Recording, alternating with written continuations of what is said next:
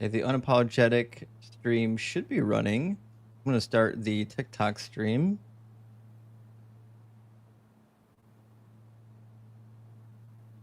Blitz is finally completely moved over, isn't he? Right? To the US? yeah. That's Yeah. awesome. Let me Exciting news, join on up. actually. All right. Didn't show us live just yet. I got you. Let me pull you in. All right, good to go there. And there we go. Now I see the live stream. Request up. Request denied. For what? I'm just joking. I'm in here. Oh, somebody like requested up or No, for my request. Okay, I think sure. I think all the streams are running. Okay, yeah, I do confirm we've got the stream running on YouTube and it's running on TikTok.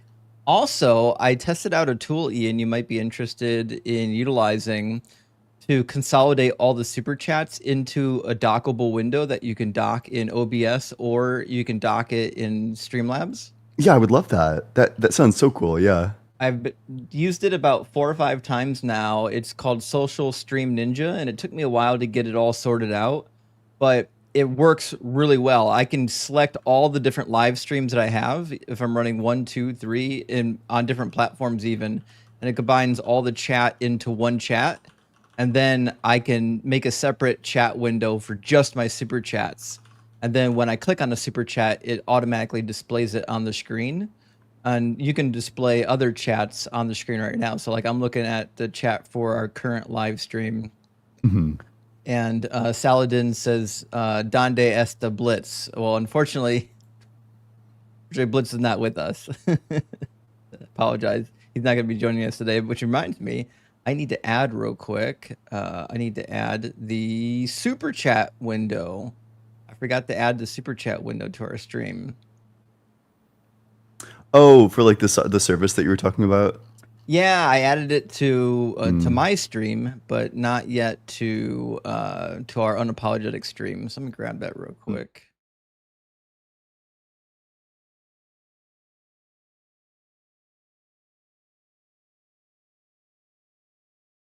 Really? Interesting. I wonder why. I wonder what it sounds like. Huh. Wonder why it would sound bad. Is it getting like blown out or like what's the deal? No, it sounds fine to me. Super muffled? Super muffled? Is it just Ian's mic? Hmm.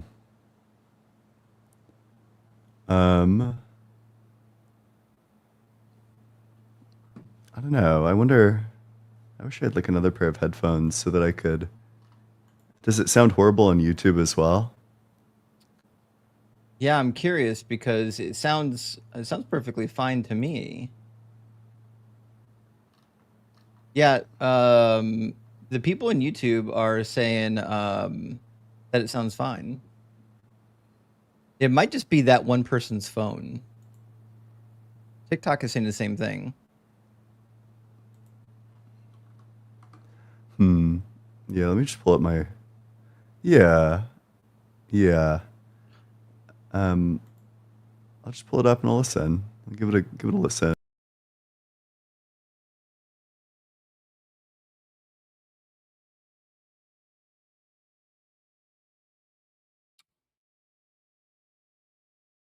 Oh, now it doubled. That was my fault though.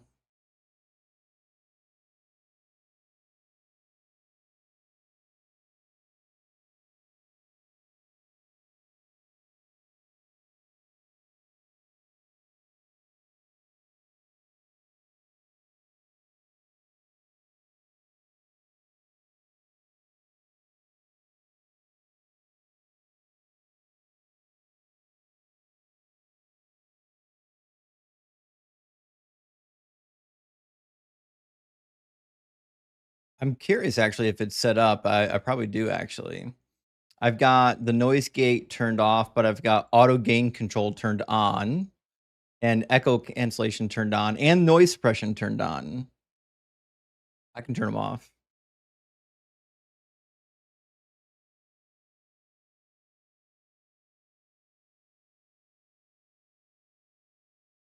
Yeah, let me turn the auto gain off though. See if that does anything.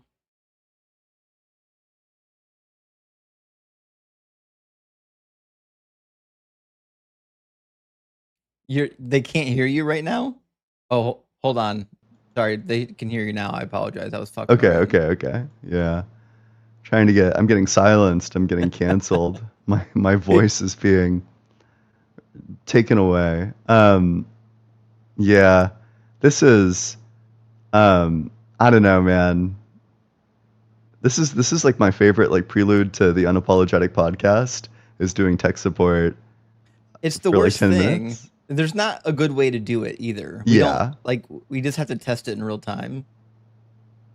Oh Okay. well. Hey chat, is it fixed or what's the deal? I think it should be good. The good news is at the beginning of the stream people are just filing in, so they're not really missing a whole lot. Oop, wait, move the mic down a bit. Okay, wait. If I move the mic down a bit, does that make it any better? Sounds identical to me. Okay. Damn. What the hell? A lot of Sounds like people a are phone saying mic it's is good. crazy.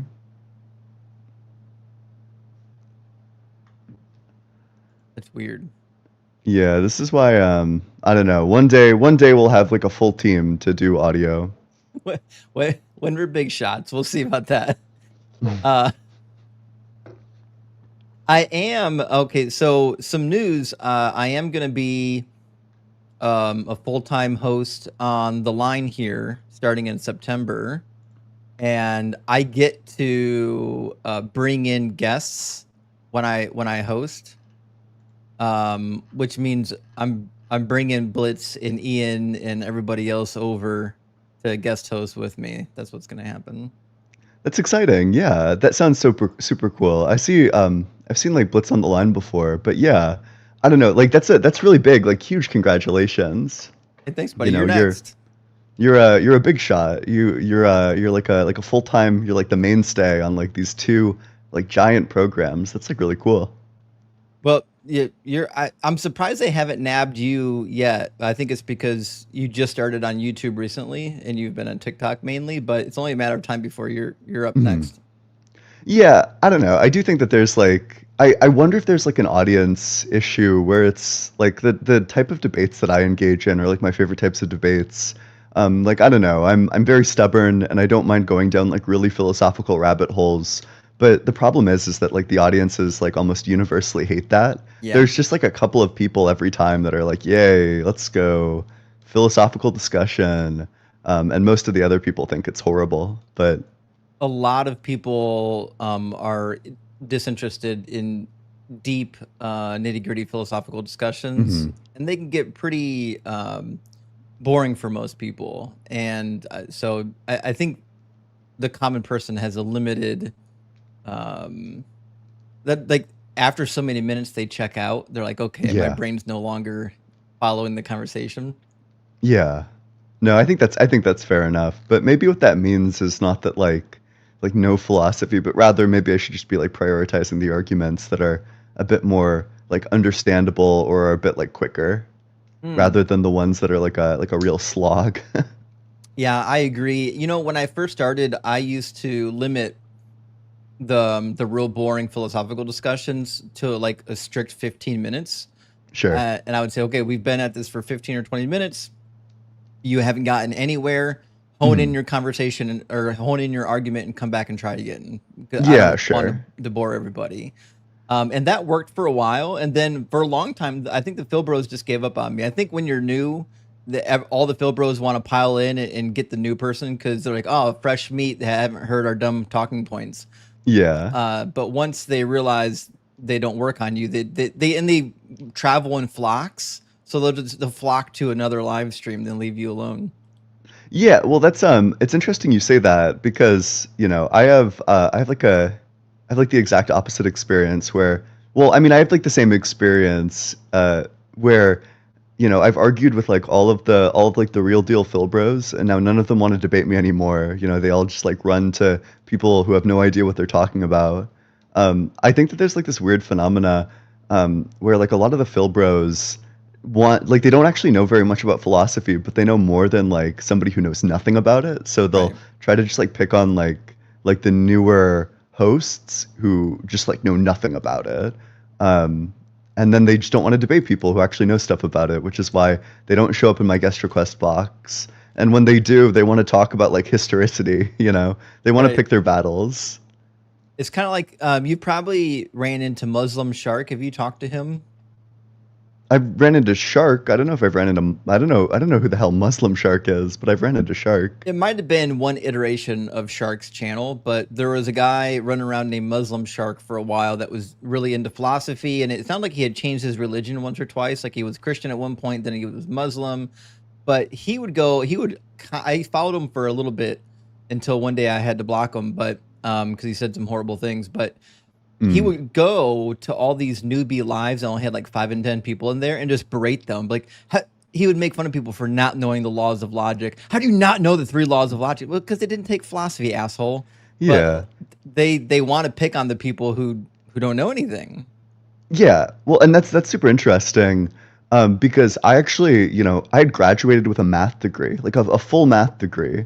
And you don't learn about like the laws of logic in math. Like you learn like truth tables, you learn like inference rules, but you don't learn like the law of non-contradiction or things like Right.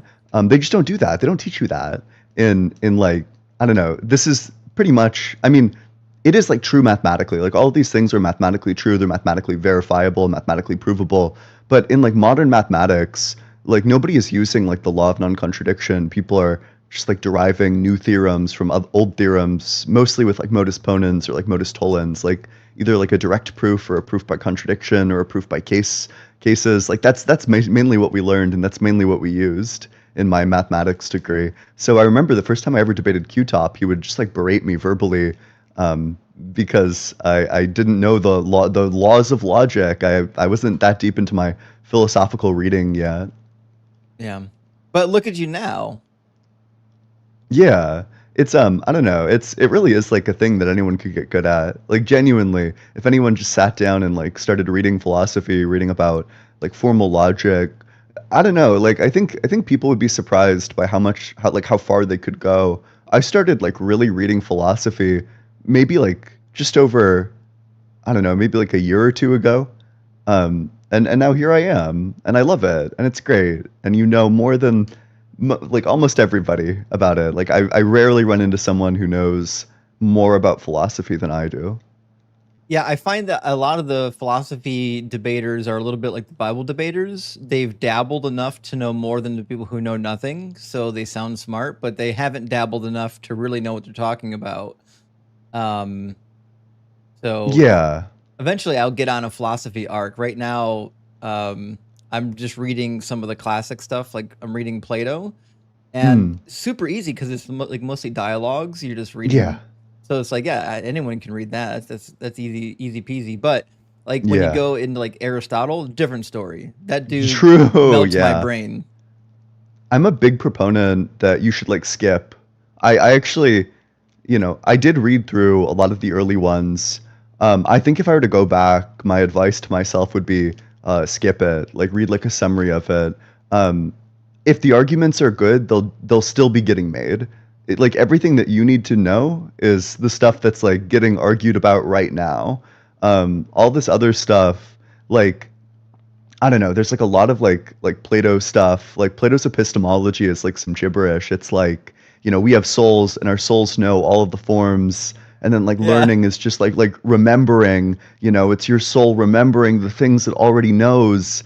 And nobody makes arguments that are even approximately similar to that anymore. Like nobody does that because right. it's not a good argument. It's nonsense. It's gibberish.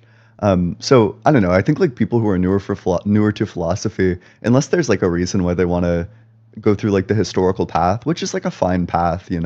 But if the goal is like you just want to get like the best possible like debate understanding, I would probably just start with like analytic philosophy.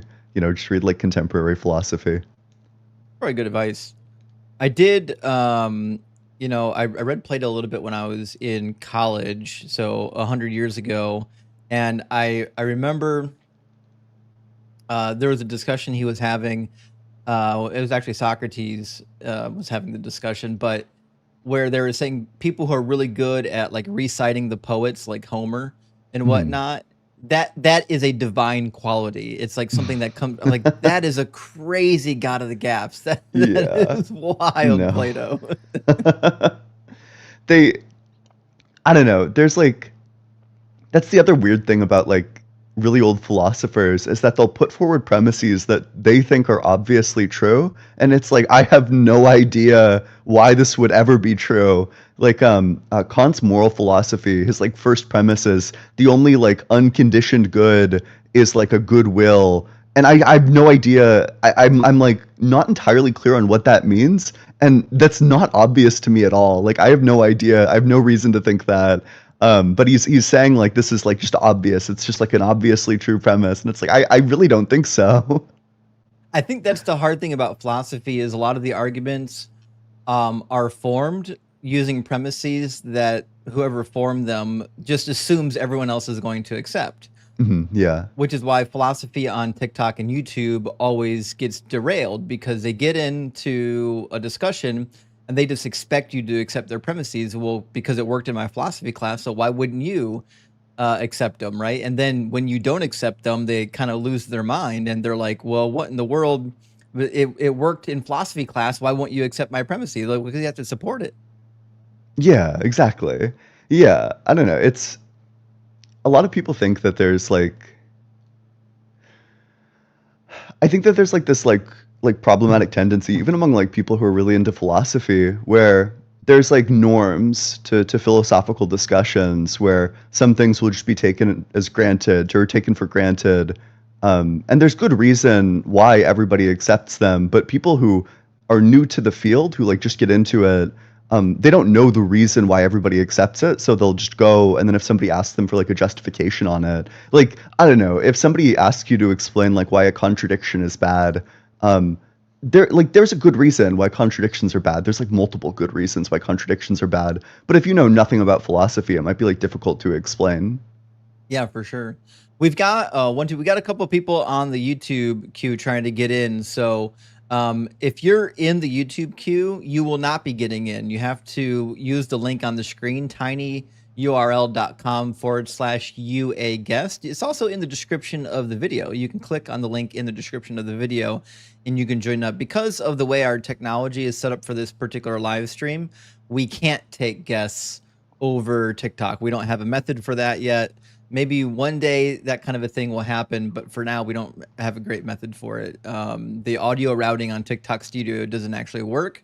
I've tried. I've spent many hours using the audio routing feature to virtual audio switch, and it doesn't work because it's overridden in the Windows setting, which is a whole nother problem. But anyways, if you want to get in on the discussion, use the link on the screen. We'd love to talk to you.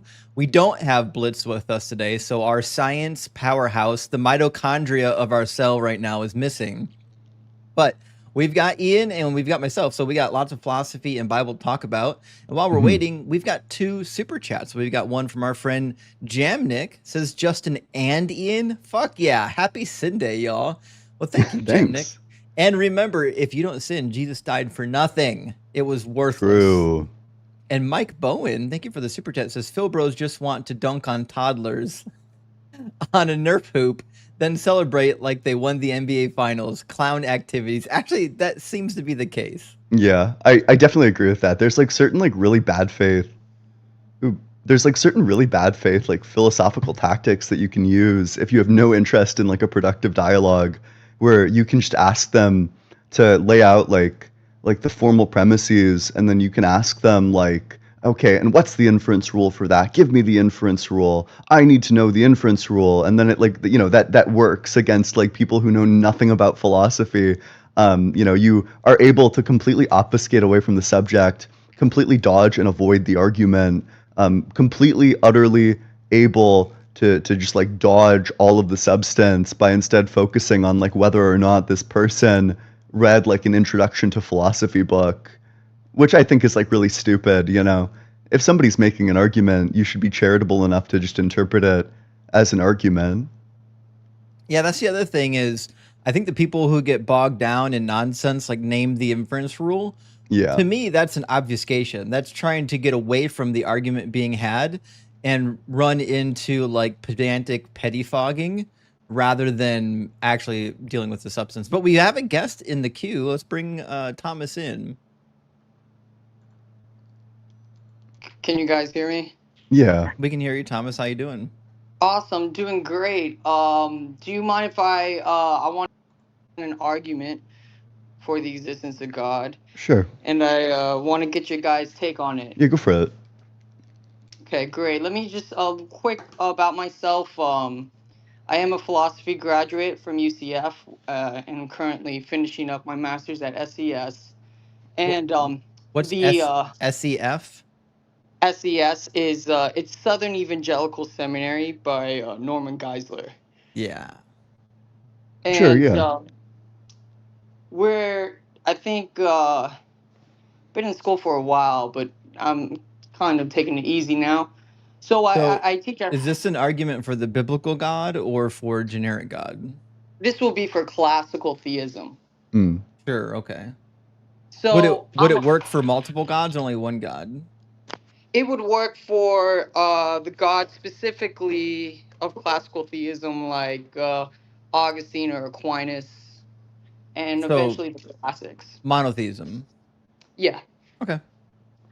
So the argument is in our tradition, we're pretty big on existential Thomism.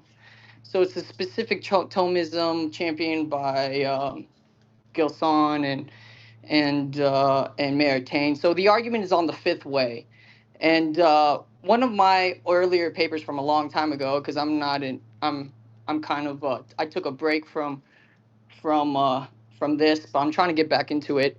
Is basically that the fifth way is really underrated because a lot of people think they mistake it for like the watchmaker. And so the fifth way basically works like this: that things have inherent or intrinsic teleology. The eye is foreseen, or the apple specifically has specific ends it aims for. Natural products have specific ends. Now, if you're an Aristotelian, can I get some clarification on that? Yeah. When you say things, are you just saying all things? Things that are not artifacts. Yeah. Things that are not composed of parts. So, like, what about a rock? A rock is a aggregate. So an aggregate is ultimately composed of, like rocks and mountains, things like that, seeds. They're ultimately composed. Their mereology is composed of parts. So they're not fundamentally whole. But you listed an eyeball as a thing. Yes, the reason why the eyeball is a natural substance. Yes. So, yeah, I mean, I'm not inclined to believe that things have teleologies other than the ones that we've assigned them. You know, I don't think that things have I don't think purposes are like a thing that objects have unless you assign a purpose to them. So for example, I think the eyeball has functions. You know, I think the eyeball has like the function of detecting light, picking out shape, picking out object, picking out color, doing all these functions. But to say that it has like a purpose, like there's like some end in mind, I just don't think that that's a very accurate view. I don't think that's like the picture that our scientific understanding of the world paints at all. Okay, great. So let's talk about that before we get to the argument. So whether it's the apple or the heart or the lung or whatever, we can use the heart. Do you believe that a heart surgeon should know what the heart ought to do in order to like, for example, perform like heart surgery? Or we could use like a banana as well if you want to use something like that. Yeah, I think that the presuppositions that underlie something like heart surgery are that there's like a state that people desire to be in. Like people desire for our heart to be functioning in a way such that it will pump blood all throughout our body. I don't think that. Why blood? Yeah, why? Why not water? Because blood is like the stuff that delivers oxygen throughout the heart has the function of pumping blood typically. I wouldn't say that it has like the purpose of doing that, but like scientifically speaking, like that's its function. If the heart decided to pump something else than blood, would a doctor be justified in saying that there's something wrong with it? There would certainly be something wrong if it was pumping, if there's like, Why? if there's something other than blood, like if all of your blood is instead like water, yeah, it's like a problem. Why is that a problem? Because For the that heart. means that the patient is dead. Yeah, that's true. But why does the heart do that? That's just Why its does it- function. That's going to come down to like a laws of physics based explanation. You know, the heart evolved. It has these cells that lead to it like contracting and expanding. You know, it pumps blood all throughout the body to lead to oxygenation, because the hearts that didn't do this, or the animals who couldn't get their cells oxygenated, those things all died. Yes, they eventually cease existing. So that would be if something died, right? Then you would say that therefore, if the heart contributes to that, the heart is not performing correctly, correct? I don't assign like correct or incorrect. It doesn't contribute to the function of like keeping something Does the alive. doctor do that? Wait, but can I ask you a question? Would you say that the heart has like the function of going glub glub glub glub glub glub, or do you think it has like the purpose of going glub glub glub glub glub glub? Like it's like rhythmic beats, I guess. Is that what No, you're just trying like making the sound glub glub glub glub glub glub. Is that the heart's purpose? all the heart does naturally, every natural function it does would be its purpose. So So the heart in does have the purpose of going glub glub glub glub glub glub. it's one of it's, this would be referred to as multiple realizability, and not in the sense of the philosophy of mind, but in the sense of teleology, that all the characteristics or accidents that a natural substance does are the things that's intrinsically teleological, or I don't else share it that would intuition. So would you say that it's wrong if it was going like gloop gloop gloop? If it still did everything else that a heart does like perfectly, but that would instead be of going one of glub glub its glub glub glub glub, it went gloop gloop gloop, you would say that there's like something wrong? that would be one of its multiple realizabilities. It's not specifically if it went gloop gloop or glub glub, it doesn't mean that there's only specific one target. There are many targets if you hold to intrinsic teleology. My question is, how does the surgeon correct the heart if the surgeon doesn't believe or doesn't think the heart should go somewhere or That's a great should do question. something? It's because there's this end that humans assign for themselves, where they would like to keep on living. They'd like to keep on existing. So The the surgeon end, is there to assist in the end that the human themselves has created and assigned. do you believe you define the apple by its function? Uh, Probably by its properties. Does its properties aim for a specific function? No, I think the properties are just meant to be like certain like relational or representative, or I don't know. There's like a lot of different types of properties. So probably It if I were to try aims, to define an apple, I'd probably okay, say it's like the fruit of a specific tree, and then I'd give like the or the genus. seeds it produces, correct? It doesn't produce pear seeds. I would say it's the fruit of like a specific tree. Okay, so before we do this philosophy of science, we would have to talk about how do we even identify something's function and then ask the cause of that function. The existential Thomist is going to say, well, there's something metaphysical about the subject we're researching that gives us the ability to identify properties or functions. But if things are just a chaotic mess and there's no intelligible teleology to a substance, then you wouldn't be able to discriminate what is ultimately the difference between a banana or a pear or a lung and a heart, unless you believe they supposed had specific functions that differentiates them from other substances. That's just not And true, right? There's like lots of ways to differentiate them. Like you could how? make claims about like the pH, or like, oh, specifically like the type of tree that they come from. You could go back and say, well, this came from this kind of tree, that's distinct from this kind of tree, and then you could The identify efficient like cause, specific yes. reasons why these are of different species. Yes, the efficient cause is great, but the efficient cause doesn't explain what the thing ought to be doing, I even though don't. you don't You're think you're it begging ought the to be doing question by something. saying that it ought to be doing something. I think it does stuff. I think nature does things. I don't know what it means to say that it ought be doing something outside of like a moral context or Yeah, like a let's hypothetical imperative context. yeah, let's okay, great question. Not necessarily talking about axiology here, but the point I'm trying to reference is that in order for a biologist or a chemist or a physicist to be whatever their science is, they would have to know what a specific thing does and what it will not do. Like the doctor with for being the heart surgeon. Now, if things don't have intrinsic ends, right? Then the heart surgeon wouldn't really know if he's doing the right job or the wrong one. No, they could, just based on the end that the patient themselves have set. You know, if the patient comes in saying, like, I'm having heart issues, the implicit assumption Heart there is that they issues? came to this place to resolve the heart issues. They want their heart back to a place where it's like pumping the blood. There is Yes. an end here, but it's one that was set by agents. It's the agents who decided, I would like to remain living. Okay, let me see if I understand you, Ian. So you just said that the patient identifies something as bad or wrong or incorrect, correct?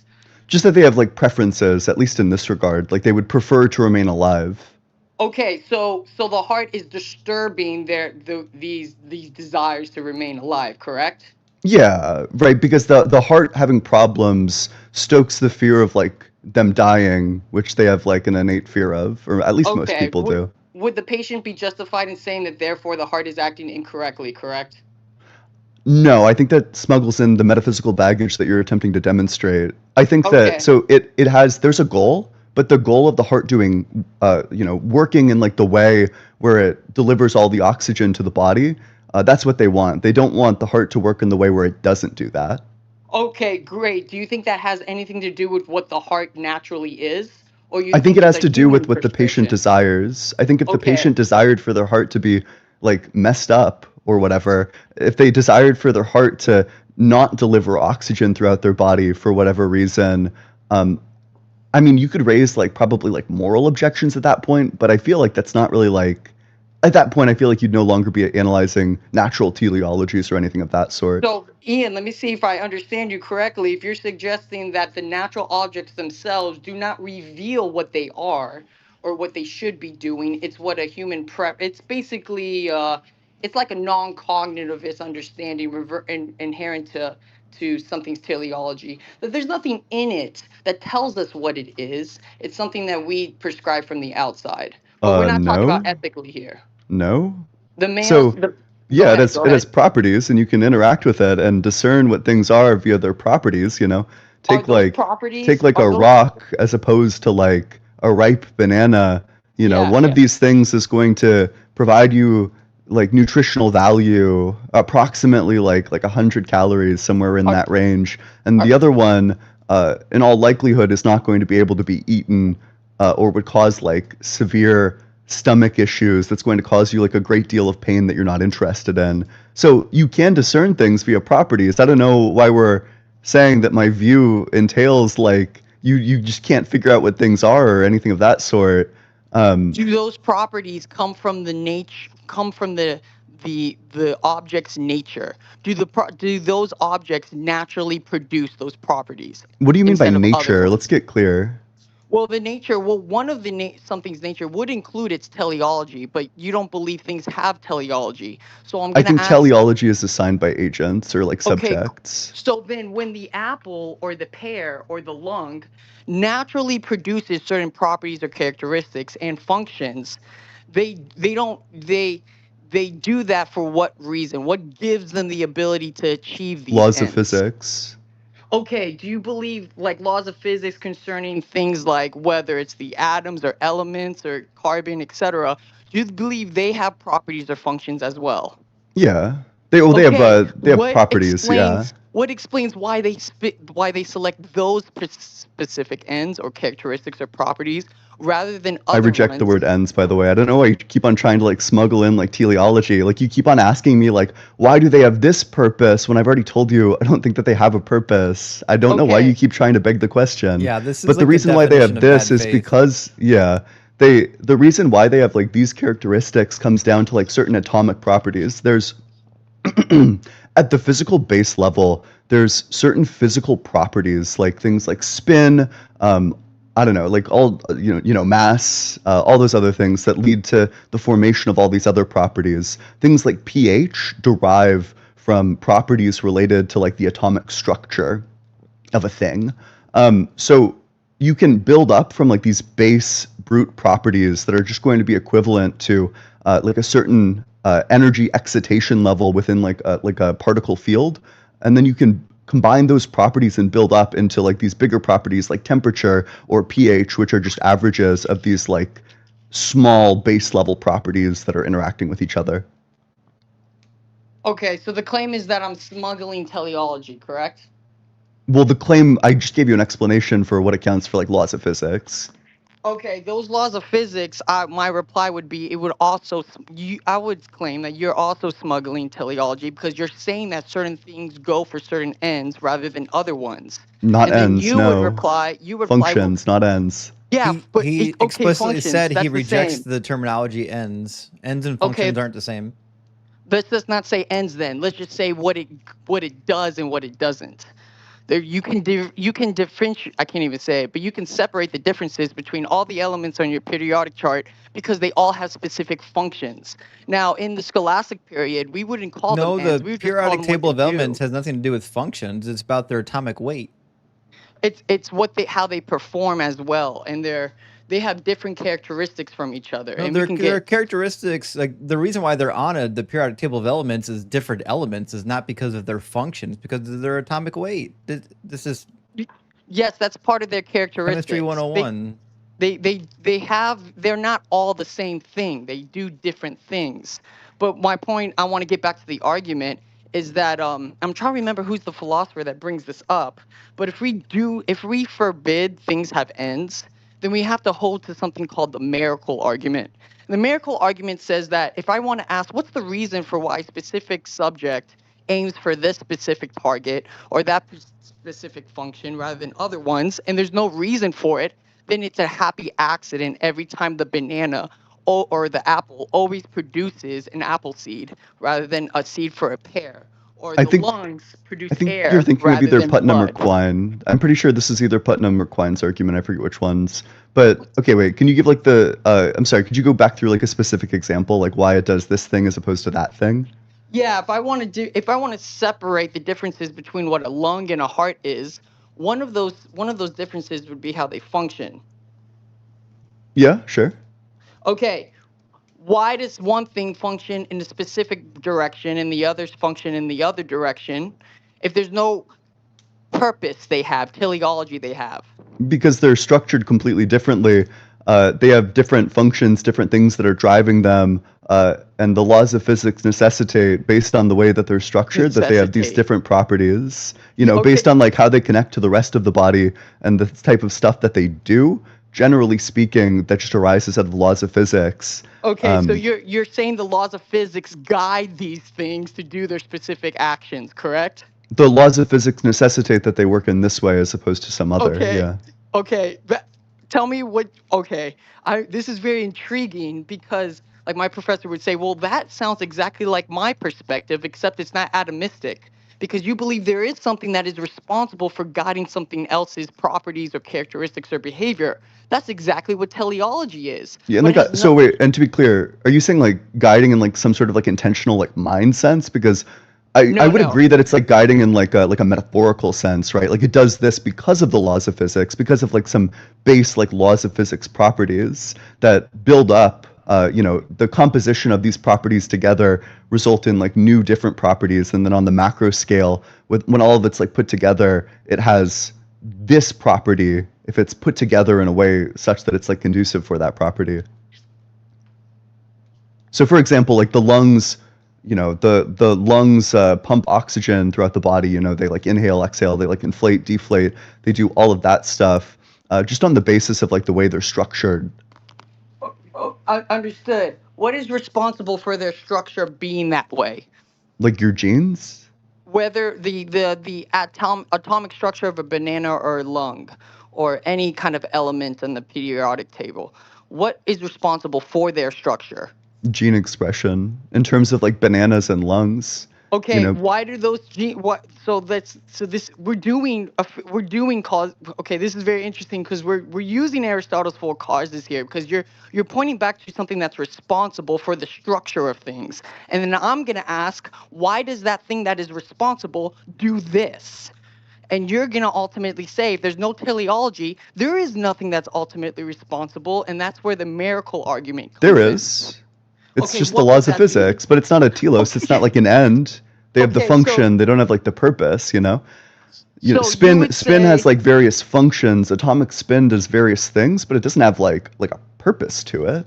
Does it, like, what are you claiming is the response? You're saying the laws of physics, correct?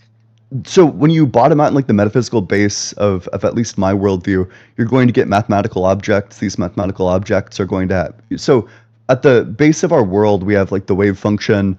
The wave function is going to like emerges from the wave function is going to be all of these mathematical objects, like these quantum fields. And there's going to be like certain like excitations within the quantum fields. And when these interact with each other, they're going to behave identically to particles. That like these things are just identical to particles, and that when you combine all of these like particle functions into bigger and bigger objects, there's going to be emergent properties. And for a thing like a lung, you could analyze it at the level of like all of the microparticles that make up the cell, and you could reason for why like the microparticles lead to like the organic chemistry, why the organic chemistry necessitates like the cells functioning in this way, why the cells functioning in this way necessitate like the formation of the lungs, why the formation of the lungs necessitate the specific functioning of the lungs themselves. And then why like the functioning of the lungs leads to oxygen going all throughout your body is basically Okay. how you would reconstruct it. But you'll Okay. notice that we talked entirely about functions and never about like ends. There was never like anything related to like purpose there. Well, that when we talk about functions, I know this is where like the contemporary philosopher would disagree.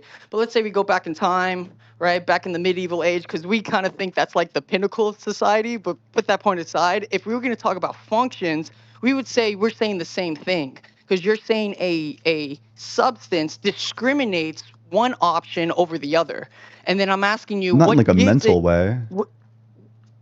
Okay, so very interesting, because you don't think all natural substances are the same. They all are different, not in degrees, but different substantially, correct? My heart is not of the same substance as the lung. They select different functions from each other. And all I'm asking is, They don't select anything. They're not sentient. Yeah. not in a cognitive, no, not in, this is not in that way. No, we're talking naturally. Let's just take the theism out of it for a second. You Naturally, keep on trying to things, smuggle it in with your word choice. it's kind of hard speaking to Literally, contemporary. So the entire 20 minutes you've been up here has just been endless begging the question and smuggling in terminology. I'm trying to reveal that when you guys talk about things behaving a certain way or functioning a certain way, you're doing the same thing I'm doing, because you're talking about one thing going in one direction rather than another. And all I'm No, saying is because that it doesn't need to be. function and ends are different. One implies intention, one does not. Yeah, that we would disagree with that. All functions, yes, because you're thinking as though the apple or the lung or the heart has a mind and it like chooses options like a computer or a human. No, it does it. No, that's So what it you're does it. saying. You're attributing that to No. them. Yes, you're No, no, saying no. you're saying there is a mind causing them to do what they do, and we're Not asking for the proof of that. Yeah, not the heart itself. The heart itself doesn't do that, but it would need an explanation for why it does that. And Ian's And explanation is Ian gave you ultimately one quantum waves, because that's how correct? physics works. Yeah. Okay. But what's interesting is that in order to do in order for Ian to provide his explanation that quantum waves or this reductionism, is that what it is, Ian? Reductionism, atomism in a sense, or am I wrong there? Yeah, I'm like I don't know. My metaphysics is weird, but I'm like a mathematical monist. Yeah. Okay, if you wanted to say that laws of physics are responsive for certain things, you are attributing certain causal powers to that cause. And those causal powers have specific functions that it does, right? Rather than other ones.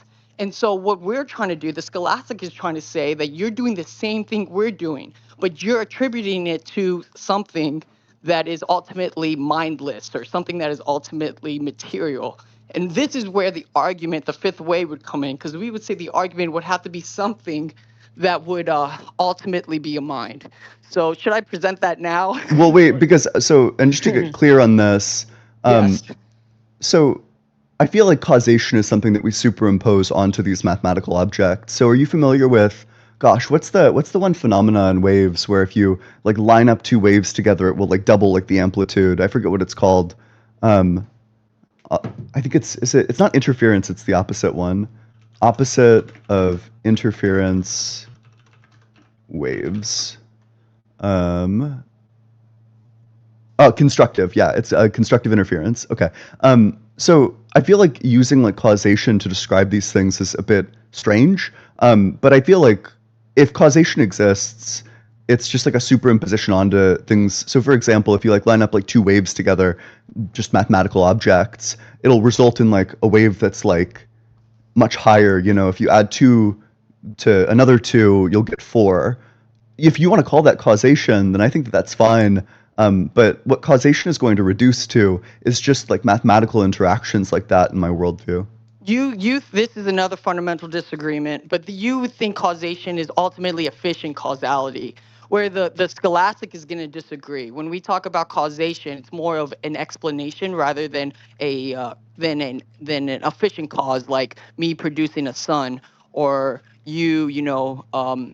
digestion or what have you. We believe causation is more than just one domino hitting the next, which is really difficult with contemporary philosophy because, and especially when you do your graduate studies, you kind of see that everyone speaks of causation in a univocal way in reference to the efficient causality. But we don't. This is where we would disagree. We think there's more to causation than just one billiard ball hits the next, which would also be an argument against Hume. But you want to go back to the original. But that's argument what we've been asking for. We're asking for the support that when a billiard ball hits another one, it's not just physics at work. What's the evidence that there's a mind behind it? Well, the mind wouldn't be in the billiard ball. We're not occasionalists, which we would say Hume is an occasionalist minus theism. That's a famous Ed Feser quote. But we don't think the billiard ball is just something that is composed of atoms and its structure. It has things like marble or whatever the billiard ball is made of has specific natures or potencies and causal powers that are different than other natural substances. And so if I was going to explain why does it behave this way, what causes it to behave this way, I would have to dig metaphysically deep and consider its formal cause, its final cause, and its efficient causality. But that's where I think we're going to just get deep into I mean, do you want me to go back to the argument, or do you want me to continue? Yeah, I mean, yeah, let's just go back to the argument. Sure. Okay. Yeah, I think we can both see how there's more fundamental things we just completely disagree on, which is fine. Mhm. But then I'll just give the argument, and I probably won't make sense now because of these disagreements, but that's okay. So the argument is basically this, is that, see if I pull up my old notes. And to be clear, right, if the argument isn't going to be persuasive to us because we have a worldview that doesn't allow for the argument, or like the worldview is like hostile to like some of the premises, then that's just a failure of the argument. If the argument only works, like if we don't accept the premises, then certainly we can't accept the conclusion of the argument. Yes, you're correct. And that's because we would charge that your metaphysics would be the incorrect one. That's what our charge would be. Oh, okay. Do you want to demonstrate that, or? Yeah. Is that what I would have to, give further arguments for Aristotelian causality and basically a Thomistic understanding of ontology. Yeah. I mean, this argument I think is a really underrated argument, because people think when they talk about design, they think exactly how you guys think. Oh, it's another form of the watchmaker. Are you saying that there's a guy up there who's meticulously choosing the apple to do this rather than that? That's not that's not a scholastic understanding. We're talking about how things function naturally, and then talking about what is their explanation metaphysically. So in order for us to do science, we would say you would have to be able to find out what the thing's nature is. But in order to find out something's nature, you would have to know its four causes. That's where that would be my ontology, which might be probably different than you guys, which why you wouldn't accept the fifth way. Okay. Sure. I mean, yeah, then that just sounds like this would only be persuasive to somebody who accepted like Aristotelian metaphysics. But I mean, we've been talking for a while. I've enjoyed the conversation. Do you have anything else, or should we move to the next guest? Like maybe I know we have been talking. I guess maybe I'll come back. I have to get back to this paper. Sure. Maybe in the future we can come back and then we can have a deeper discussion about about causality and the grounds for like knowledge or what have you. And I guess then after that we can do like finally talk about the fifth way. But I appreciate you guys letting me talk for like 5, 10, 20 minutes. Anyway, Yep. Thank you guys. Hey, thanks so much for coming on up. Appreciate it. Yeah, you guys have a good day, and I guess I'll just maybe later on. But thank you guys. Cheers.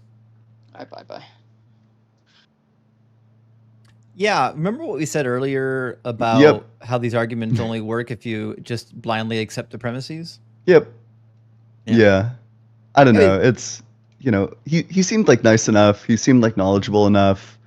But, geez, like, I don't know any atheist who thinks that things have like inherent like teleologies unless they just have never thought about this for like longer than like 5 seconds before. Yeah, and if you're wondering, hey, this guy sound a lot like Frank Turek? It's because, yes, that's where Frank Turek teaches with his fake education, is at that school that he's referring to. So he's using... Really? Yeah. Just to be clear, Frank Turek calls himself doctor, but he has no provisional master's degree. His master's degree is not in philosophy or biblical education or anything, but yet Southern Evangelical Seminary gave him a doctorate in the field of study without having even a master's degree, which is crazy to think about. Like a God, what are they called? Like the honorary PhD? It's not even honorary. Somehow he did a doctorate in apologetics, having no actual master's level courses. That feels wrong. Yeah, it's really weird. Like if I applied, so for example, if I applied to do a PhD program at OSU, that was related to studying the Hebrew Bible, right? And I didn't have a master's degree in Hebrew Bible, they would send me back to take my master's courses. Yeah. Crazy. Let me grab a super chats and we'll get our next guest into the box. We got a super chat from Absolute Maniac. Says, what is the room's take on Jacob? I was reading the comments during the conversation, and it sounds to me like the take on Jacob was that he was using a lot of words, talking really fast and not making a whole lot of sense. I mean, for those who know philosophy, he probably made a lot of sense. I don't know. I mean, from my perspective, it did just feel like, and you pointed this out, it was like 20 minutes of like question begging, right? It was like 20 minutes of like, oh, and why does it have this purpose? Like presupposing that it does have a purpose. If what you're trying to establish is that the heart has like an intrinsic purpose as opposed to just like a collection of functions, then you can't ask like, well, why does it have these purposes? Because that presupposes that it does have purposes. It's just question begging. Absolutely. We've got a couple more super chats. We got one from our friend Miko. Thank you, Miko. Says, Justin, Ezekiel 35:27 says, David, my servant, shall be their prince forever. Did the Israelites really think David could be a prince forever? Okay, so there is a debate that rages on the Messiah in Ezekiel, if it is using David as a metaphorical reference, or if they think David himself is going to be coming back to be the Messiah. And you can make the argument that that's exactly what Ezekiel meant. Ezekiel had a very different understanding of the Bible or the Hebrew scriptures that came before him than some of the other writers. So there's an argument for that. I personally don't think he was referring to David the individual. I think he's referring to somebody from the line of David, but I think that's probably a discussion to be had at a later date. But no, Miko, I don't think that's what Ezekiel envisioned. ZM says, I appreciate Ian being able to decode this verbal chaos. Yes. It's well, I'm reading about ends right now. I'm actually reading about Aristotle's ethics, or like a modern take on Aristotle's ethics. I'm leaning towards I don't know. I have like a whole project in the works. I'm trying to construct like a defensible moral system, and I'm like confidence, but it's leading me towards things like ends and like an evaluation of them. So I don't know. I'm like, this is like a great time to talk to someone about ends and like understand what they're trying to say. Well, I'm glad that you're doing it. Larry Beck, thank you for the 666. Hell Nero says this guest bites the big bananic. Was that supposed to be banana? Or is bananic a word that we don't know? Now I have to find out. Or banach. Sorry. Adding a spurious N in there. I don't know if that's a real word. It seems to be like a thing in like Irish folklore. Oh, interesting. I think it must be referring to banana. I think it must be banana misspelled because that's what we were talking about. I think so. I think that's the case. Good to hear from you, Larry. And from Tao Man, thank you for the super chat. Says, considering energy never dies, what do you think happens when our physical body stops? Well, energy is an elusive term. It's not a thing that exists independently. It's a property of matter, of material existence, right? So when we say our body has energy, we're talking about the fact that our body is still at work, not that there's a mystical force living inside of it. And it doesn't go anywhere when we die. We just become fertilizer. Our body energizes the worms in the ground when they eat us. Adam says theists are intellectually bound to accept occasionalism. Nothing else makes sense. Thoughts on that, Ian? What is? Oh, sorry. It's been a little bit. Occasionalism. The causes. The occasion. Oh, wait. Okay, wait. A doctrine which says that, okay, doctrine about causation, which says that created substances cannot be efficient causes of events. So an efficient cause is just like the thing that like immediately precedes like another thing. Like typically in our like day-to-day speak, when we say causes, what that equates to in like Aristotle's speak is like efficient causes. So that created substances cannot be efficient causes of events. Instead, all events are taken to be directly caused by God. I feel like I wouldn't want to say that. Well, maybe, but maybe you have to say that if God's sovereign. I think either like God, so because I wonder what would be the problem with God like imbuing things with just causal power. Yeah, I don't know. I wouldn't have a problem with that. Yeah, I'm not sure. I'm probably not convinced that it must be occasionalism, although I think a lot of people would probably accept occasionalism. Yeah, and even the prior caller, no, for miracles you would need to. Actually, I do think that's true, because or you would need to like suspend these like laws, like you would need to like strip away the powers. Well, maybe that's how you manage it, right? Like you imbue things with powers, and then to do the miracles, you just like take away some powers and add like different powers. So yeah, I'm not entirely convinced. I'm sorry. Please keep going, Justin. That's all right. We have one more super chat from our friend Mike. Mike says, "Frank participation trophy Turek." That's about right.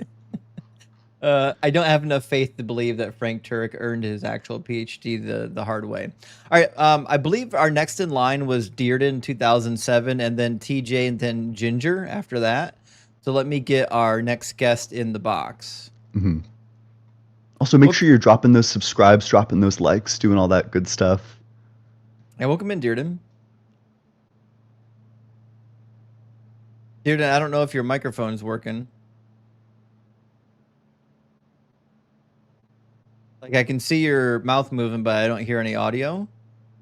I can. There you go. Now it's working. Okay, I had to turn it off and turn it back on. I don't claim to be a philosophy major or anything like that, but I do have a statement for you. If there's no God, then the universe came from nothing. Morality is just opinion, and your thoughts those are two chemical statements. activity. You want to talk about the first statement? Well, if you let me finish.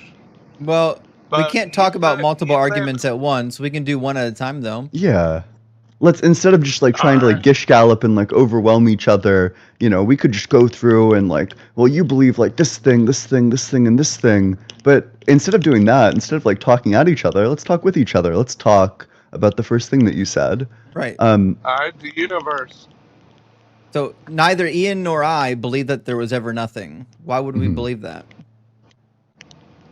Well, where did nothing come from? There's no such thing as nothing.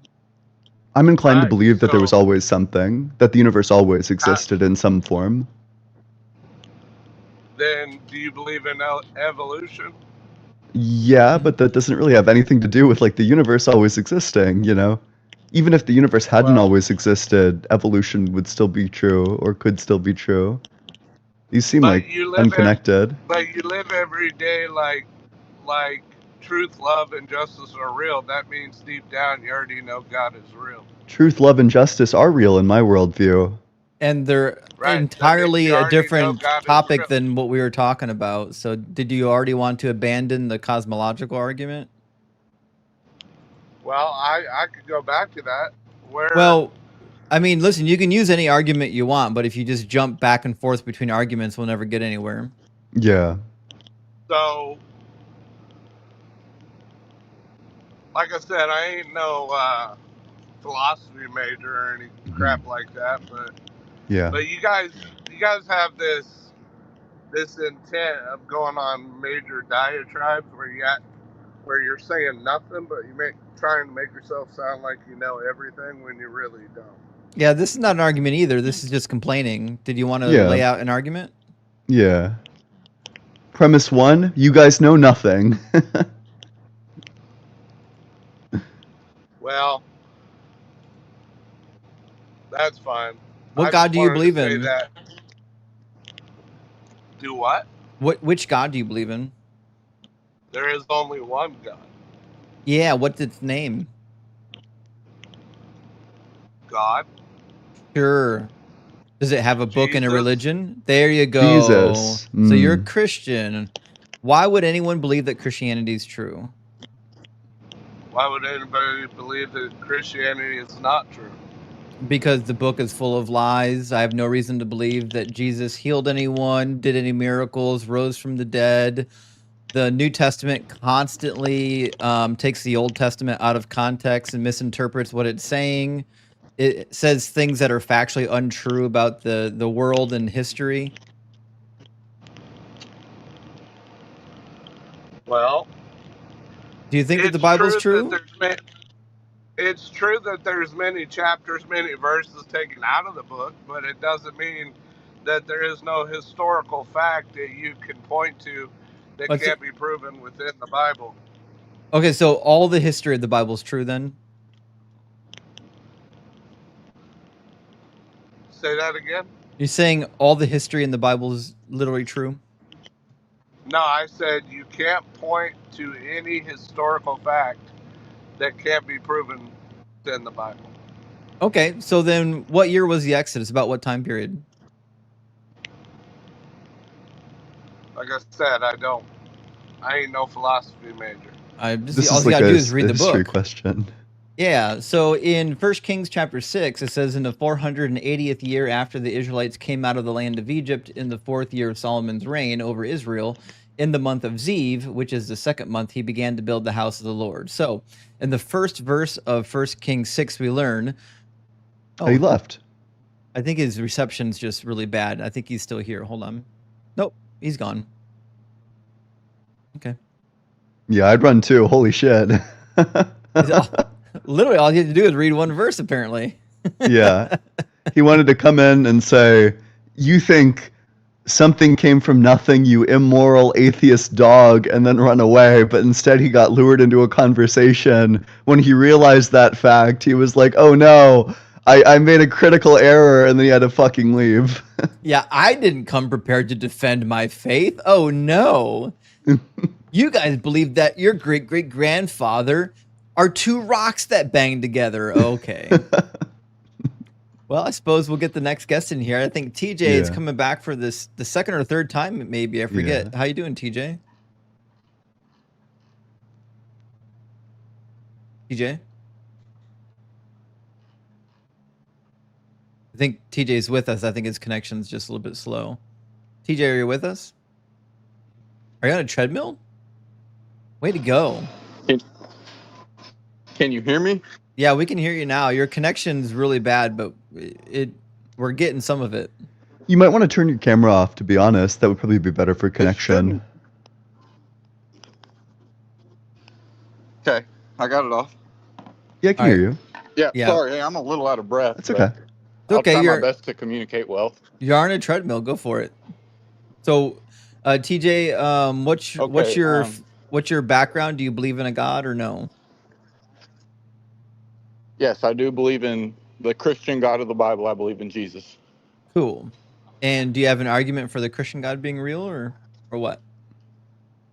Just the precision of creation, and then I really love the disciples' deaths, dying for what they believe. You enjoyed that? Oh, I'm fucking with you. Okay, yeah, let's talk about it. Sure. The conviction, yeah. Okay, so which one of those two arguments do you want to go at first? You pick. I don't care. Okay, well, what about the disciples' death has anything to do with Christianity being true? Well, they were offered a chance to live and escape a gruesome death. All they had to do was say Jesus didn't rise from the dead. That's not in history at all. What do you mean that's not in history? Not in history. Show me where that happened. They didn't have a chance. Acts. The Book of Acts doesn't record all of their deaths. If you're deaths. not calling the Bible history. The Book of Acts records the death of James. That's it. They all died. And except I know everyone dies. That's how death works. Death is an undefeated record. But James was never got one loss. James was never asked to recant. They had the chance to recant and they didn't. They knew what was coming for them if they did not recant. Prove it. I can't. Oh, you can't prove everything in the Bible. But if this is like your piece of evidence, then surely, like, if this is like the only way that you could believe in it, if this is like the strongest thing that you think would motivate someone to come to your side, you need to be able to like demonstrate it. The thing with the Bible is it has not been disproven. It has been proven true. Oh no, or hasn't been proven true. That's not true. But it has never been proven false. Okay, well we can start out real easy, but you're not gonna like the way this goes, TJ. Do you think that everything in the Bible is literally true? Not literally. I do think everything in the Bible is true. When it makes claims about reality, are those claims true? I mean, depends on what claim you want to make. There is definitely artistic language that's not meant to be taken 100% literal. When we're talking about real claims, literal claims about history, are they always true? If the Bible said something happened, then something happened, yeah. Great. Awesome. So I already got 1 Kings 6 pulled up because the last guest wanted to talk about history. Let's talk about 1 Kings chapter 6. In 1 Kings chapter 6, it says that the Exodus happened 480 years prior to the building of Solomon's temple, which we know was about 460. I'm sorry, not 460. I mean, about 960, 970, right? So all you got to do is put 480 years behind that, and it gets the Exodus to the middle of the 1400s. Follow so far? I follow you. Okay. Now. Whoa, wait, 1 second. Go back so the Exodus was 400 years before Solomon. When was Solomon, according to you? Solomon's temple was constructed roughly around 960, 970. We can date the time period of Solomon and David based on the events of the Bible and based on other historical documents that talk about David and Solomon from people living at that time period, and like even the records of the kings from Tyre. Like we know King Hiram actually existed, and we know when he existed, and he helped Yeah. provide the wood for the building of the palace for David and for Solomon. Okay. Okay, so like we know And roughly this was 960, you said? 960, 970 in that time frame. Okay. Okay. So we know when these people lived in history. This is not something that is debated. The question is, when is the Exodus? And the reason why I bring this up is because in 1 Kings chapter 6, it says that the Exodus was 480 years prior to Solomon starting the building of the temple, which means So the that would Exodus, be about 480 is the year, right? 960 minus 480 is 480. other way, it'd be about 1450 BC? BCE. Okay. Okay. Yeah. BC. Okay. I got you. So what that means for us is that the Exodus, according to Kings, is going to be in the middle of the 1400s. But the problem you have is in the book of Exodus and in the book of Genesis, it names specifically items that didn't exist until Herod. I'm not sorry, Herod. Sorry, different argument. Until Ramses II, right? It says in Exodus 1:11, they set taskmasters over them to oppress them with forced labor, and they built the supply cities of Pithom and Ramses for Pharaoh. And then we read also in Genesis about the land of Pharaoh, and elsewhere in Exodus about different things named after Ramses, right? Which means the Hebrews must have been in Egypt at some time when Ramses was reigning, correct? Because they built Ramses storehouses. I guess, but Well, could they build sure. I mean, that Ramses makes your logic storehouses makes if sense. Ramses didn't exist? I'm not as versed in Exodus as I need to be, but I mean, I guess I can just agree with what you're saying. You don't sound like you're lying. So, Well, I sure. just read it for you. It says they built the supply cities of Pithom and Ramses, and Ramses II was pretty well known for his building of his two supply cities. Okay, so that means the Israelites must have been in Egypt while Ramses II was pharaoh. But Ramses II was pharaoh in the 1200s, 200 years after the supposed Exodus would have happened, according to 1 Kings 6. Okay. Which means the Bible doesn't get history right. Are you saying those events didn't happen? Are you saying just the time is wrong? Are you saying both? Well, first of all, I don't think the Exodus, as the Bible paints it, is even remotely accurate. But I'm not debating that right now. I'm telling you right now that the Bible says something that is factually incorrect. It contradicts itself on the Exodus time period. Okay. How does that disprove God? It disproves that the Bible is true. You said nothing in the Bible has been disproven. I just disprove that the Exodus in 1 Kings chapter 6 is wrong. Want to do more?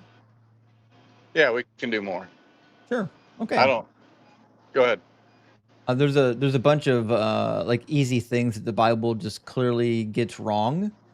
For example, Ian should know this one in the book of Acts, when Paul has his Damascus Road experience, says that some of the men with him saw something but didn't hear something, and then later when the story is retold, it says that they heard something but they didn't see it. Let me grab the verses for you though. This is some of the men traveling with Paul. Yeah, the people who came with Paul. Should be Acts Okay. chapter 9, and then also, what was the other chapter I was looking for?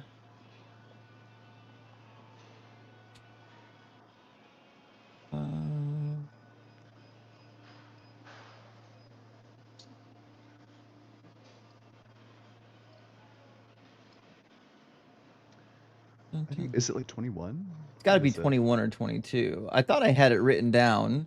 I was looking at my list for it. There we go. Yeah, Acts 9 and Acts 22. I'll pull it up for you. And just curious, what version of the Bible are you reading?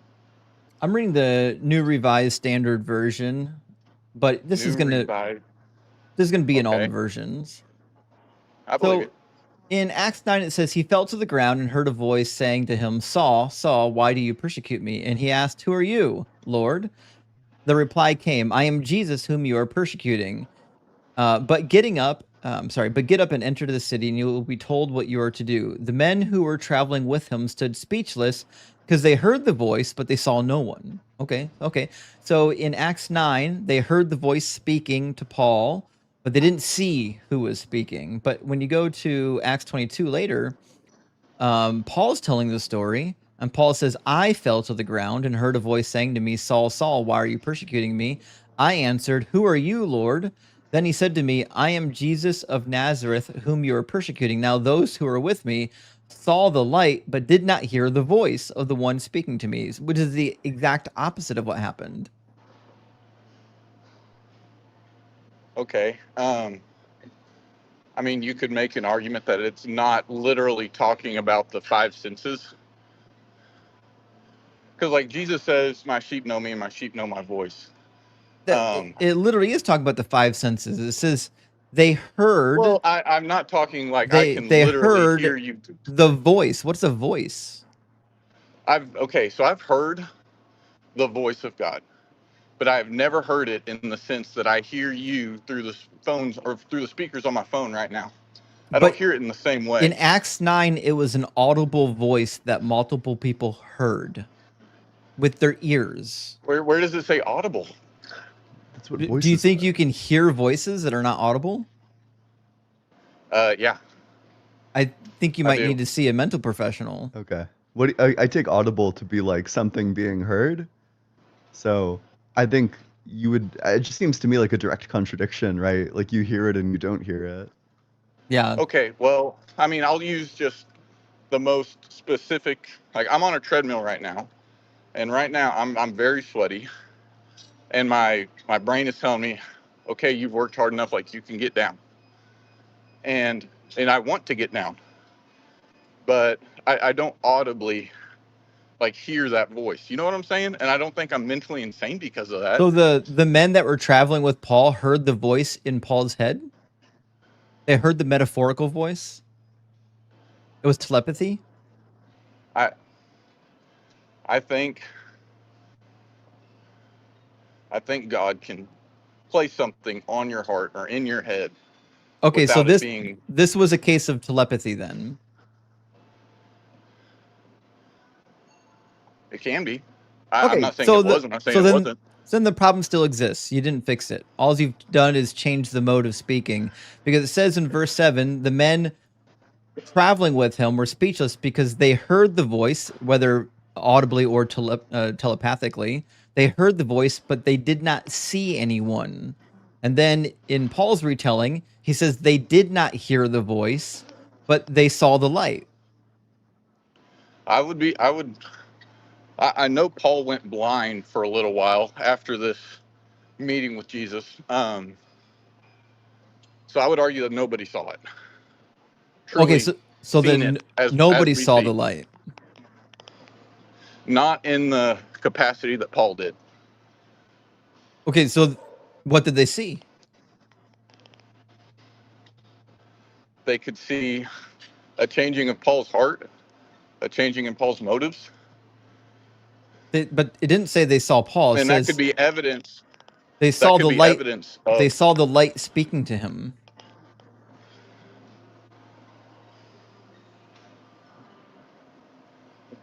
Can I get in my Bible? You're welcome to. Not going to fix it. We're in Acts right now, Acts 22.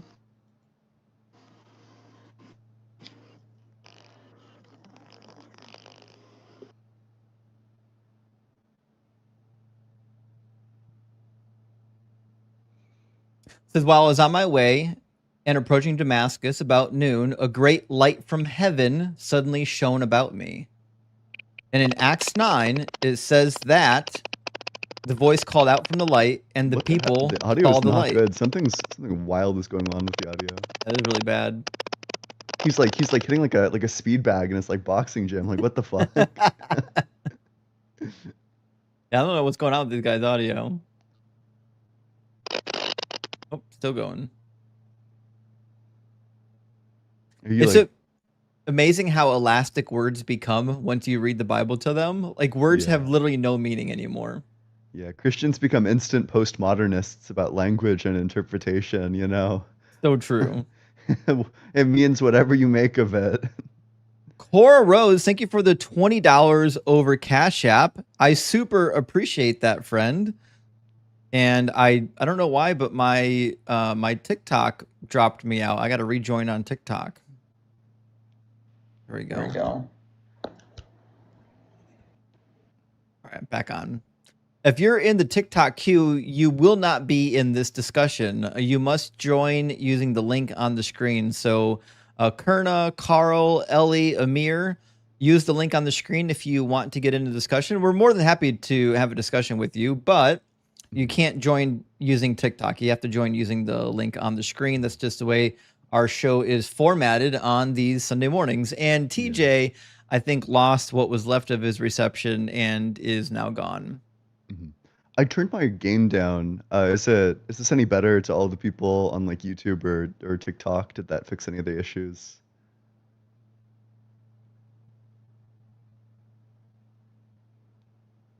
Damn. That's too bad. I wonder what's going on. Did it make it worse? Better? I mean, it sounds good to me. Sound about the same? Okay, that's fine. Yeah, whatever. Okay. Well, whatever. We've got a couple more super chats, and we'll get our next guest in here. I think it's going to be either Grayson or no, it's Ginger. I apologize. Ginger's coming up next. From Deacon Shadow says, you can't prove everything in the Bible, especially made up stuff that isn't in the Bible. Actually, that is the case. And you're right. There is some stuff in the Bible that you can prove. The interesting thing is that theists never know what those things are. And so they can keep trying. Tim, thank you for the $4.99 super chat. Says you can't prove everything in the Bible, but proving everything detail is exactly their standard for evolution or any other non-Christian claim. I got to read that a second time. You can't prove everything in the Bible, but proving everything. I think detail, there's a problem with this word, needs to be something else. But every detail but proving every detail, comma, is exactly their standard for evolution or any other non-Christian claim. That's a fair point, right? Because Christians will say, well, if you can't prove every little detail, I won't believe it. But if you do that with their worldview, if you find things like, hey, this seems out of place, they're like, it's okay, you just have to have faith. Yeah, right? Exactly. Give me the exact like picosecond that the very first human came into existence, or evolution is just completely false, like objectively, demonstrably. Okay, buddy. Yeah, that's 100%. Or they'll go all the way back and do the well, were you there to see it? Like, well, no, and neither were you. So, Yeah. Last one from our friend Miko. Thank you so much, Miko. Says, is logic different in other cultures? If yes, does that mean we in our culture or they in other cultures might not have logic correct yet? That's a matter of dispute. So there's I don't know, people who don't know much about logic like to oversimplify it to like the three classical laws of logic. Logic is like hotly contested. What the true logic is, there's like a variety of them, right? Like there's like fuzzy logic, paraconsistent logic, intuitionistic logic. There's classical logic, which is like the three laws of logic. There's a lot of different systems of logic, and it's hotly disputed which one's the correct one. Yeah, I do know. I've seen some Trinitarian debates, and I was introduced via Danny and IP to Quine's logic, which I still don't know yet. But apparently, IP admitted that classical laws of logic don't work with the Trinity. You have to adhere to Quine's logic, but I don't know what that means yet. I'm pretty sure he just like made it up, like made up a person and said like this person's logic. I don't think Quine had a maybe okay, wait, let me Google this. Quine's system of logic.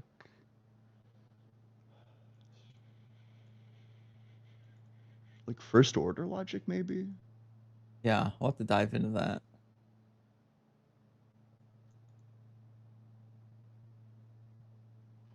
Sure. Yeah. Well, let me get our next guest. We've got Ginger waiting to get into the conversation. Welcome in, Ginger.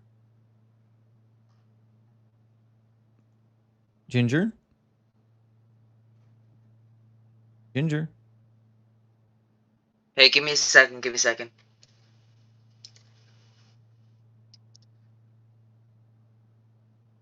Hey, can you hear me? Yep.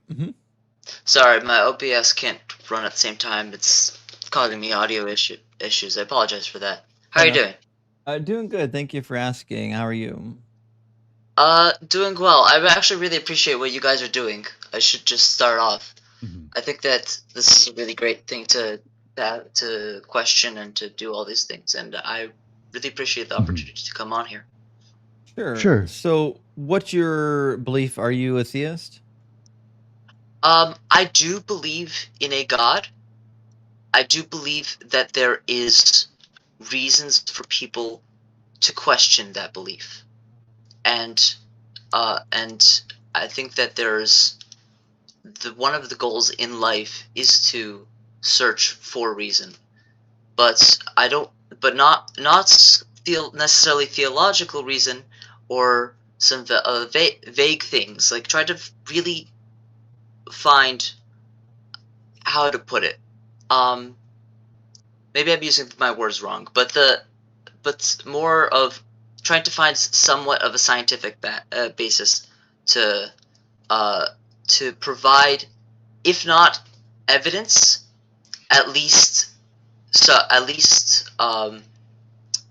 some form of like influence towards considering.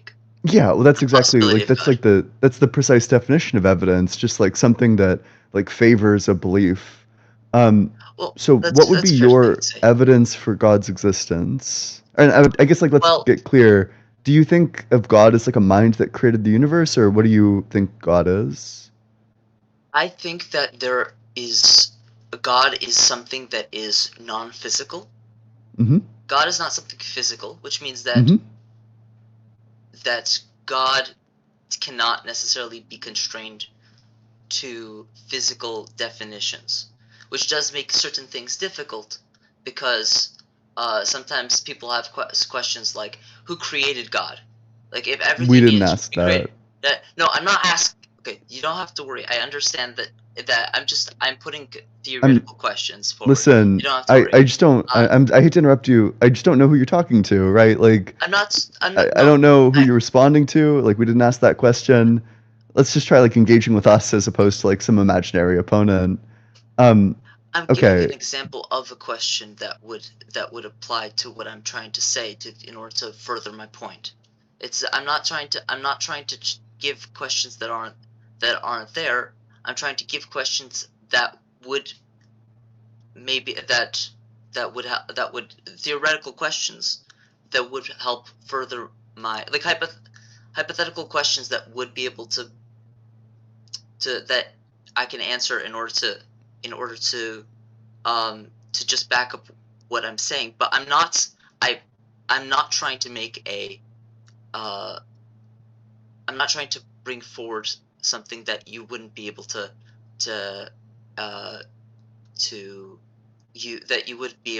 that would come forward as I'm not very good at speaking, as you can tell, but I'm not trying to do anything that would cause confusion or anything of that sort.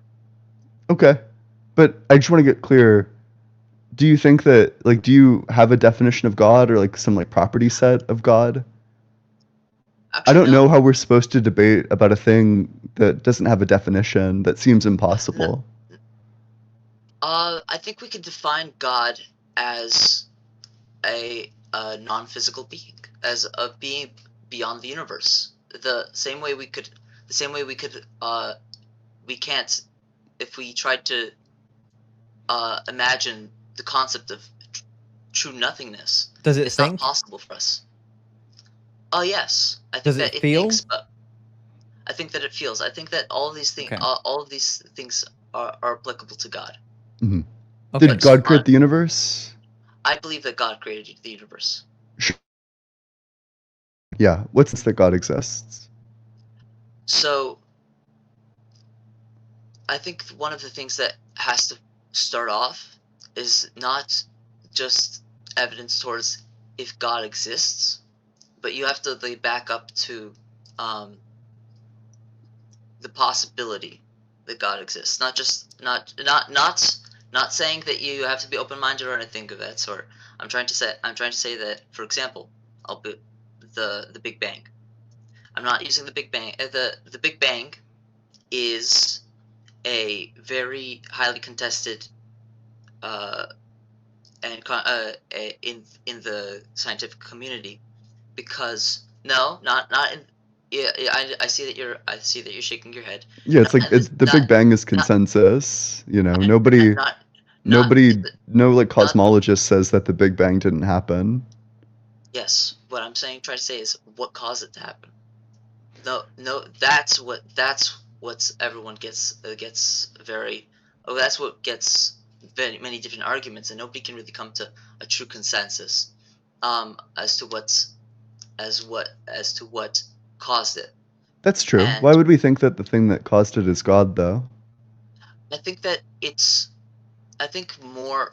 more so of the fact that we don't know, we can't be certain as to what caused it, means that right off the bat it's not possible to throw God off the table, and That doesn't which is follow. So we don't know what caused the Big Bang, therefore we can't rule out the possibility of the universe creating squared circle creating the universe. Well, we can yeah. rule out that possibility. If the I squared think that's circle creating universe has a I think that contradiction in it, then certainly it's not that. Yeah, I think that that's I think the problem yeah. with the God is the cause argument is that as soon as you attribute God as the cause, you are bringing in all kinds of entailments that make it the least likely explanation possible. For example, you For what probably reason? believe in a specific God, don't you? Do you believe in like the God of the Bible or the Quran or I or believe what? in the God, the Jewish God, actually. Okay, so yeah, the minute you say, well, this thing was caused by the Jewish God, you have to smuggle in all the entailments that come along with the Jewish God being real, which makes it the least likely No, answer to the problem. I think that that's a little bit of a jump, because I think that one can start to prove first towards the proof of the possibility of a God, and then start to search for which God But it did wouldn't it. be the Jewish God. It's possible. I think that it's So possible for if you're somebody to gonna make an say argument if that you're gonna it's say not the that a Jewish God God. did Yeah. it, then you need to give properties to the God. And in your worldview, the properties of the God comes from the Hebrew Bible, right? Like you could be a general theist. You can say, listen, I don't believe in the Bible. I don't believe in the Quran. I just believe in a generic God. And here are the properties of the generic God. Then we can have a debate over whether or not that God makes sense. The properties that you're assigning to God come from an actual book, which means you've proven exactly what I've said. The minute you attribute the expansion of the universe to a God, you have to bring in all the entailments of that particular God, and that's what makes it the least likely explanation. No, I think you're coming under the assumption that if I come forward with from a specific I have to, if I believe in a certain God, I suddenly have to come forward completely from the angle of now I have to prove everything from this specific God or specific source. And I think that But that's that's the that's an God that accurate. you're claiming did the thing. Please let me finish what I'm trying to say. I apologize for cutting you off. I need to finish what I'm trying to say. The I think that it's a separate argument towards which religion is the right one, and God, the existence of a God. Those are two separate arguments, and They're not though. Why because the first argument requires you to attribute properties to the God you're saying created everything. And the second you attribute properties to the God, you have to go back to your book. No, I still think that's inaccurate. So to give an That's analogy, not inaccurate. Can Give me the attributes of your God that don't come from your book. the attributes of my God. Can you give an example of what you mean by attributes? Like eternity, like being all powerful, like being all knowing, being loving, having a I think mind, like choosing like this specific like group of people to be like the chosen people, like all those are examples of attributes. so.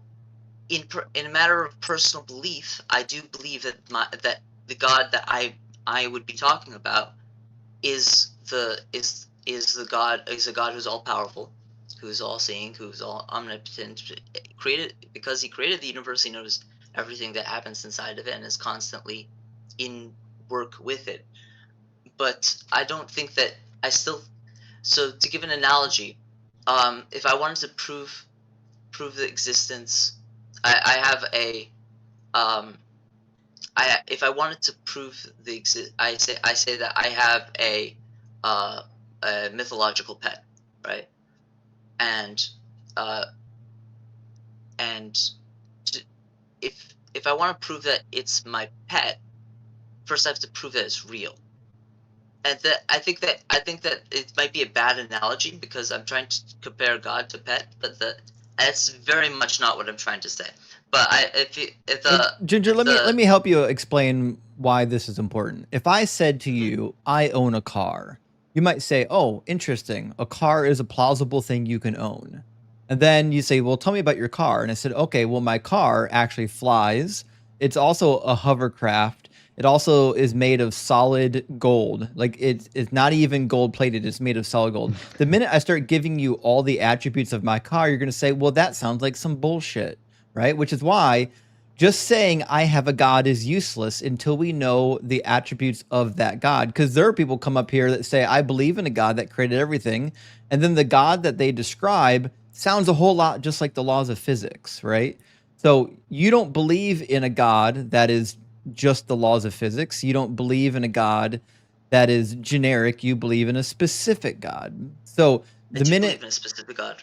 Yes. The minute you say you believe in a God and then you tell us what God you believe in, allows us to define what kind of a God you think is responsible for the Big Bang. And for those reasons I've already said 3 times, that's the least likely answer to the Big Bang. What would you give as more likely answers? Yeah, so I don't know, like for example, you could say that the universe goes through infinite cycles of big bounces and big crunches. You could say that dark energy came about via like mass depositing of energy into dark energy fields, which caused like the expansion of the universe. I don't know, like a Hartle-Hawking state. All of these things that involve just the laws of physics are way more plausible than God saying abracadabra, the universe appears, then God says alakazam, and like Adam and Eve appear. I hear that. What evidence would you have towards those? Because those. Okay. I'll let me explain why I'm trying to say that. Is because prior to the Big Bang, the Big Bang was a singularity, and within a singularity, the laws of physics. Yes, it was. This is within the. This is. Tell me what it was then. It was a hot dense state, but a singularity implies like infinite density. Didn't have that. It was not infinitesimally small. It was like an extremely hot, extremely dense state. That's true, but it wasn't like infinitesimally small. You think that so my answer to that, my counter to that is that space itself expanded out of the I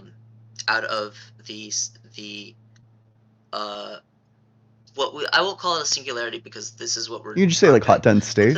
The hot dense state. I'll refer to it as what you said. You think that there was a finite amount of space that was stable. What do you mean by stable? I don't know about Ian. I don't. I need to get clear. Like, what does stable mean here? Stable means that there was a period of time where it was not. It was unchanging. No, certainly not. Okay. So for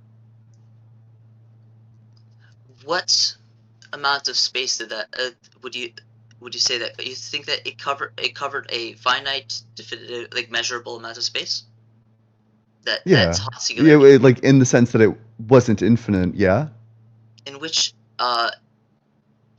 inside a finite measurable amount of space. Yeah, there's like a hot dense state. Yeah.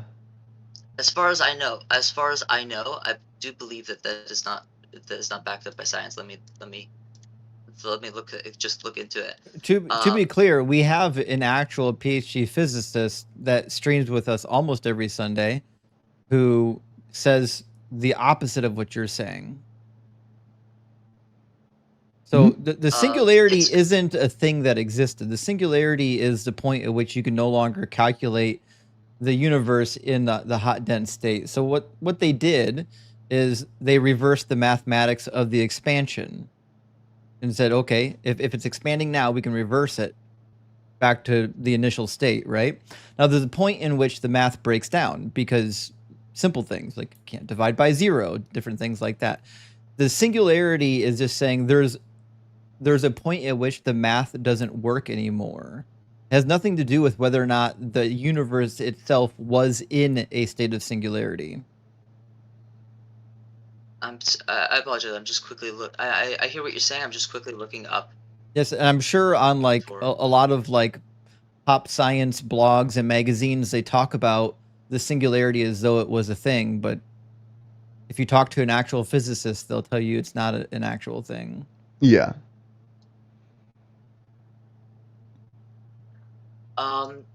Reverse. Okay, let's talk about the expansion of the use the expansion of the universe in this, right? If we're reversing it, why do we say that eventually it stops?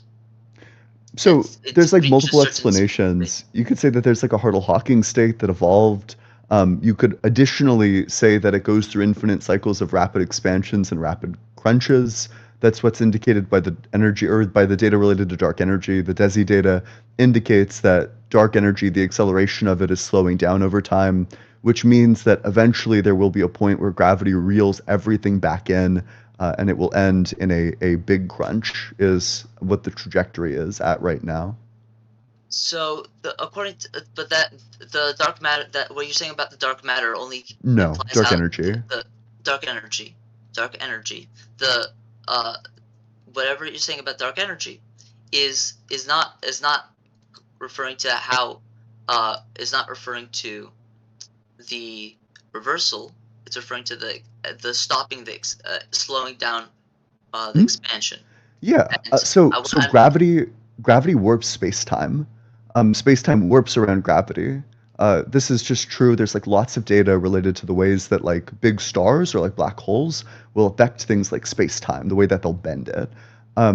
So when we have lots of like gravitational bodies, they will pull each other closer and they'll pull space-time in. So if the thing driving the expansion of space-time, if dark energy is no longer present, then the force that will remain is gravity, and it will pull everything together.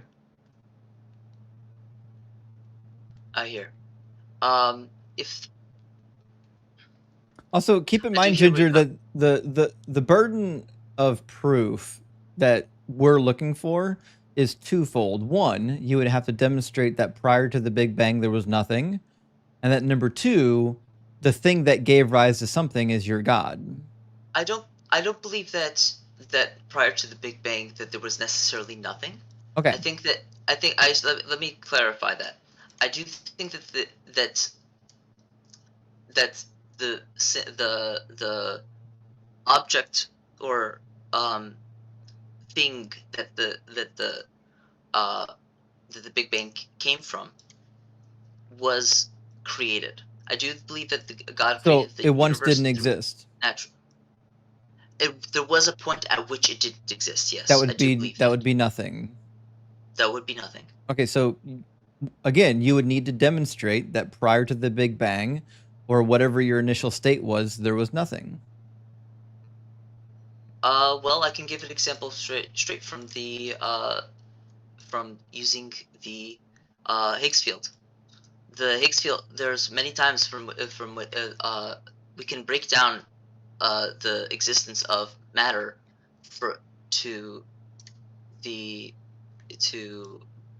the The Higgs field to a provides mass. sorry, I may be referring to the wrong thing, but you're very right. I may be referring to the wrong thing, but I do know that what I'm talking about is real.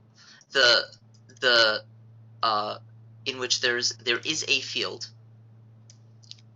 which in which matter essentially can be referred to in states of existing or not existing, and we have been able to. There has been. Are you talking about superpositions? Not superpositions, no. So, for example, there was an experiment done in which using a method in which they took two.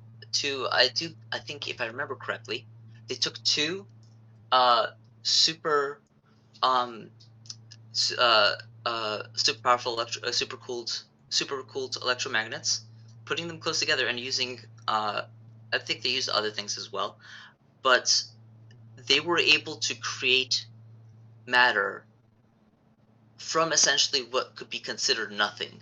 No. So No. what happens? You deposit energy into these fields, and then particles will come into existence. That's because particles are equivalent to specific levels of excitation of specific fields. So So- if you provide like a specific like energized excitation of like the photon field, you'll get a photon. Right. That's according to classical physics.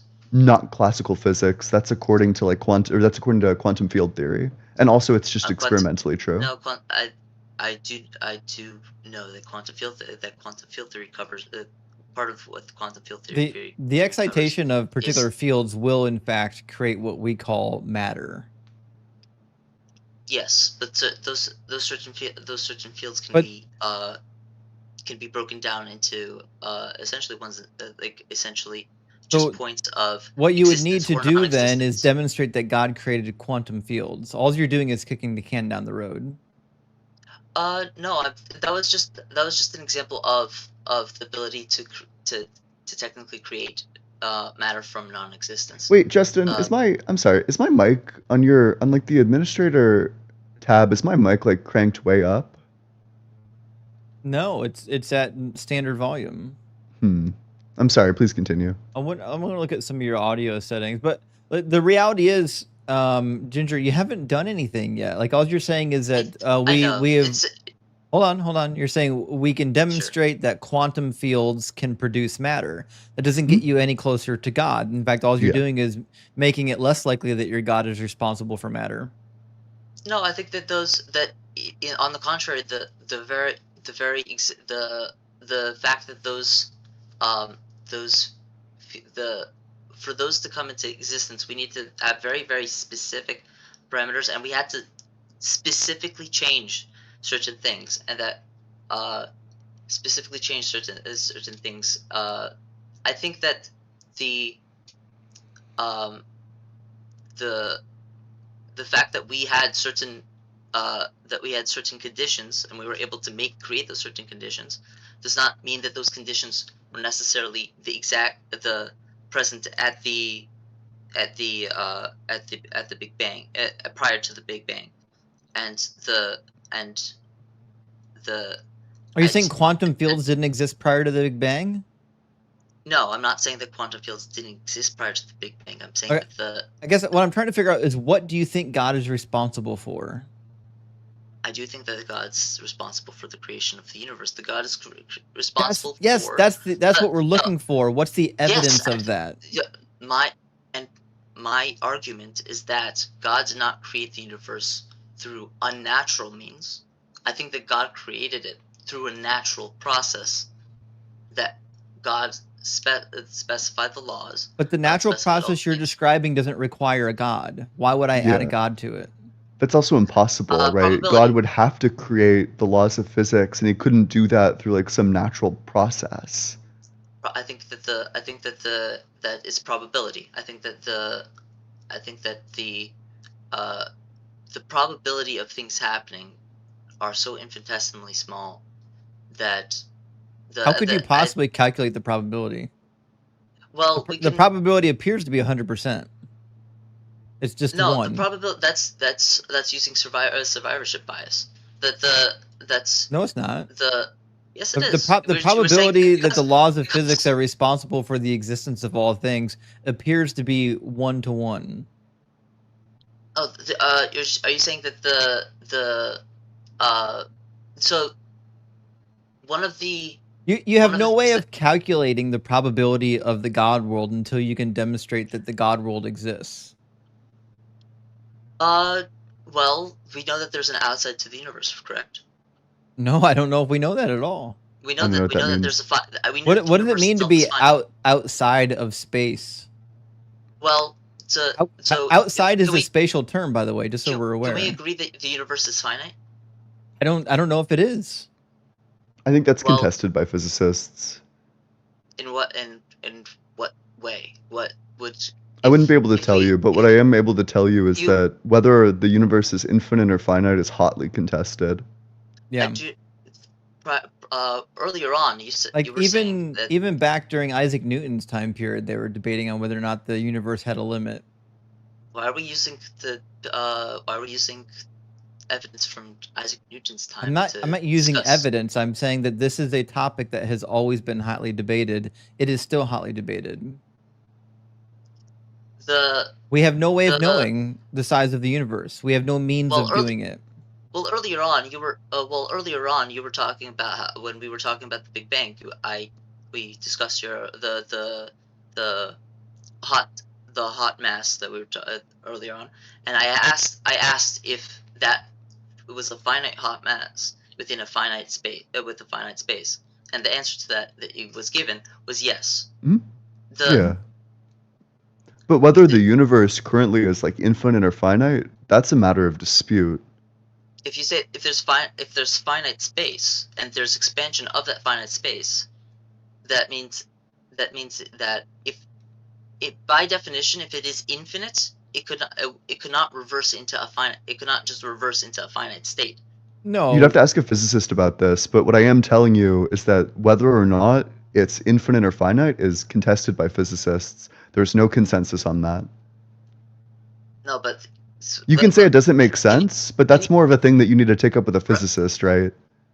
Well, then the reason why it's contested is because physics doesn't have a consensus on even the model, right? So, for example, both Ian and I hold to the Big Bang Big Crunch model, which does in fact suggest that the universe is finite.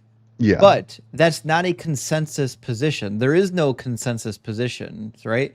We're not saying that we believe the universe is infinite and also that the Big Bang Big Crunch model is true. What we're saying is among cosmologists and physicists, there is not a consensus on whether or not the universe is finite or infinite. Okay, I understand that, but according to the Big Bang Big Crunch model, the universe would have to be finite. Yeah, that's what we told you. Yeah, in our model, it's going to be, but I don't think that it's like consensus among physicists. But okay, wait. Let's say that it is finite. What then? Okay, if it is finite, then that means there are borders, and if there are borders, there are borders, that means there's an outside to the borders. No, wrong. No, that's a category error. You're saying that there's like a where outside of space, but space is like space defines like whereness. All the wheres are in space. Also, you can have a limit to material, like the physical material stuff you can visually see or test for, and not have a limit to space-time. So, like, you have to be very specific on when you say limit to what, because you can certainly believe that space-time is infinite, but in fact, you can even say that quantum fields are infinite, but that the material universe is not infinite. I can hear where that's coming. I can hear where that's coming from. But when we say that the material universe is finite, then so you're claiming that there's a quantum field outside of the universe. I'm not making that claim. What I'm saying is there's multiple ways you can have a universe, and when we say infinite or finite, you have to be careful about what you're saying is finite. I believe that the universe itself is finite, but that doesn't mean that I believe that space-time is finite. So far, all I've heard from you is that we're so unsure that we No, can't say for that's not at certain all what I've which said. model. What I've said is that none of the let me models of the clarify. universe that I hold to require a god, and you've not Hmm? provided a single Yeah. argument that would lead or conclude in your god being responsible for anything. Fair enough, but we have So, been able to. What we have been able to. what you've done so we have been far able to is what you've attempted to do a God of the Gaps argument, and you haven't done a good one yet. Yeah. Fair enough. I do think that the one thing that we can put forward though is the idea that there is a possibility. That there is a possibility. Why would I and think you may that? say it's Not for that- your that God, there's no. Not for. You don't have to say for my God. I think for a God. Nope. For a I don't. God. I A don't think god so. is a mind that created the universe? No. A mind that created the universe can't exist? No. How come? How so? Sure. So, okay, I guess we'll put this on like a fast track. So, do you think that prior to creating the universe, God believed that the universe existed? No, actually. Yeah. After God created the universe, did God believe the universe existed? I think that God believing in the universe is part of what makes the universe go. Okay, so you're saying that God's Yes, beliefs yes. changed? I think that God. No, that's different. Belief is different than belief is different than something else. Is different than what you're describing. Belief. If you can you could believe a scientific fact, and then that fact can be disproven. But that. So, okay, I'm that's the asking thing. you, Or- I understand like some beliefs are or false. I'm asking you, did God believe the universe existed prior to creating it, and did he believe it existed after creating it? If you decide to create a table, and prior to having the idea of creating the table, you didn't have the idea of creating the table, and then afterwards you decide to create the table, and now Yeah. the table exists. So his Now you belief believe the table. changed. He went from Then- believing that Yeah. it didn't exist to believing that it did exist. Yeah, I think that God can change his mind. Okay. Oh well, Oh, that's shit. so. First of all, that's a problem for like reasons in the Jewish Bible. But additionally, that's also what not reason? possible if God exists outside of time. To be in No. time means that you have a past and a future and a present. To be outside of time means that there isn't a past, a future, and a present. True. So, but if God goes from believing one thing to believing a different thing, in order for God to change, he needs a past, a future, and a present. I think that God can have different. The same with referring to a time-based model is very difficult, but it also Yeah, means because you that want God to if be the- outside of time, but you can't describe him any other way. That's what the same way we tried to describe four-dimensional objects. We have to end up using three-dimensional shadows in order You to think to maybe do the that. reason why you can't describe God outside of time is because it's impossible to be outside of time and have causation? I think it's impossible for a physical being to be Can outside of time. causation happen outside of time? Can causation happen outside of time? I think that the physical concept of causation. It's a yes or no. No, Can causation no. happen outside of time? I think that sometimes it's not always a yes or no. Let me explain. This is a yes or explain no. myself. You can explain. that You can God- explain your I think maybe that if you God want can to, but cause we're causation, talking yes. about I think that we're God talking can about a cause sequence of causation, yes. events. So Ian has rightly pointed out that God is behaving in a sequence of events, which is akin to causation and time happening, right? Mhm. So Causation is a physical concept, correct? Within no, within the causation physical is not universe. always physical. No, It's part of the laws of physics. no. No. Causation just means one thing gave rise to another. One thing happened or one thing exists because of this other thing that preceded it. So causation requires a sequence of events. God changing his mind is a sequence of events. A sequence of events. I think that when you apply the four-dimensional mindset of being using time using time, it's very difficult to apply that to a timeline in which we're constrained Yeah, to because it doesn't three-dimensional world. work. You can't describe your God it without doesn't. describing him doing things inside of time, and that's your Mhm. problem. Yep. Yeah, But same way we can still describe for So, like I so gave your the example I God, gave before. before we even get So off the ground, your God has contradictions. no, Your I God, don't think that that's needs true. to, your God I think needs to act inside of time, but your God is also outside I of think time. I That's a think you're bringing. I contradiction. think you're bringing I think you're trying to bring contradictions from No, it is from a places. contradiction. The Either your no, God you're is saying that acting doesn't. in You're time, saying, or your God is not in time. Which one is it? no, I think that God can act in time without being in time.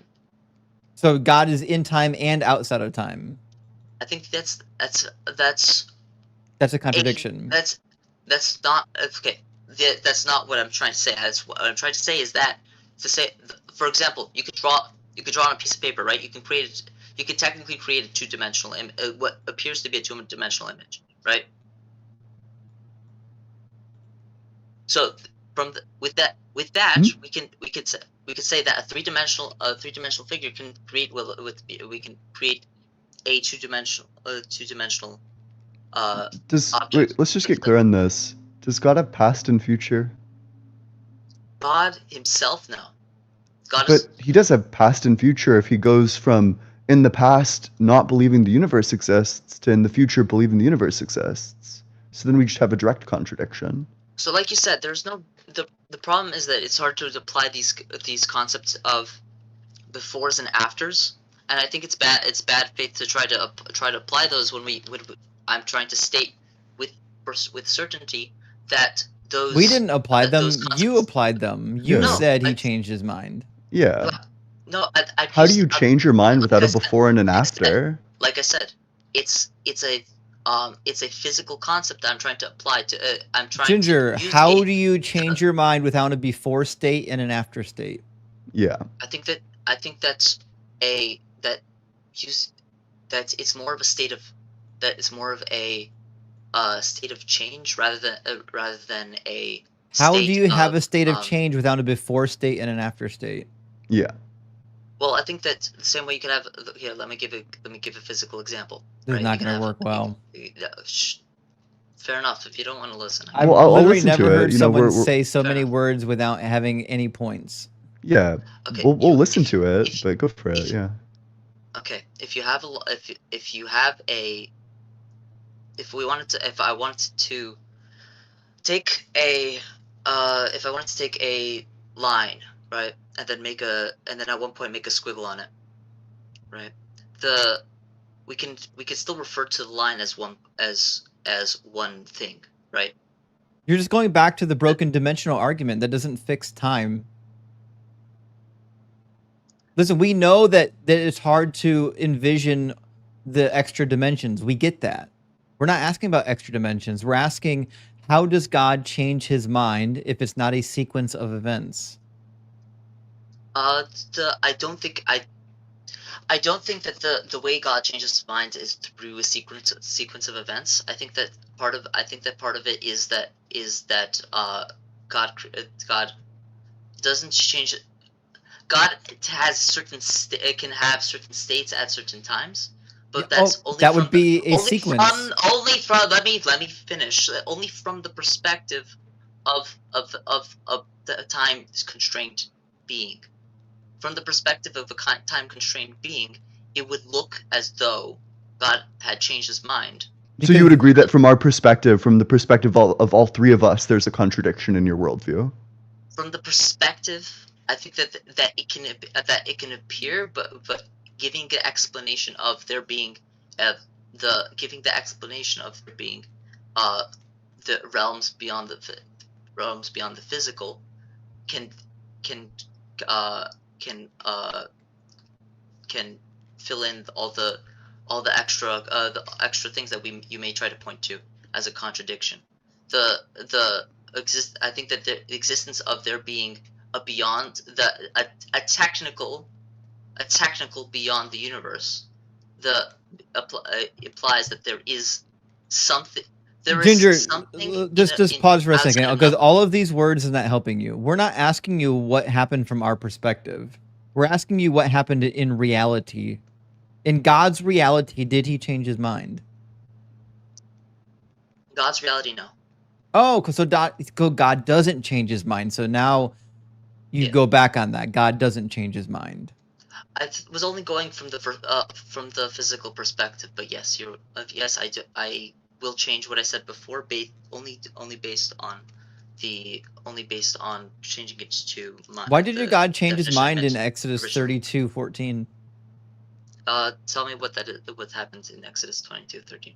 32. In Exodus 32, my 32, bad. God is very upset with the Israelites, and he says he's going to completely wipe them out. It tells Moses to stand aside so I can wipe these people out and make a nation out of you. And then Moses talks him off the ledge.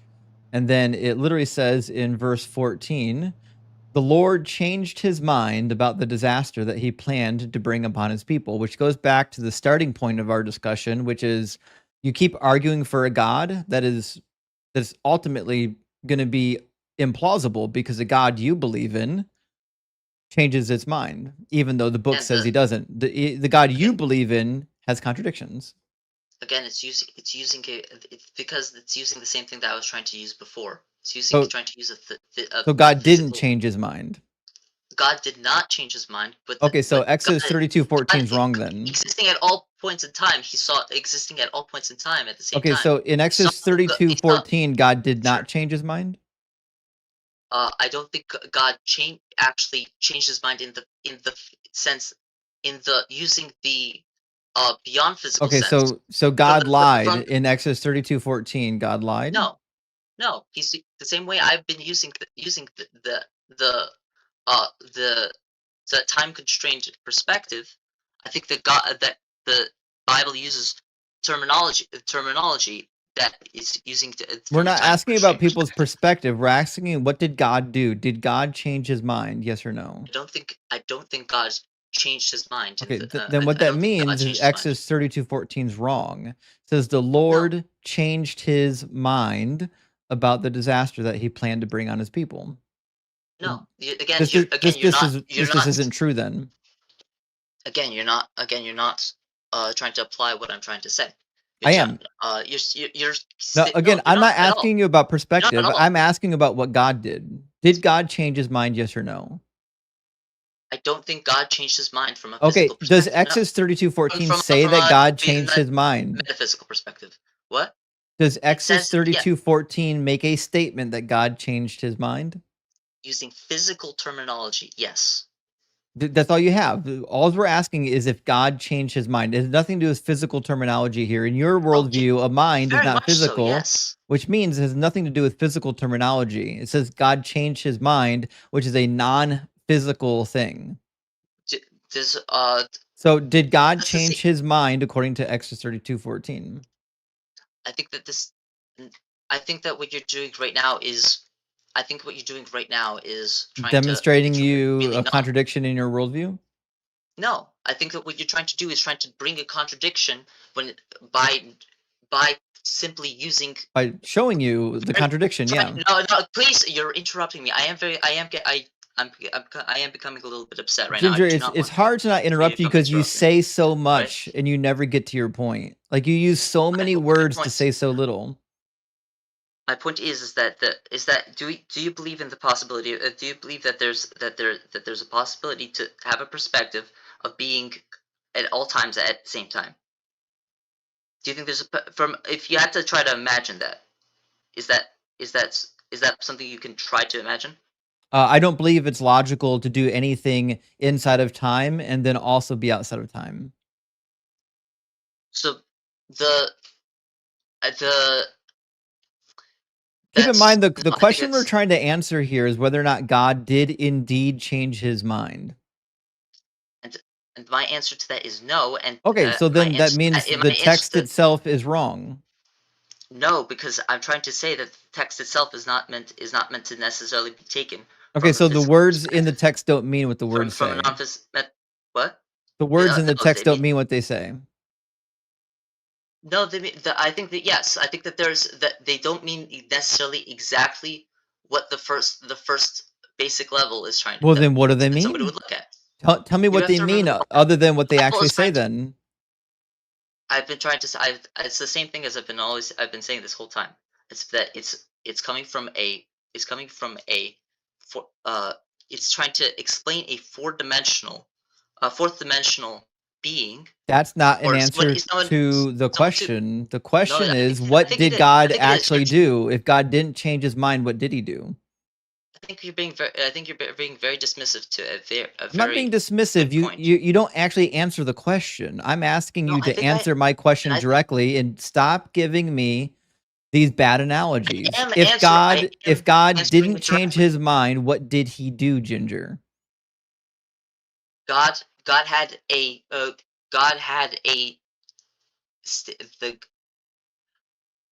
God is unchanging. I didn't ask God you is that. unchanging I from- asked, what did he do? If he didn't change his mind, what did he do? I don't think. Because if he didn't change his mind, you're saying he's a liar. Because just a couple verses prior, he says that he's going to wipe out all the Israelites. He says, let me alone, verse 10, so that my wrath may burn hot against them, that I may consume them, and of you I will make a great nation. So if he didn't change his mind, that means he lied. The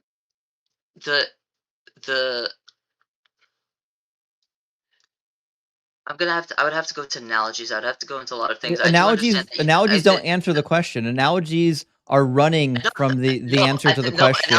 I don't want to hear any more bad analogies. I don't want to hear any of that. I want to hear an answer to the question. I understand. I'll back off of the show only because but I'll do more research. I do understand where you're trying to come from, but I still don't think that where you come from is very good faith. I think you're operating in bad faith here because you think giving bad analogies is answering my question, but it's not. All you're saying is there's these things that are unexplainable. Like if you asked me a difficult question, I said, well, yeah, but we can't envision the fifth dimension. That's not an answer to the question.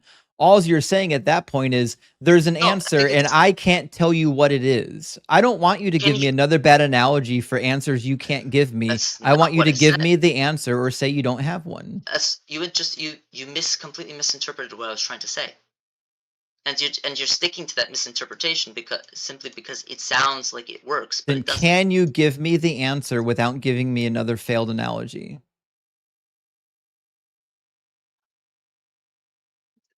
I think that it's inaccurate to say that it's a failed analogy. Can you give me an answer without another analogy? Thank you for the money gun, Ben. Analogies aren't answers. Analogies are excuses. Can you give me an answer without the analogy? What the heck kind of argument is that? No, very much no. Analogies are supposed to give another perspective on a certain statement or concept. And analogies are useful for explanations, but they're not answers in themselves. I'm asking you for an answer to these very easy questions, like, did God change his mind?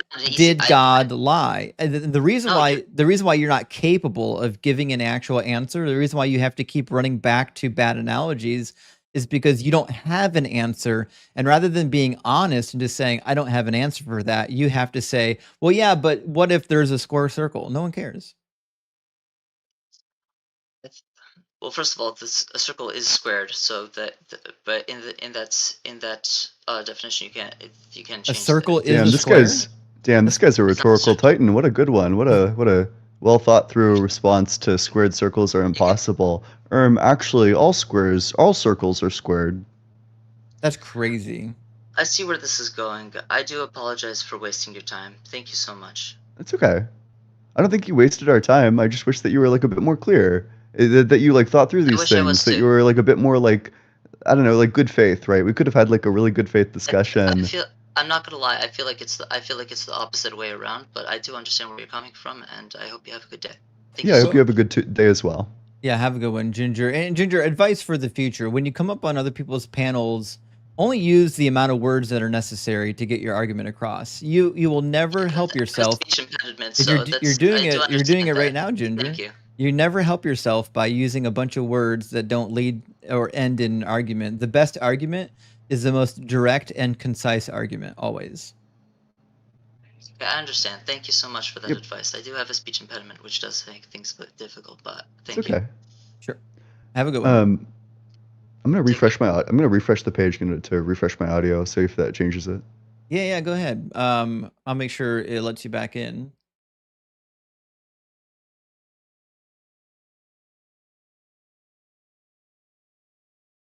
Grayson's been waiting for a hot minute. Thanks for being patient, Grayson.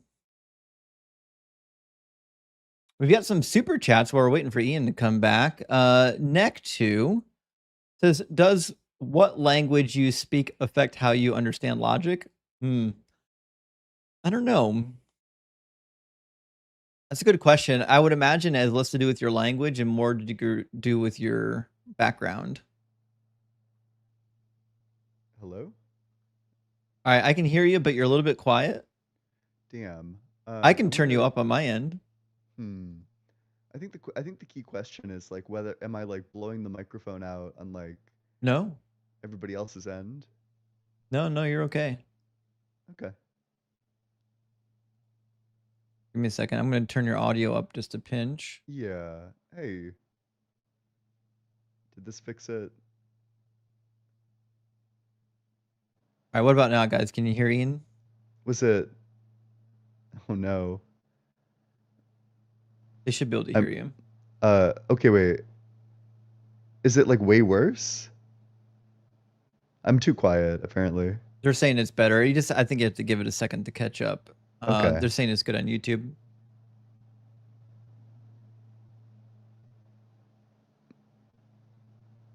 That's interesting. Okay, interesting, but it's like good now. Yeah. Okay. Well, we'll give it a go. Let me grab they're saying they want Ian to talk a little bit more real quick to make sure. Sally sells seashells by the seashore. How can a clean can fit in a clean fuck? I forget what it is. But sure. Yeah, hopefully that's fine. I think it sounds okay. I'm going to read a couple super chats and then we'll get our next guest in here. It looks like it's going to be Grayson. Miko sent another $2 super chat. Says, would that make logic subjective? I don't know what that is referring to. No. And so in relation to like, is the fact that logic is disputed, like what the true logic is disputed, does that mean that it's subjective? I don't think so.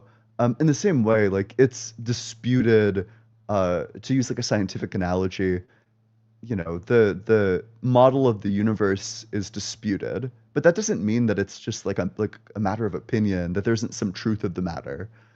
So I would imagine probably what I would want to say is that there is like a truth of the matter, and that all the disputes that are happening in meta logic about like what the true logic is, or if there even is a true logic, all of this is going to be aimed at truth, and that there is like some fact to the matter. Yeah. Another one from Neck2 says, can God occupy a separate timeline from ours? So this is actually a really good question. And I've heard answers from theists stating that it's not that God's outside of time, it's that he's on a different timeline. And that fixes this idea of God being able to act and cause things. I don't know what would be different about his timeline than our timeline, though. And I don't know why his timeline would be not part of space-time and ours is part of space-time. But it does at least solve the problem of God acting and doing causes. What do you think, Ian? Yeah, I guess I think that there's like a couple of things to say. The first is that I think that it like almost certainly kneecaps either divine simplicity, or it kneecaps like God's aseity, his independent existence. You know, you now need to account for like God time. Like, where did that come from? Who made that? Did it just always exist? It was just always God and God time hanging out together. Then God made the universe. I mean, that's certainly strange. I don't know why I would want to add like two additional entities to my worldview when I could just explain everything with the universe itself. Um, that also means what was I? Yeah, I raised like 2 points. Oh yeah, it kills divine simplicity. You'd presumably need to say that like it's like an aspect to God if you don't want to just like stipulate like an additional brute entity for no reason. Also, it would imply that God was like always like doing something in God time. Like you would just instead say like there is a timeline that always existed. It's God time. Um, And then if God created God time, it just pushes the exact problems of God creating time back like just one more stage.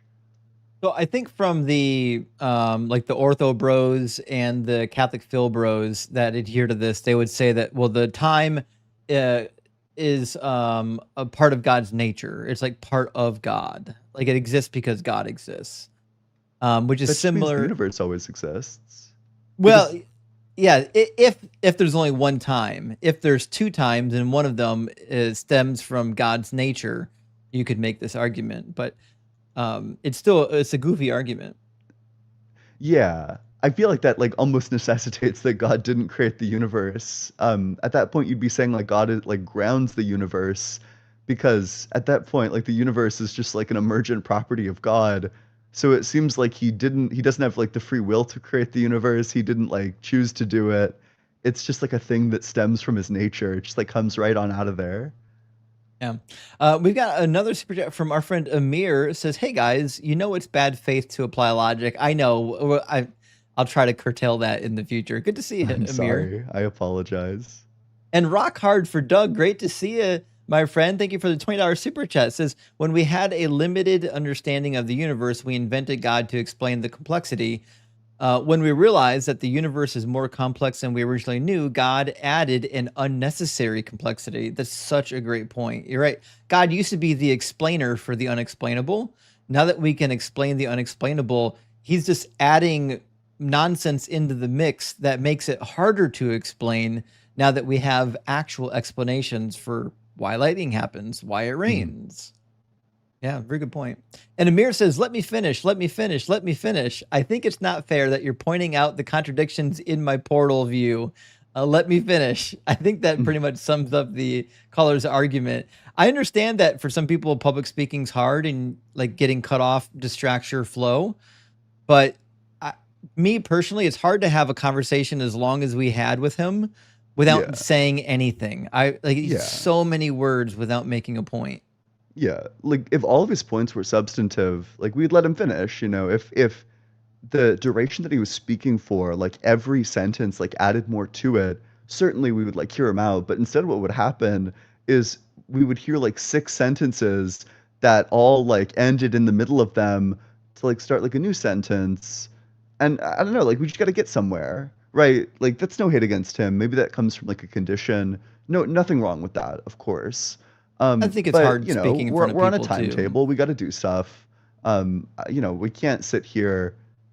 We're trying to run a program here. We can't sit here waiting for someone to get a point out that could be one sentence, but is instead broken up over the course of like 10.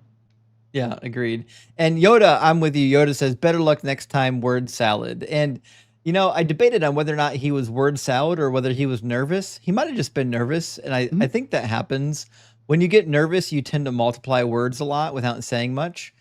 It's hard to speak in front of people. It really is. This is for Ian from Nectu. Says, "Ian, does what language you speak affect how you understand logic?" That's a good question. I'm not really sure. Um, I'm not a linguist. I don't know anything about like differential languages, but I think like kind of all you really need to derive logic, to necessitate logic, is just like the concept of true and false, and then certain like logical connectives like and, or, if, stuff like that. Like, you know, if and only if, exclusive or, it needs to be one or the other. It couldn't be both. Like I think that as soon as you get those logical connectives and true or false, it just kind of necessitates various logical systems. So maybe, but I also think that probably like it's almost certainly the case at this point that everyone in every country who's like studying this at an academic level is just going to be using like classical logic, or if they're studying like logic at like the PhD level, and they're studying like all these various systems, then they're probably just studying like those systems. So I don't know. I don't think so, but it could be. And last one from Crucifix Me says, "How many daughters SA does it take to protect two?" Oh, two angels. Yeah, you're referring to the story of Lot, right? The crazy thing about Lot was, if you go to it was 2 Peter chapter 2, I believe, it says that Lot was a righteous person, which is kind of a crazy thing to theorize, that Lot was being righteous by willfully offering up his own daughters in place of the angels. Yeah, it's 2 Peter chapter 2 verse 7. He rescued Lot, a righteous man, greatly distressed by the debauchery of the lawlessness. He was the debaucherous one, offering up his little virgin daughters. It's crazy. Yeah. I don't know. That's insane, right? Like, I feel like that scenario, that's like the exact kind of thing, because what they're saying is that like the means justified the end. It's like a utilitarian argument. But to me, like, this seems like the perfect example of why utilitarianism fails. Like, this is evil. This is like so fucked up. Imagine being like an all-powerful God, and instead of just like snapping all of like the grapists out of existence, you decide like what I want is for him to give up his daughter. I don't know, like Yeah. bafflingly unintuitive. What's interesting thing is just a few verses later, the angels strike all the men of the town blind. They could have, like, the offering of the daughters never needed to happen. The angels just could have said, "Don't worry about this, we got it." Instead, they're like, "Well, let's see what we got hanging around here first." All right, I think our next in line was probably Grayson. Grayson's been waiting for a hot minute, so we'll get Grayson into the mix. How you doing, Grayson? Good. How are you? Doing good. Thank you for asking. Grayson, what God do you believe in? I'm a Christian, so the Christian God. Okay. And what evidence or argument do you have for us today? Yeah. So a lot of different ones. My favorite is, I think it's like the uncaused cause. I think it's the teleological. Is that the? I'm having trouble hearing him. Go ahead, Grayson. You're doing uncaused cause argument. Prime mover. Yeah. Unmoved mover. Aquinas. Ian, can you hear me? Yeah. Yeah. I can make do. Okay. Yeah. So basically, can't have something from nothing is. I know Ian. I was watching the whole ginger debate. Ian was like the dark energy, and like the big crunch and whatnot, right? So how can the crunch happen and expand? Where there's got to be a starting point, right? So who started it? Big Bang, correct? For each expansion, presumably there would need to be like a time where it starts expanding. I agree with that. But like to think that the quantum fields that we can account for all of this with would need a starting point, I see no reason for that. We could say that it always existed and just went through infinite cycles of big bounces, big crunches. But my question is, doesn't there have to be an initial expansion before there to be a crunch? Sure, yeah. In order for there to be like a crunch, there needs to be an expansion that corresponds to that. But you can just run this back infinitely. You can say like prior to each initial expansion, there needs to be a crunch that leads up to it, and prior to that crunch, there needs to be yet another like rapid expansion, and that's just been going on infinitely. No, yeah, I get what you're saying, but I'm saying there has to be like the first expansion before there can be a first crunch. I don't think there is a first expansion or a first crunch. Yeah, I don't see a reason to believe that. How can there be infinite crunches and expansions if there's no first one? Why wouldn't there be? Why do you need a first one? Sorry, go ahead. Yeah, how can there be infinite numbers if negative numbers just go back infinitely? Yeah, but you start counting from somewhere. Wait, so what's the lowest number, including negatives? It goes infinitely. Yeah, exactly. There's no lowest number. But when you start counting, you don't say you have to start somewhere, right? So you start at I agree. Like 0, 1. So I agree. That's my point. So yeah, I don't think that you can count the universe, right? I think that you can choose a starting point and then count from there, but I don't think the universe has a starting point. So question. Right. Energy. No. Energy is no. What is the? There's a limited amount of energy in the universe, correct? I think that's disputed. Yeah, I don't think there is a consensus on how much energy is in the universe or whether or not it's limited.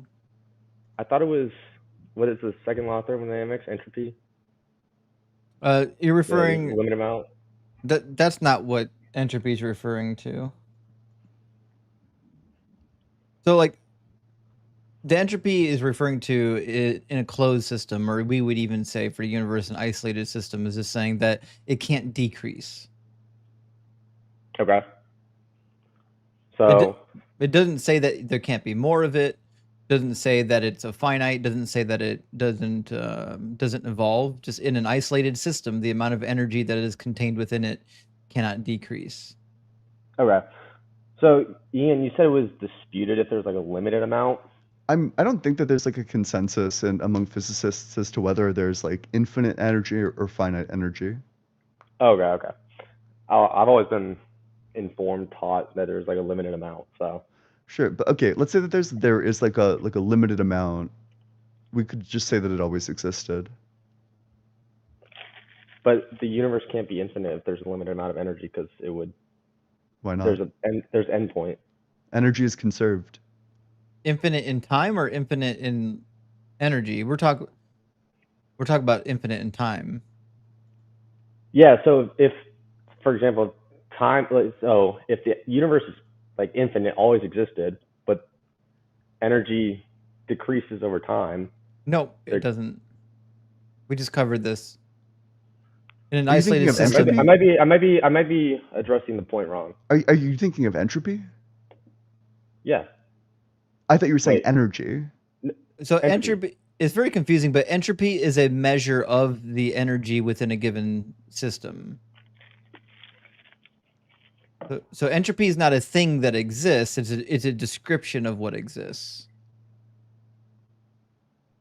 Okay, I see what you're saying. All right. I did want to. I was watching the whole gender debate. The Exodus verse you brought up about God changing his mind. Kind of a weird pivot, but go ahead. Yes, I know. Weird. It was on my mind, and I love that topic that you brought up. So you were saying that, I forget the exact quote. I don't want to misquote you here. God changed his mind from his wrath and then not doing the wrath on the Israelites. Yeah, that's what it says. So God said that I'm going to wipe out the Israelites, consume them, and turn Moses into a great nation. And then 4 verses later, it says that God changed his mind about that. So he either changed his mind or he said something untrue. You got to pick one. I think that's actually a false dichotomy. Yeah, I'm sure it is. Let me explain. So we're assigning changing his mind. Like we're using that term in our understanding of it. He didn't change his mind. He's responding to human actions. That means he said something untrue then. Not necessarily, no. So responding to somebody's action is a change of mind. If I say, I'm going to throw this pen across the room, and Ian says, Justin, don't throw your pen. You'll lose it. I'm like, oh, okay, I won't throw my pen. Well, I changed my mind about throwing the pen. Doesn't matter that I'm responding to Ian's input. I mean, you can hold. So, for example, let me say it like this. God made the promise of forgiving sins or wrong actions, right?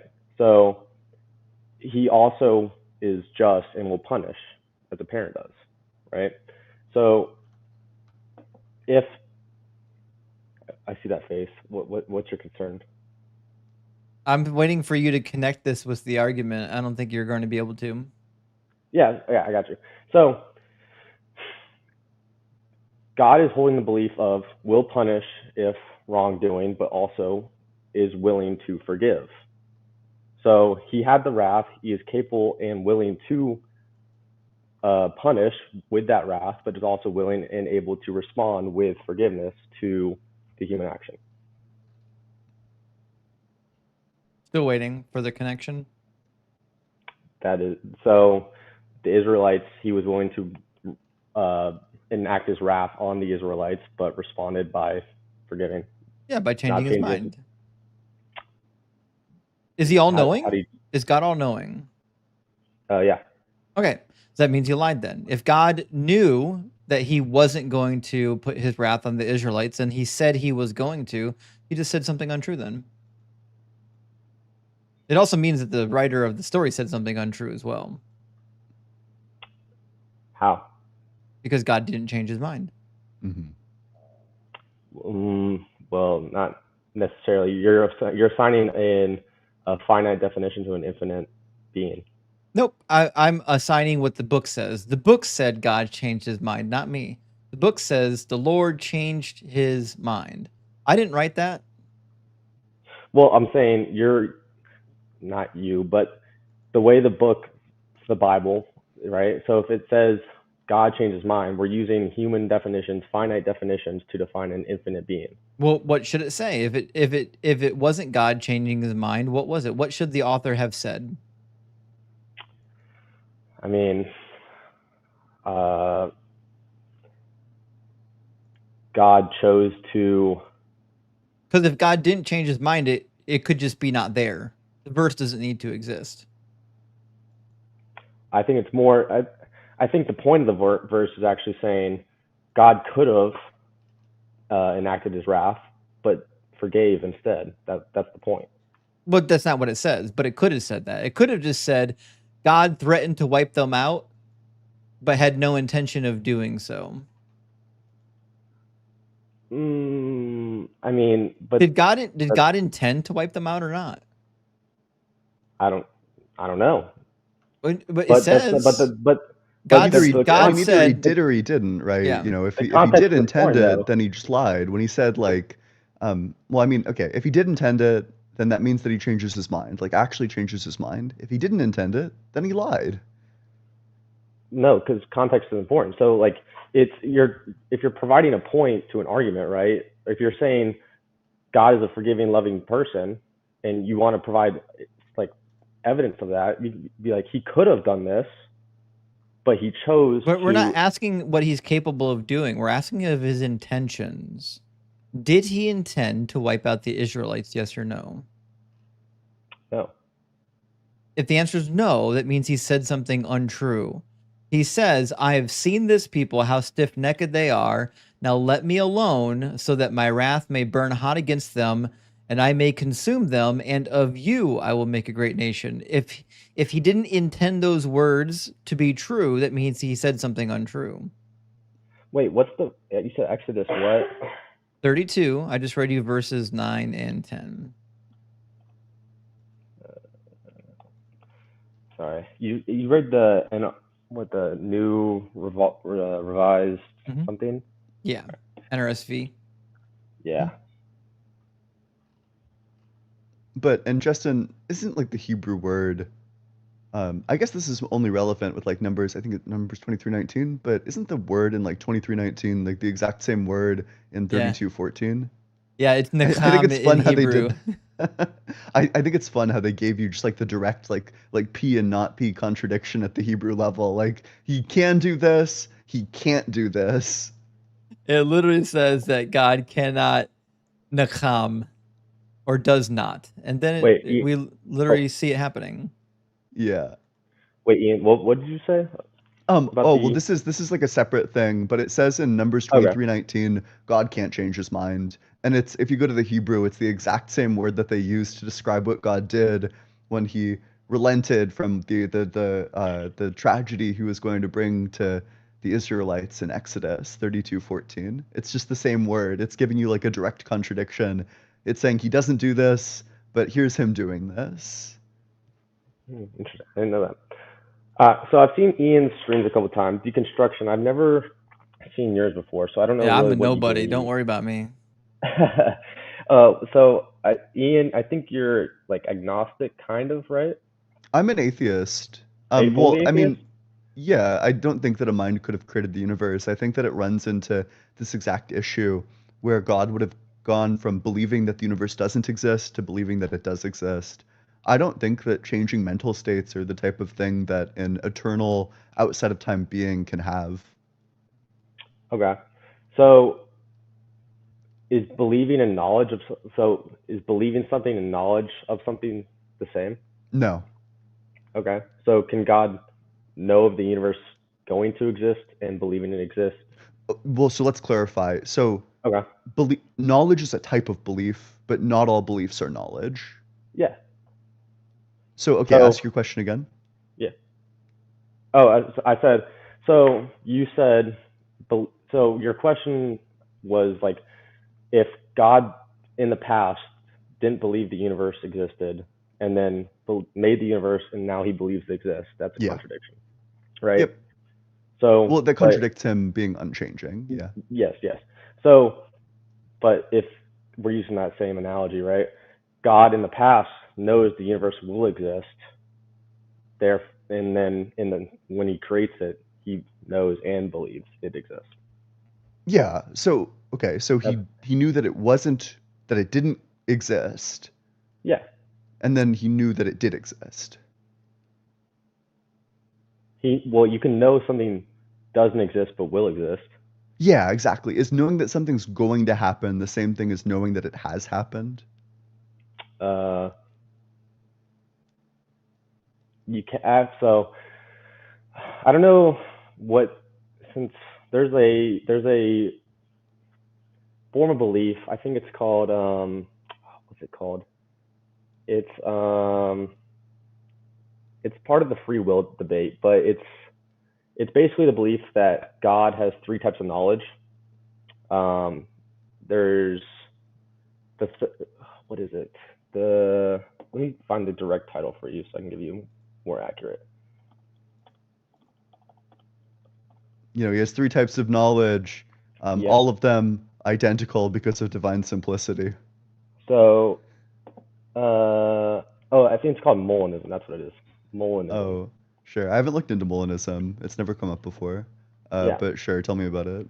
Yeah. So basically, part of the like free will debate, but it's basically saying God possesses something called middle knowledge, where Oh, he sure. knows.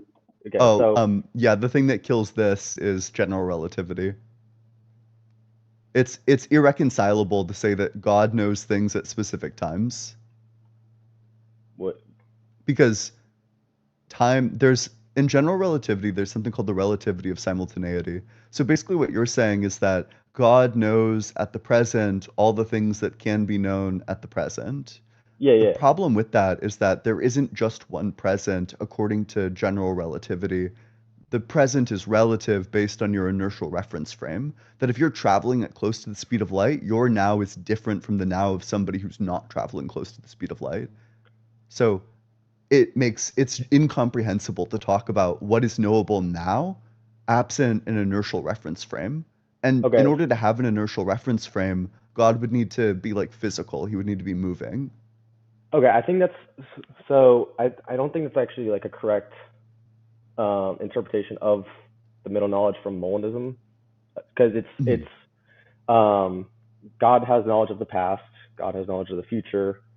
Middle knowledge is from Molinism is God knows what is happening, what could have happened in any interpretation or any possible outcome.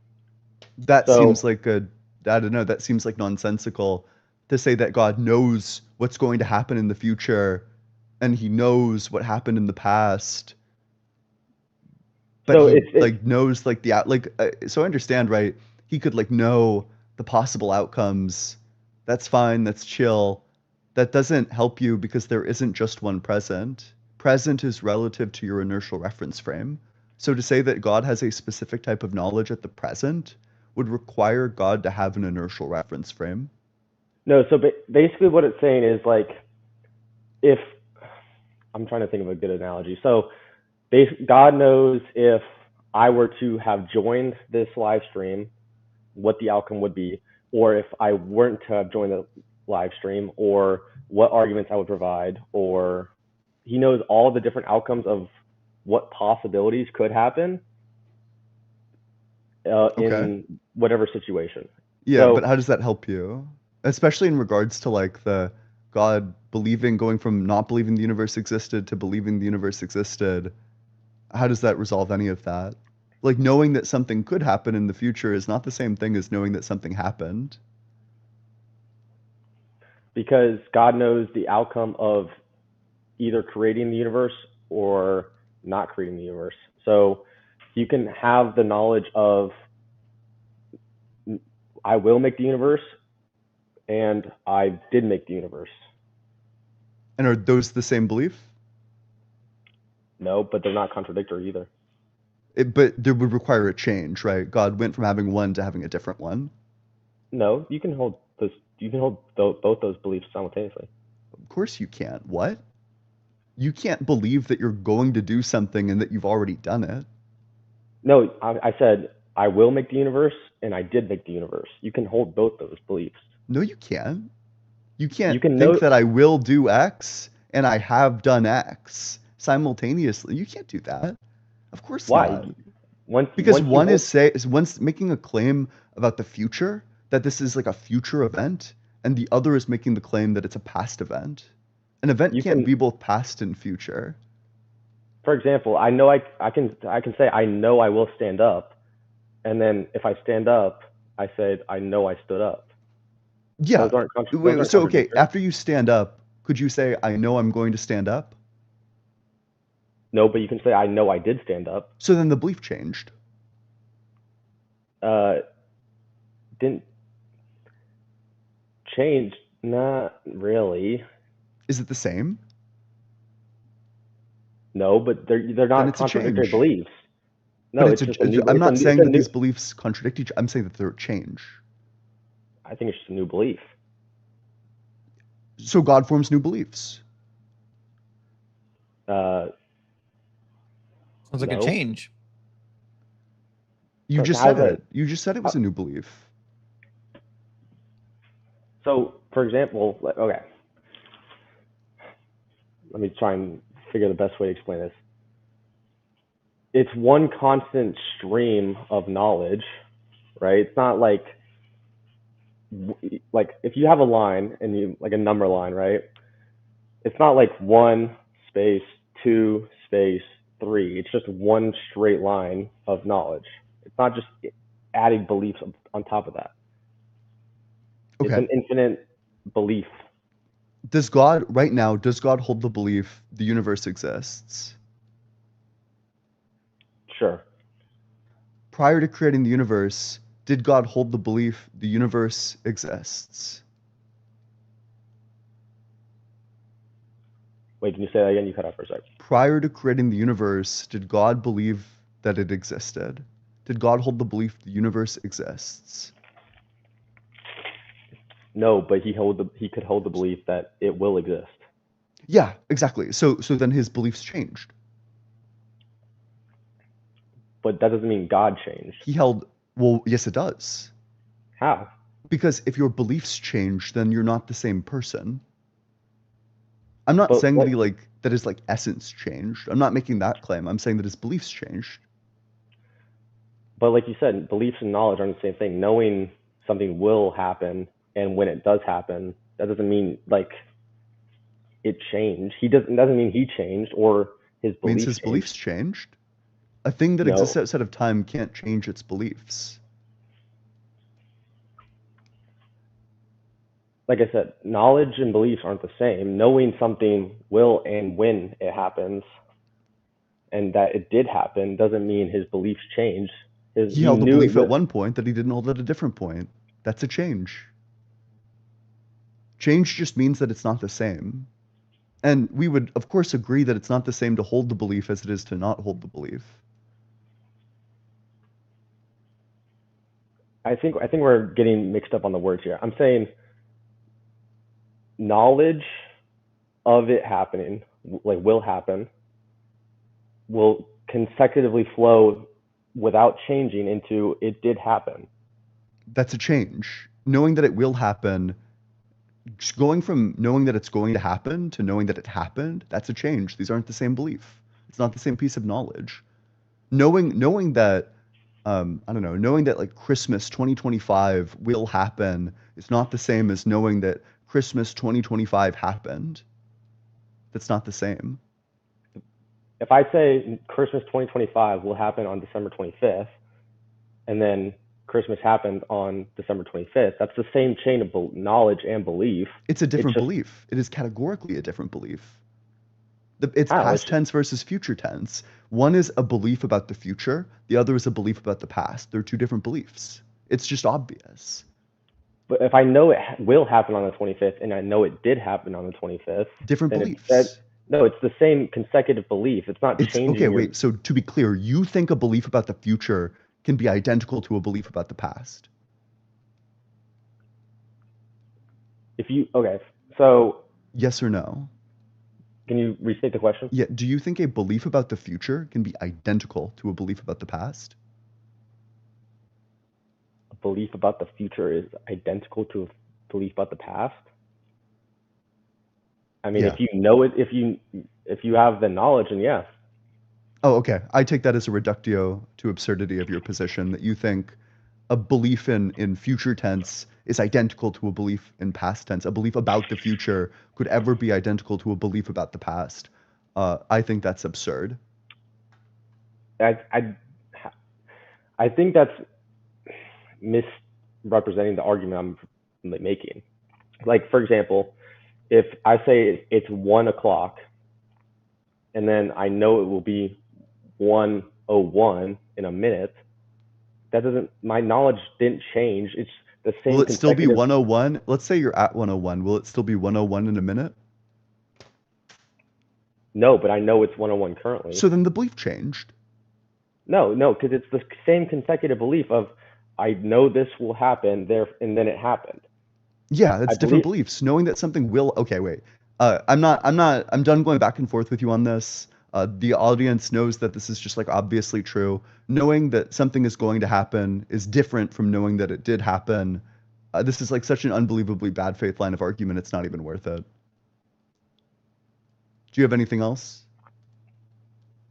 Yeah, I didn't get to ask deconstruction what his belief was, because I already asked you. I'm an atheist. Okay. Fully atheist, or just like what's your why, I guess? Because there's no reason to believe in a deity. I've seen zero evidence for deities, and all the deity concepts that seem to exist either entail weird contradictions, or they just add complexity where it's not necessary, or they're just illogical. Like the Trinity alone in Christianity is the most illogical concept I've ever heard of. Why do you say that? Because you can't be three things and then also be one, and you can't be 100% God and also distinct from God. Okay. So the way... I take it you're a Christian? Yeah. So yeah. The way... So for the Trinity, do you believe in one God or three gods? So one God, three aspects. So is Jesus an aspect of God, or is he 100% God? 100% God. So the way... So then you can't be an aspect of God if you're 100% God. All right. Yeah, no. Yeah. So the way I like to explain it is the title God is like his nature, right? Then there's the Father. Godness is the nature? God. Wait, what? Godness is a nature then, not an identity? No, it's an encompassing word for the three beings of God. Yeah, but what is it? Is it a category? Is it a nature? What are we talking about? So whenever the word God is used in the Bible, it's talking about the encompassing body of God. So the Father, the Son, and the Spirit.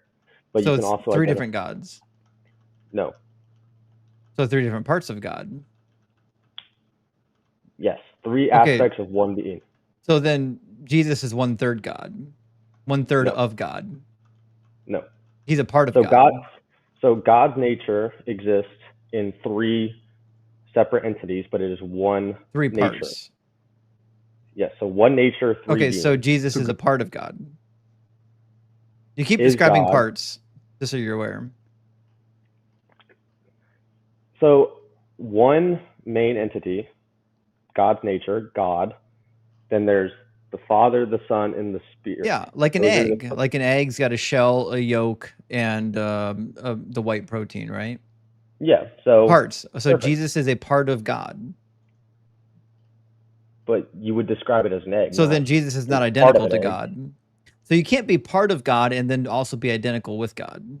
So there's three distinct parts of an egg: the shell, the yolk, and then I know that's the whole point. Yeah, there's three distinct parts, and partialism is a heresy. But It Yeah. means but Jesus it's is not an egg. 100% God. Yeah, would we No, ever say that the yolk is identical to God? Or I'm sorry, the yolk is identical to the egg? No, it's distinct, but it's still an egg. But it's a part. The yolk is not the egg. That's not true. The It's a yolk part is of the not the egg. egg. The yolk, it's a part of the egg, but it's still egg. But the yolk is don't- not you don't- 100% egg. You can't How is have it not? just a yolk and then say I have an egg. How is the yolk not 100% of the egg? Do you think that this is convincing to anybody? It's God's nature is in 100% of the Father, 100% of the Son, and 100% of the Spirit. What is the nature? All loving, all just, all knowing. Those are just personality traits. I'm asking for the nature. Because anyone could be that. Like I could be all loving, all knowing. I'm not. But like these are just personality traits. Yeah. What? I don't understand the. So the nature of God is that he just has characteristics. Okay, so you're saying that God the Father, God the Spirit, and God Jesus all have the same characteristics? Yes. Is one of the characteristics of God that he's omnipresent? Yes. Is Jesus omnipresent? Yes. Jesus is With the nature of omnipresent? God. With the nature of God. Yes. Is he all-knowing? Yes. Jesus is clearly not all-knowing. In the Olivet Discourse, he says that he doesn't know the day nor the hour that he's going to return, only the Father, which means he doesn't know something that the Father knows, which means he doesn't possess all the qualities of the nature. I will never get tired of doing Trinitarian gymnastics. This is maybe one of my new favorite topics. Can I ask you a question about God being omnipresent? Yeah. What's up? Is God on the cuck chair? If you want to be, a little weird question, but If he wants to, he isn't like just by his very like essence on the cuck chair? Like, wouldn't that be entailed? Like, if God is omnipresent, if he's everywhere, wouldn't he have to be there? I guess by the definition of omnipresent, yeah. Okay. Good to know. Hey, thanks. I mean, you asked it. That was a little bit weird question, but I respect the I was just honesty with it. curious, you know, I just wanted to know. Fair enough. You got anything else? Or should we move on to the next guest? No, good conversation. Good talking to Grayson, y'all. thanks for coming up. Thanks for waiting in line. You were in line for a while. Of course. All right, cheers. Well, that was fun. We got 2 super chats. Another from our friend Cameron says, Ian, are you trying to grow your hair out really long? I think it would give you a cool vibe. Love you guys. By the way, where's Dr. Blitz? I miss his sarcasm. We all miss Dr. Blitz. But good question. Are you growing your hair out, Ian? It's interesting you should say. I actually just got an appointment. I don't know, like I've avoided barbers, but I don't know, like a friend of mine helped me pick out like a good barber in Maryland, and I'm gonna go get my hair cut on Tuesday. What kind of a trim you gonna be doing? Probably just like a half-inch off around everywhere, and then they'll like reset all of the all like the layering. So it's gonna be something similar. I like this hairstyle. Won't be too big of a change. Yeah, it works for you. And we got another one from Carl Grimes. Thank you for the $10 super chat, friend. It says, to the chat, get on the call Bosley 117. I don't know what that means. Oh, you're responding to somebody from the chat. To this person in the chat. Get on the call, Bosley. That's right, God damn it, Bosley. Get on the call and prove morals come from the Christian God. Justin will grind you until you reveal what sick and evil things you're willing to defend. Rock hard for Doug. Actually, that is the case. If we get on the moral argument, you can rest assured, you can prophesy that I'm going to drag you into the morals of the God of the Bible and make you double down and bite bullets you never knew existed. Yeah. I don't know. I think it's I think the moral argument's a fun one. I think they have to run the moral argument because it's the only thing stopping them from it's like their one like weak attempt at like a deflection to avoid examining how horrible their morals are. You know, I think that like utilitarianism, for example, is like a nonsensical moral system. I would be a utilitarian any day of the week before I endorse the ethics that are in the Bible. Yeah. Yeah, it's weird. Like if you're a theist and you don't believe in the Bible, you might be able to make some kind of a moral argument. I don't think it'll work, but it's not as bad as like Quranic or a biblical moral argument. The minute you go to these books, they're full of Bronze Age or Iron Age horrors.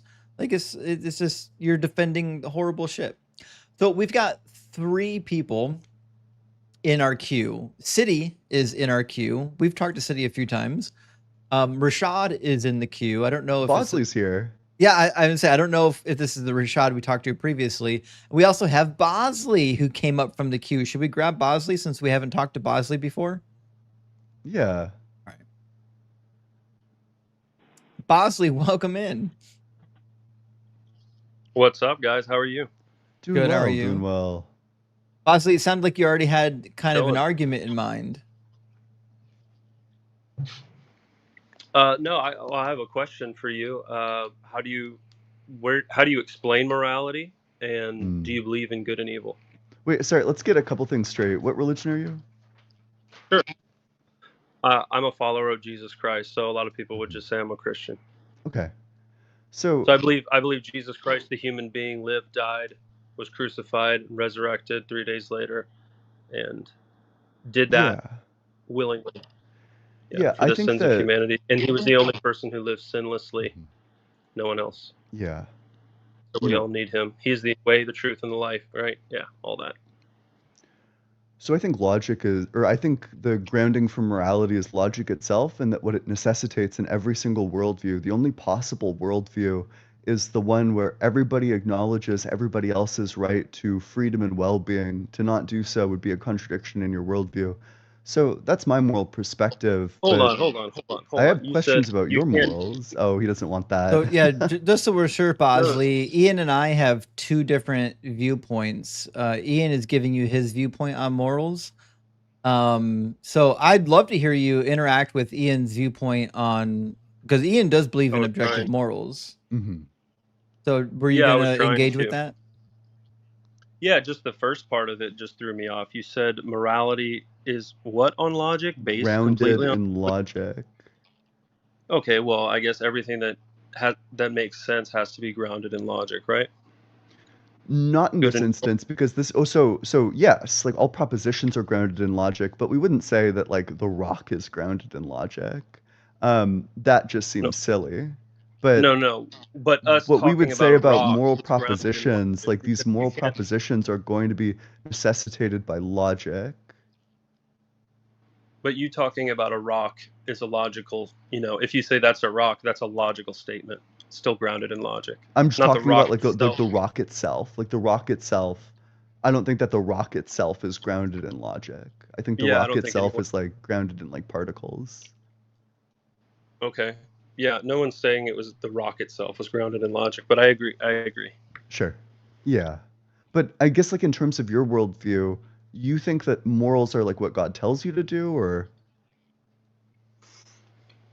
so you would presumably like would you endorse like the genocides that God commands, or were those like good things? You're talking about the genocides in the Old Testament? Yeah. Yeah, that's a tough one because it's a divine command, right? That came straight from. So if the scriptures are true, and God gave a command to I believe it was Joshua, right? There's a bunch of genocide commands, by the Yeah. way. Oh, there's a bunch. I thought you were Yeah. talking about when they were when the command was to drive out the Canaanites, and in the instances where he said leave no one breathing, which would include women and children, right? Yeah, that's just one of many, though. There's Yes. a number of instances. There's Yeah, 1 so, Samuel well, 15:3, the primary command- Numbers 31, Deuteronomy 20, so on and so forth. Give me your favorite. My favorite? I think all of them are horrible, but let's talk about, or I don't know, Justin would be better at this. Yeah, go for it. Yeah, well, because I mean, you guys are using this, you guys are gonna sit on this hill and go, God doesn't exist, and here's our proof, because God commanded genocide throughout thousands of years ago. And I mean, have you guys ever heard of the Nephilim by any chance? yeah. Mhm. My favorite is Okay, so have Numbers 31, probably. Okay. But I don't think it matters. I think the argument stands for all of them. Well, So, could you want me to go read Numbers 31, or do you have it in front of you? no, I've got Numbers 31. So in Numbers 31, God sends the Israelites to go make war against the Midianites, right? Because prior, some of the Midianite women enticed the Israelites to worship a foreign god, and God was so mad, he says, go wipe them out, right? Okay. So this is the entire clan of the Midianites being wiped out for the sin of some of the women. Do you think like the elderly old men need to be wiped out?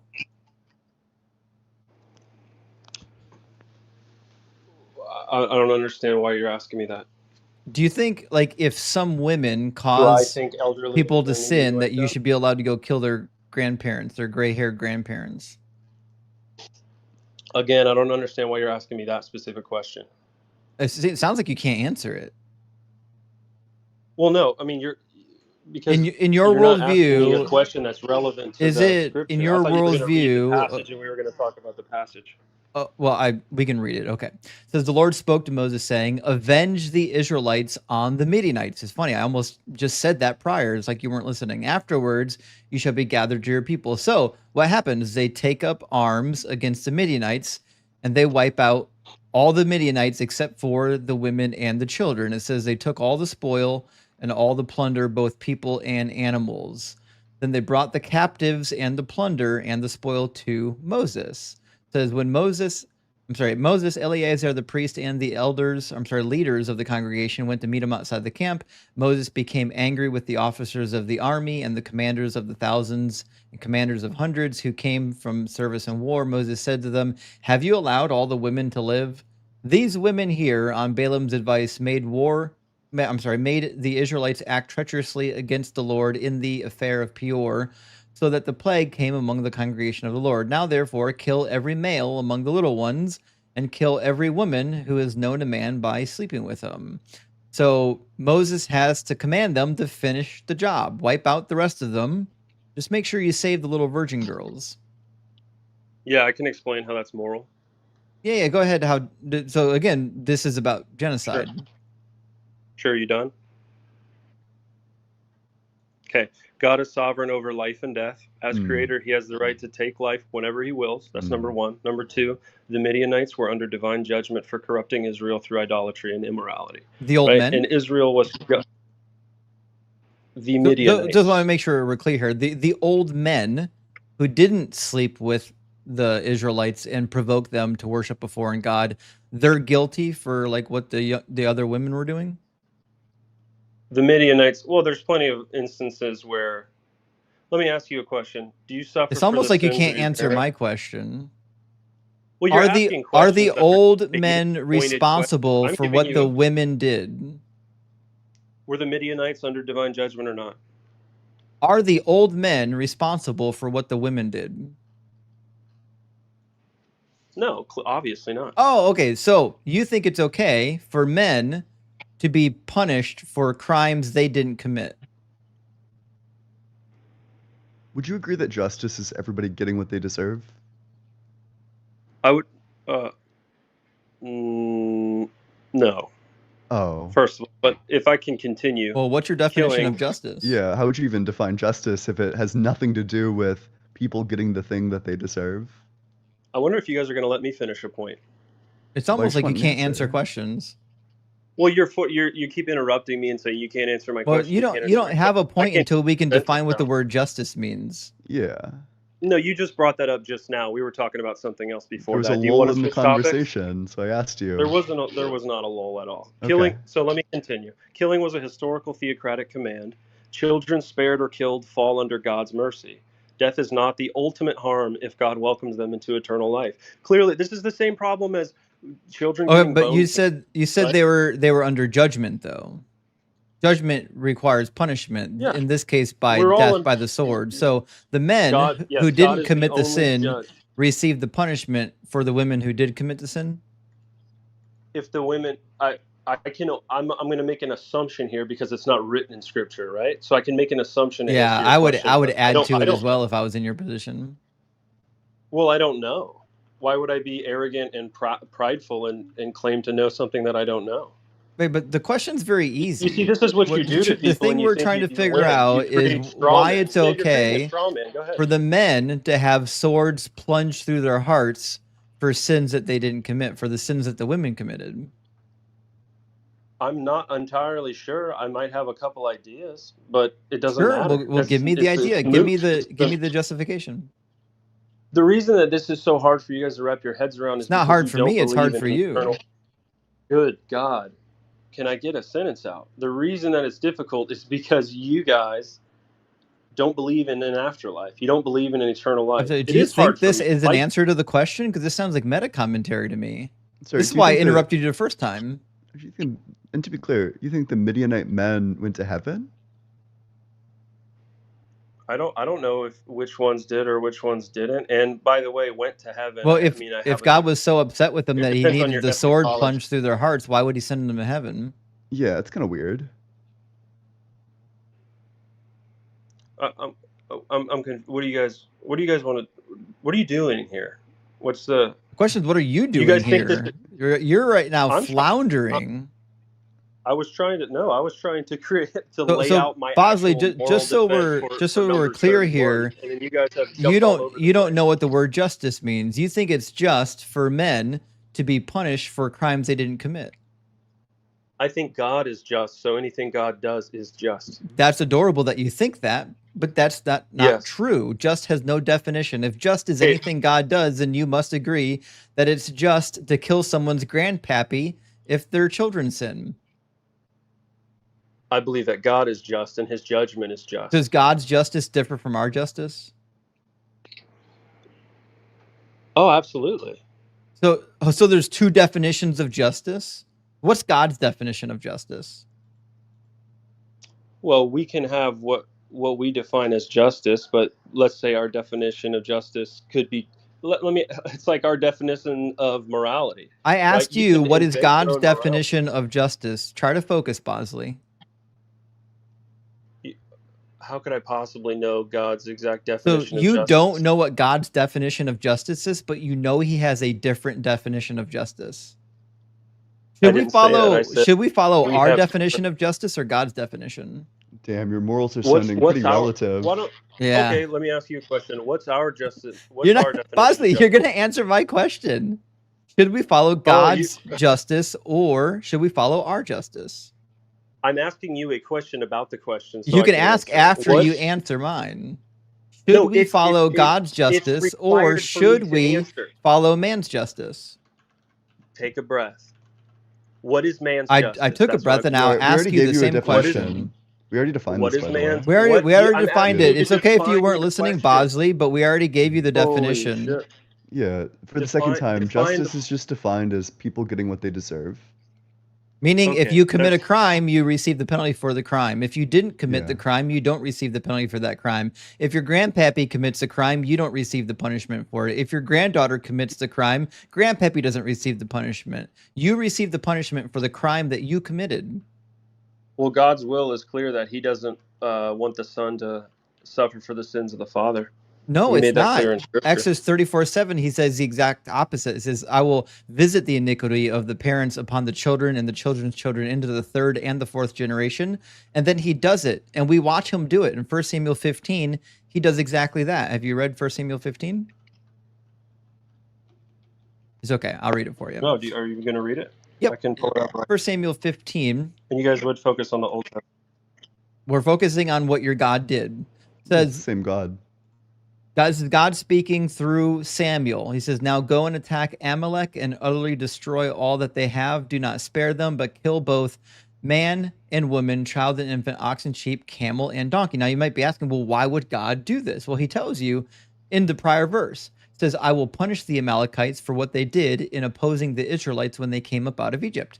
So he's wiping out all of the Amalekites, even the little babies, for an event that took place 400 years ago. Yeah. That's a hard visiting. pill to swallow. That's called visiting the iniquity of the parents upon the children and the children's children into the third and the fourth generation. Shit, even more than the fourth generation at this point. So you think it's okay to punish the great grandchildren of people who committed sins? I think God had morally sufficient reasons to command what he did, even Well, if what's we the don't see reason? them.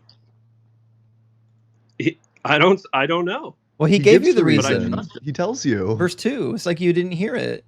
It says, I will punish the Amalekites for what they did in opposing the Israelites. The punishment is a reaction to something that happened in Exodus chapter 17.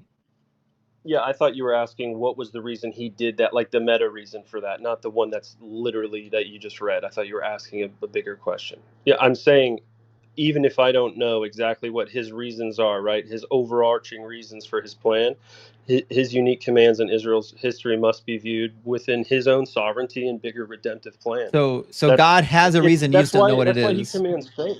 Well, The amount of yapping is unreal with these theists. So what you're saying is God has a reason, but you don't know what it is. Exactly. Of course. Okay, well, so you then, know the reason so then that the Bible's not true. And the Bible says the reason is for what happened in Exodus 17. That's not true. What? The Bible says the reason the Amalekites were killed was because of what happened in Exodus 17.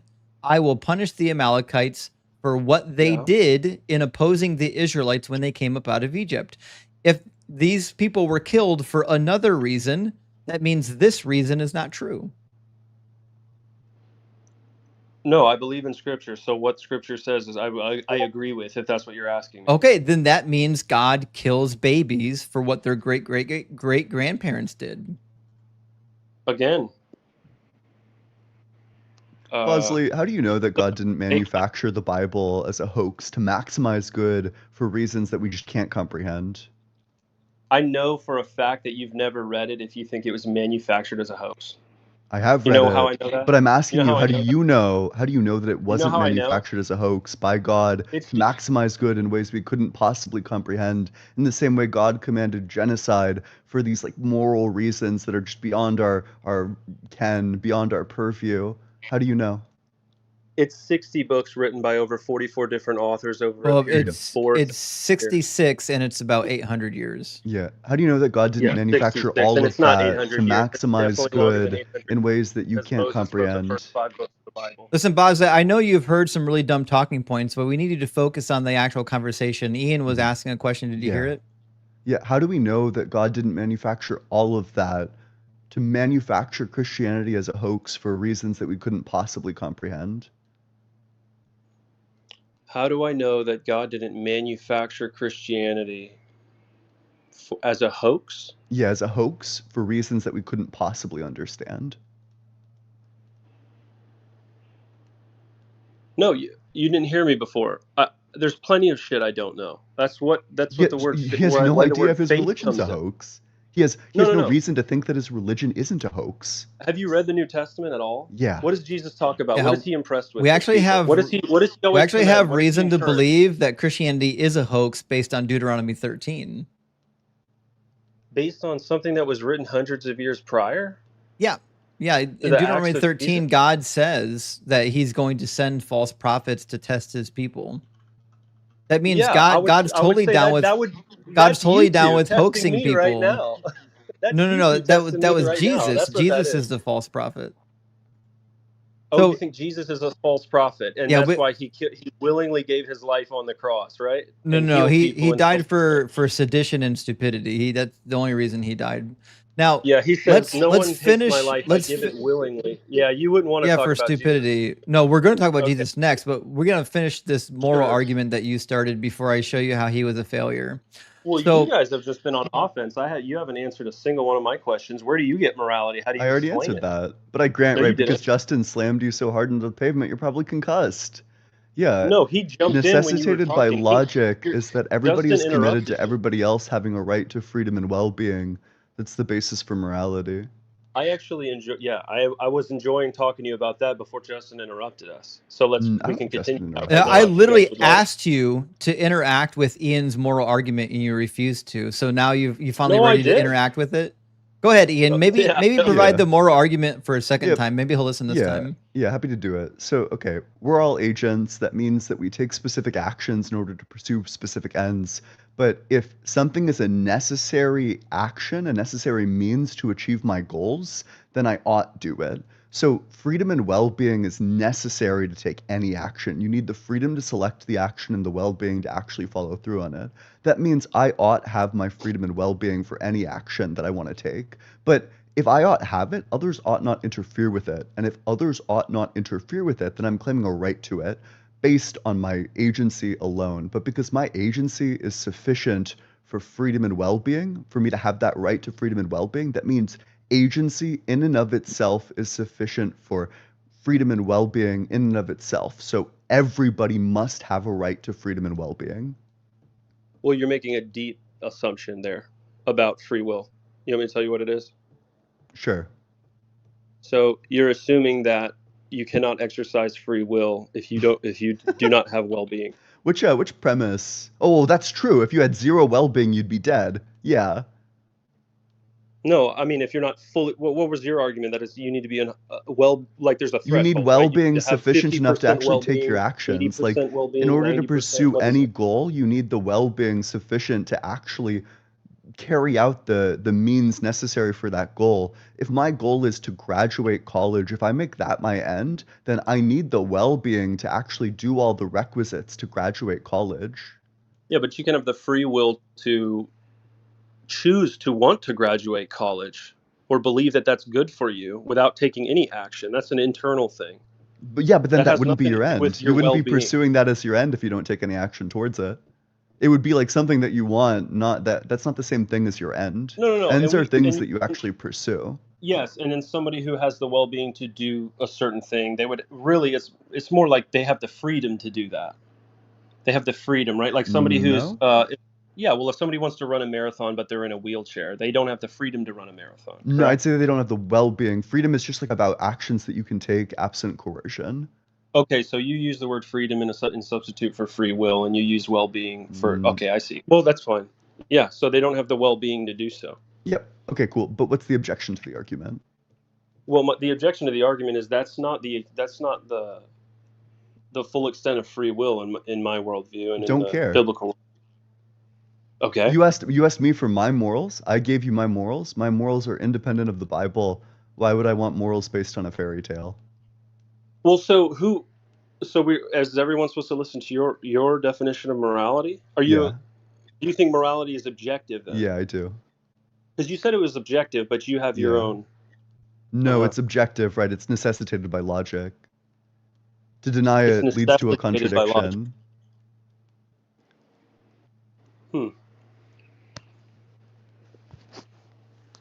So here we have it. We have atheism has objective morals, but theism doesn't.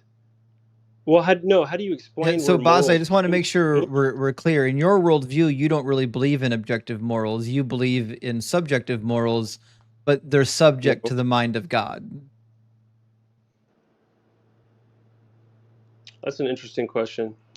Because God is both object and subject, because in him all things move. But being objective and being together. an object are two different things. When we say objective, we're referring to things that are stance independent. They're not dependent on a mind. But the morals you believe in are dependent on God's mind.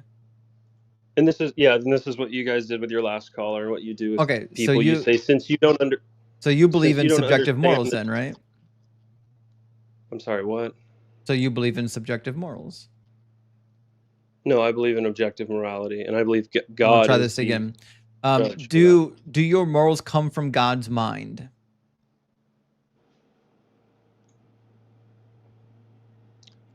that. His morals. Are they Do relative? morals Does that differ from come ours? from God's mind? Do morals come from God's mind? Sure, you could say that. And So what's it's the subjective. definition of morals that come from a mind?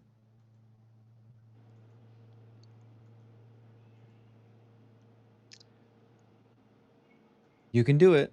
What's the definition of a moral system that comes from a mind? Well, God is unique in this instance. What is the because he's not definition just of a subject. moral system that comes from a mind? It depends on the mind. Nope. What is the definition of morals that come from a mind? If it depends on the mind. The definition is called subjective morals because they Is God require unique, a yes or no? mind. Is he No, he unique, doesn't yes or even no? exist, much less be unique. There question- you go. You everybody's just showed your unique. hand. That's The- exactly why. This the is why you guys question- are constantly The arguing question in bad faith. is, You're arguing. are in your bad faith. morals objective or subjective? And as it turns out, Ian's got a moral system that's objective. You've got a moral system that's subjective. You believe in Oh. divine command theory. You don't actually believe in objective morals, which means you have to come to the conclusion that anything God commands is by definition good. Otherwise, you don't know what good is. So Ian's morals are objective, right? You just said that. So He just gave you the Ian not have a argument. mind? Does he not have a mind? No, so the grounding of the morals is logic itself. What is logic itself? Logic is just the rules that govern valid inference. It's just the rules that govern valid inference. Okay. Yeah. So what is epistemology then? Epistemology is the study of ontology. knowledge. It's the study of how we come to know things. Ontology is the study of being, the study of essence. Is there Okay, any and are other those like two- philosophical word you want to quiz me on? Yeah, and are those two logical statements that you just made? That well, those are just definitional statements. Are they not logical? I don't think there was an inference there. Are they not? Oh, The only so thing you- that's so those logical, two like statements you arguments, are made logical. Yeah, It's Let a me explain category to you. error. They're neither logical I'll- nor illogical. There's no inference that takes place. Logic only governs inferences. No, logic. Yes? What do you Logic think governs logic language, is? doesn't it? Sorry, what do you think logic is? When you say a sentence, you're inferring that your sentence is logical, right? Do you think You're that's an answer to inferring- my question? Yes. What do you I'm think the trying to question explain was? something to you. I'm trying to explain something to you. What do you And think when you my make a- question was? You did not answer it. Are you? You're not answering my question. Okay, You so think so the I'll other tell you the statements question that made you didn't are answer. logical. So my question was, what do you think logic is? Your answer to that question was, when you say a sentence, it presupposes logic, but that doesn't tell me what logic is, because you'd be using the term that you're trying to define in the definition itself. So I'm still unclear on it. If I say there's a blarg on your screen, and by a blarg I mean like a big ol' blarg, that's not very informative. It doesn't tell us anything. You need to give a definition of the term that's not the term itself. So what do you take logic to be?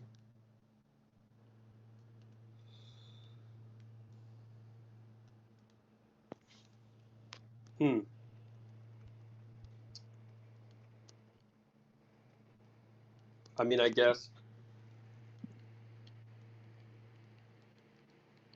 it's reasoning, right? I mean, that's That's a synonym for it. So, okay, so it's I guess logic would be more like this.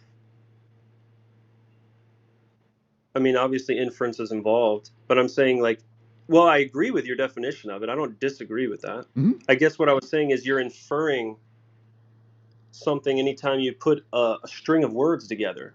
Does that not necessitate logic? That was my point. I don't know if it does. Maybe it does, maybe it doesn't. I'm not really sure. It's not clear to me. It also Really? doesn't seem like an answer. So, because okay, I'm not sure Well, if there's do like you- an inference that takes place when you like give like a definition But sure, I mean, yeah, okay, let's say that there is. Sure, then those sentences are logical, yeah. Okay.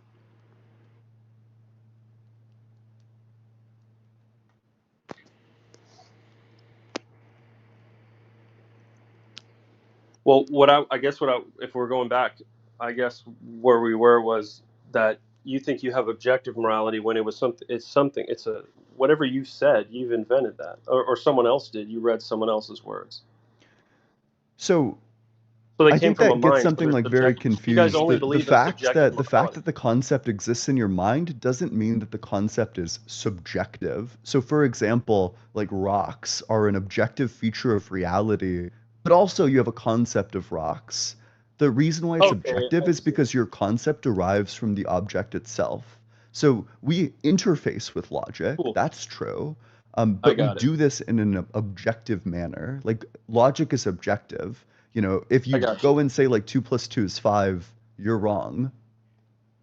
Got it. So I would say that since God created all objects, that his subjective morality, you could call that technically, you could call that subjective, and that would be the same thing as objective morality because we are subjects within this objective world, whereas he is a subject If outside morals of the are objective world that he subjective, then created. they're not also objective. You can't have it both ways. Well, you can with God, you can have tons of things both ways. You can have No. all fully God. Yeah. Well, how was Jesus fully You man and fully you God? can't exist and not exist at the same time. Morals can't be subjective and objective at the same time. These are direct Those are two different statements. contradictions. No, those are two different types of contradictions. No, they're identical contradictions. We're talking about the nature of something existing. If it exists dependent of a mind, then it can't Yes. exist independent of minds. Okay, well, is there a difference between a particle and a wave? I think that's like a matter of it's kind of weird. Okay, so a particle is like what you get when you like look really closely at a wave. Yeah, if you look, let's take a wave in the ocean, right? Is there a difference between the particles that make up that wave and the wave itself? Wave is Yeah, there's a a difference. behavior of the particles. Okay, so how is an electron both a particle and a wave? I can make that statement. Those are both true. In the quantum world, you have contradictory statements that are true all the time. So why not with God? Well, wait, so what there is in the quantum world, you have waves, but then when these waves interact with anything, they collapse into particles. When they interact with light. When they interact with anything. Which would be other electrons? Not just light. So first of all, light is photons, but second of all, not just photons when they interact with anything. Like when two electrons in superposition interact, then they're going to form like a new quantum system that's in superposition. Okay. Well, yeah, an electron is a photon is an electron basically on the move. The photon is not an It's a electron. Well, it's a packet of energy that's been ejected, and it is an electron essentially. It's in No. It's in a different particle field. Okay. So electrons can You got me there. emit photons, but they're not the same thing. So let's A wrap. photon is a particle, yes, or is it a wave? Right. That's my point. Depends on whether or not it's in superposition. Yeah. And so just because you don't understand the nature and the wave of God is a description himself, of its behavior. Just because you don't understand God doesn't mean he doesn't exist. But that's not an argument at all. Well, that's what God doesn't exist because there's a contradiction. What? God doesn't exist because there's a contradiction. What's the contradiction?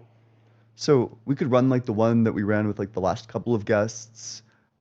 Additionally, the stuff that Justin talked with you about related to genocide, that's all evidence against God's existence. It's reasons to think that he doesn't exist. Why is that a reason to think God doesn't exist? Because he directly contradicts it. Like he says that he's just in all of his ways in Deuteronomy 32:4, and then he murders and hurts people for sins they didn't commit, which is not just. It's not that he's just in his ways, it's that his ways are just. That means he only does what is just, which means you have to affirm that it's just to punish people for crimes they never committed. in that instance, in that specific instance, I have to trust that it was, yes, even though it's hard for me to do so. Yeah, it's called faith. So you have Okay. faith that God is just when he does things that are not just. Do you know what the Amalekites, who they were, what they were doing? Did you know what those Yes. old men? Yes, I Oh, you do. do.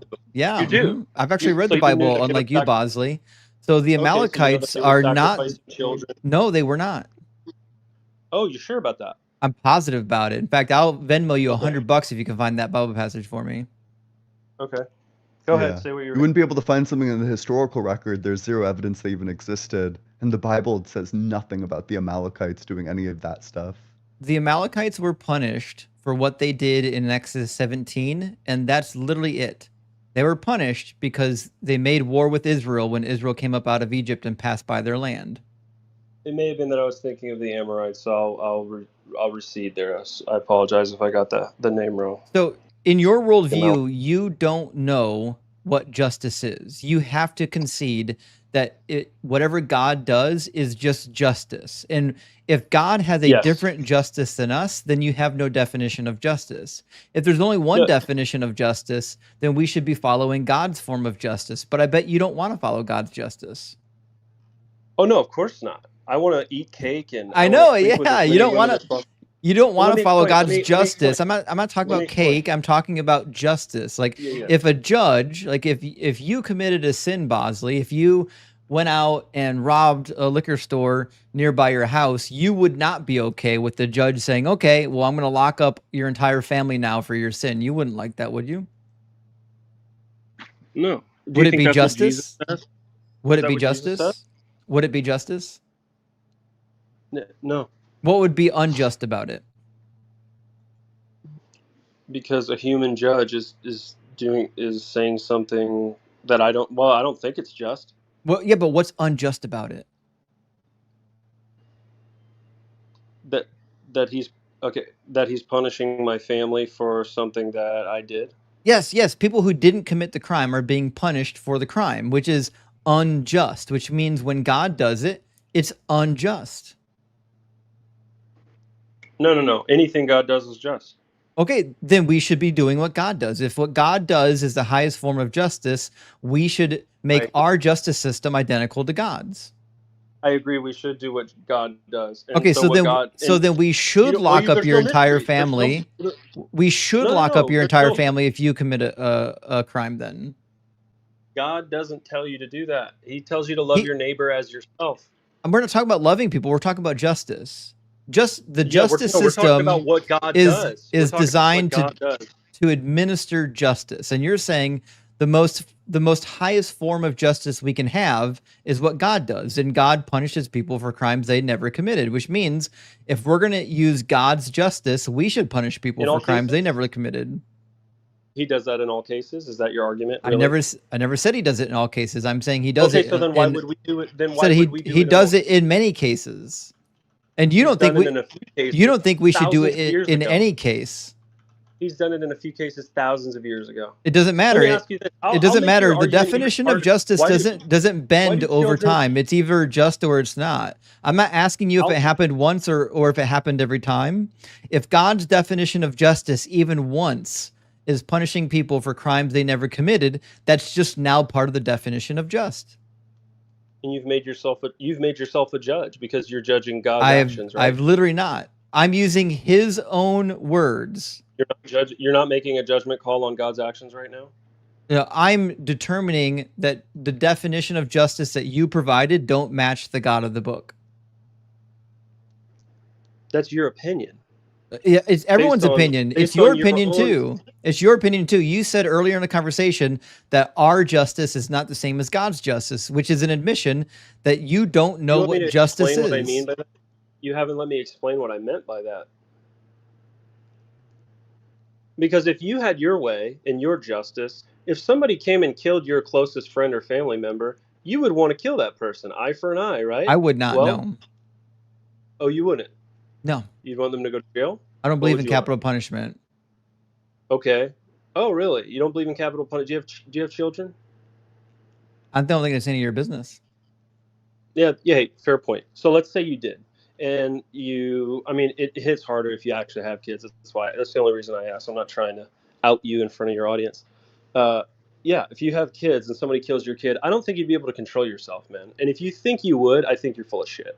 We're But talking okay, to about be the clear, legal system, not human yeah, reactions. Sorry, in those Ian. Okay, instances, well, that's like so that would be what an I was instance of talking about like human a justice. I was deep like talking about what irrationality, right? Like it's just the yeah. principled position that I hold in when I'm in like a rational state of mind is that I do not endorse capital punishment. I think that it's an abhorrent use of the state. I think that the state just has zero business killing its own citizens, other than like self-defense purposes, basically. Um, It's hard with. It's hard to argue with, but I don't. I honestly, yeah. I mean, we have to do our best to protect the common public, right? We have jail. Do you believe in jail? yeah, to an Okay, extent. so I think. Well, I you mean, believe I in think in life? the ideal You believe world, in life people. sentences? I think in an ideal world, people would get rehabilitated. Oh, I agree, 100%. I'm actually a clinical mental health counselor myself. Oh, that's pretty cool. Yeah, I mean, It is I cool. think I am. that that's like the type of justice that we should strive for is one where people I who agree. do wrong are able to reintegrate into society. They're able to like, I don't know, pay their dues, like what is it? It's not retribution, it's fuck. Rehabilitation. No, no, but there's like a third one, but like whatever the justice is that requires like making the family whole, like I don't know, Restitution. like yeah, Restitution. restorative justice, yeah. I think Yeah. that like the ideal society is one where we focus on rehabilitating this person and restoring the wrong that's been done to the extent that that can happen. Um, I don't know. I think jail is like the only people who I would endorse jail for are people who are like incapable of that. You sound like a Christian. I don't know. I think that this is just all No. like pretty common sense. By and large, Christians endorse the death penalty. It's not common sense. Okay, go ahead. Sorry. By and large, Christians are the largest demographic that support the death penalty. Well, what I meant by a Christian was a true follower of Christ. There are plenty of people who call themselves Christians who are not true followers of Christians Christ. have Christ always was loving. advocated for the death penalty. Christ advocated for the death penalty in Mark 7. Oh, please. Okay. What are you referring to? When Mark said, I can pull it up. Crazy how many Christians haven't read their Bible. I can only assume you're not a true Christian. Yeah, Mark 7. that's cute. Just read the fucking passage, dude. Oh, you don't want to be cussing. Colossians 2:19 says that you're not supposed to do that. Well, I believe in Jesus Christ for my these sins. fake Christians up here haven't read the book. Okay, so Jesus chastises the Pharisees for abandoning the law of Moses. And his example of how they abandoned the law of Moses that he's upset about is specifically not killing children. He says, you have a fine way of rejecting the commandment of God in order to keep your tradition. For Moses said, honor your father and your mother, and whoever speaks evil of father or mother must surely die. But you say, if anyone tells father or mother whatever support you may have had from us or from me is Corban, that is an offering to God, then you no longer permit doing anything for father or mother, thus nullifying the word of God through your tradition. So he specifically chastises the Pharisees in Mark 7 for abandoning the law of Moses, specifically stating that they must kill the person who speaks evil of father or mother. He said, for it is written this. Yeah. Whoever, yeah. In the law of Moses. The law of Moses says, if you curse your father or mother, you shall be stoned. And Jesus is chastising the Pharisees for not obeying that commandment. And going to Jesus will never help you either, because if you believe that Jesus is God, that means all of the commands of God in the Old Testament came from Jesus anyways. So like pivoting to Jesus won't help you here. But I think the biggest issue with the moral argument, is that you, like, in the end, you have to bite every bullet imaginable, or you have to be cowardly and avoid doing it. So like, for example, if I asked you, if God said to Bosley, I need you to go and kill this baby, you would have to assume that the right thing to do is to go kill that baby, right? I'm sorry? If God told me to, I was reading Mark 7 to give you we can move on though. Yeah, when God, if God said, Bosley, I need you to go kill this baby, in your worldview, the only right behavior is to go kill the baby. Do you agree? If God came to me right now and told me that, I'm not asking you if you would do it, and I'm not even asking you if God would do it. I'm saying in your uh-huh. worldview, if God told you to kill a baby, the only correct response would be to go kill that baby, right? If God came up to me right now, like, or when I was sleeping or whatever, like clear as day, It's I'm crazy that he sober, can't I'm say yes not or no. fucking delirious. I'm answering the question, trust me. And he said, "You need to kill this baby." I would know that's not God. I didn't ask you if you thought it was God or not. I'm saying in your worldview, if No, I would God know told it's not you God. try to follow. This is why I started saying that you're going to Yeah. either answer the question and bite a bullet or you're going to be a coward. In my I will analogy, tell you in my exactly why. hypothetical, what I said is if God told you to go kill a baby, the right thing to do is obedience to God, correct? We can do if questions all day. He wouldn't. It's a He wouldn't hypothetical. contradict Again, himself. I started this by saying I'm not asking you if he would do it.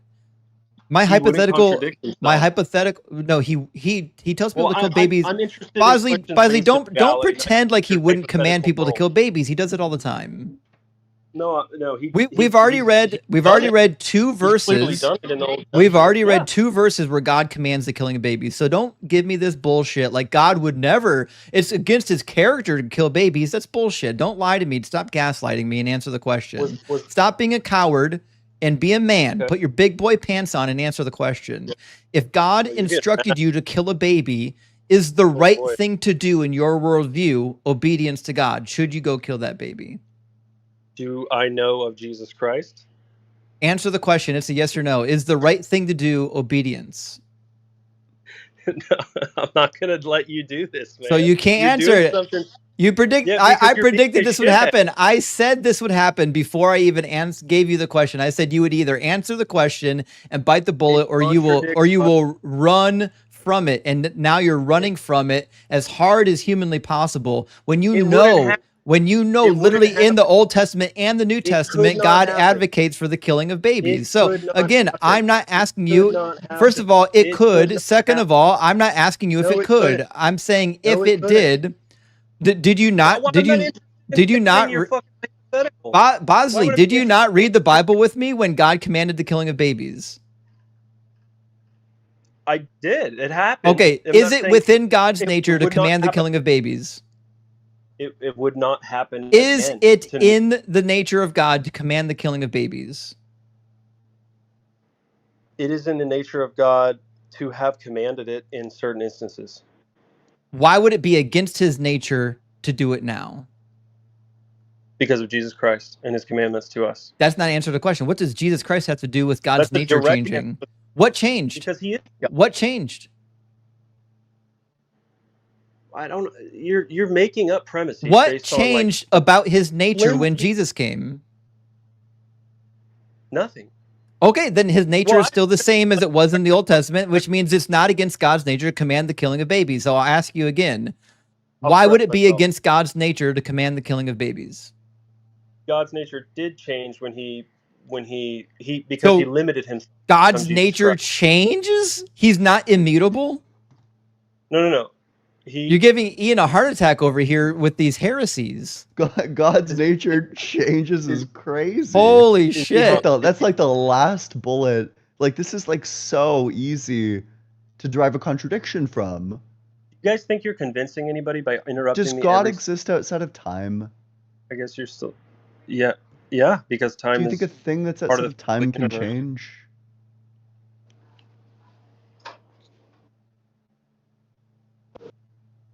Oh, he ran. He had enough. Okay, yeah, sure.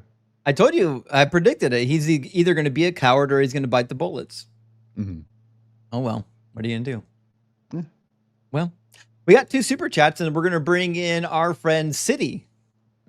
From not City, but Silly. Silly says, praise Doug. Question, do you think Genesis 1:16 is a scientific error or just a metaphor? Claims moon is a light source. Okay, so... Silly, first of all, I do think this is a scientific error. And it wasn't just in the Bible. Everybody in the ancient world believed that the sun was and the moon were both sources of light. But that being said, the reason why I don't use Genesis 1:16 as like an error is because theoretically you could say that the moon is a source of light because it's reflecting light. Just like, for example, I've got a light above me in my room. If I set up a mirror in my room and I reflect that light into the hallway, well, you could say that my mirror is a source of light for the hallway now, right? So it kind of becomes a matter of perspective. So, like, while I do agree with you, Silly, I just don't think it's a really convincing argument when you're having a debate, because you have to do a little bit of gymnastics, and the Christian is always willing to do gymnastics. So, to me, it's just not worth the time. But good question. And Yoda, thank you for the $5 super chat, says he's trying to say morals are subjective to God, but are objective to humans, which, yeah, is a contradiction. That's just silly, right? Like if I have you tell me what to do and then I just do everything that you tell me to do, I don't think that this is an example of like objective morals. Right. Yeah. I'm not asking you if it's objective to me, meaning independent of my mind. I'm asking you about, in reality, in all cases, is it objective? And it can't be. Oh well. Yoda also says in I don't even know what we call this form of text, in multicaps, God is above us, we can't understand him, or something like that. And that's usually where they go. And he went there a couple times, which is, well, even though God's a moral monster, God's ways are higher. Those mysterious ways. Let's bring in our friend City. City, if I remember correctly, Ian, he's going to want to talk to you the whole time, which is fine with me. I've talked more than enough. Welcome in, City. Hey guys, can you hear me? Yeah, how's it going? Not bad. So I'm an Eastern Orthodox, if you don't recall. Yeah, City. Sure. I think we recall. I think the last couple of times you've been up, you've done some philosophical arguments, correct? Yeah, I wanted to stray a bit more away from the philosophical jargon because I know you're not into that, Justin. Well, Ian's into that. Yeah, but if you have like something you want to talk to Justin about, then, or I don't know, like just both of us, I don't know. What do you have for us? Yeah, go for it. No, I wanted to get more into the science of it, which is why I'm a bit disappointed Blitz isn't here. But are you interested in talking about science? I mean, sure. I don't know if I'll be able to keep up. Our knowledge is limited when it comes to science, but I mean, it should be fine. Nothing too complex, but I genuinely, like, when I first propose it, you're going to think I'm crazy, but I genuinely think general relativity does prove a God. It's interesting. Why? Yeah, so I guess we have to agree on a few fundamental conclusions, or I guess what's proposed in relativity. So do you agree that time is not fundamental? I don't know. Well, do you think time is physical? I don't know. It's a physical dimension, right? So, it's a unilinear dimension. Direction. Yeah, it would be like a part of like space-time. Yeah, so it's a direct, like all dimensions are directions, correct? Yeah, they have like directional properties, I presume. Yeah. Yeah, so time as we perceive it is unidirectional. Although doesn't relativity make that weird? No. So how would you define time?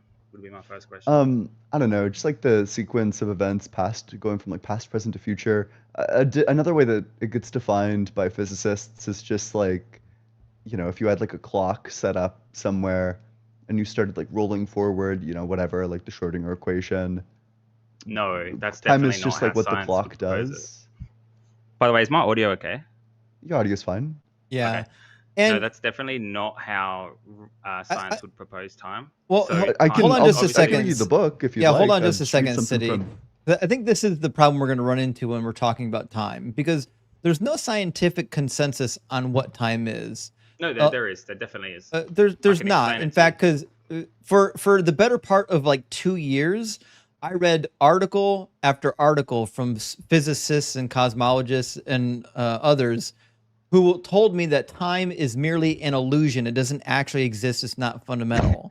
No. Then I talked to other scientists and read literature that said, no, it actually is fundamental. It's part of the space-time continuum. And then I talked to other scientists that says, no, it's actually just a property of matter. So the problem when you say science says time is something, it's always going to come back to which scientist is saying it. And they don't all say the same thing. And Ian's got a source right now that he's pulled up by a scientist. Let's see what it says.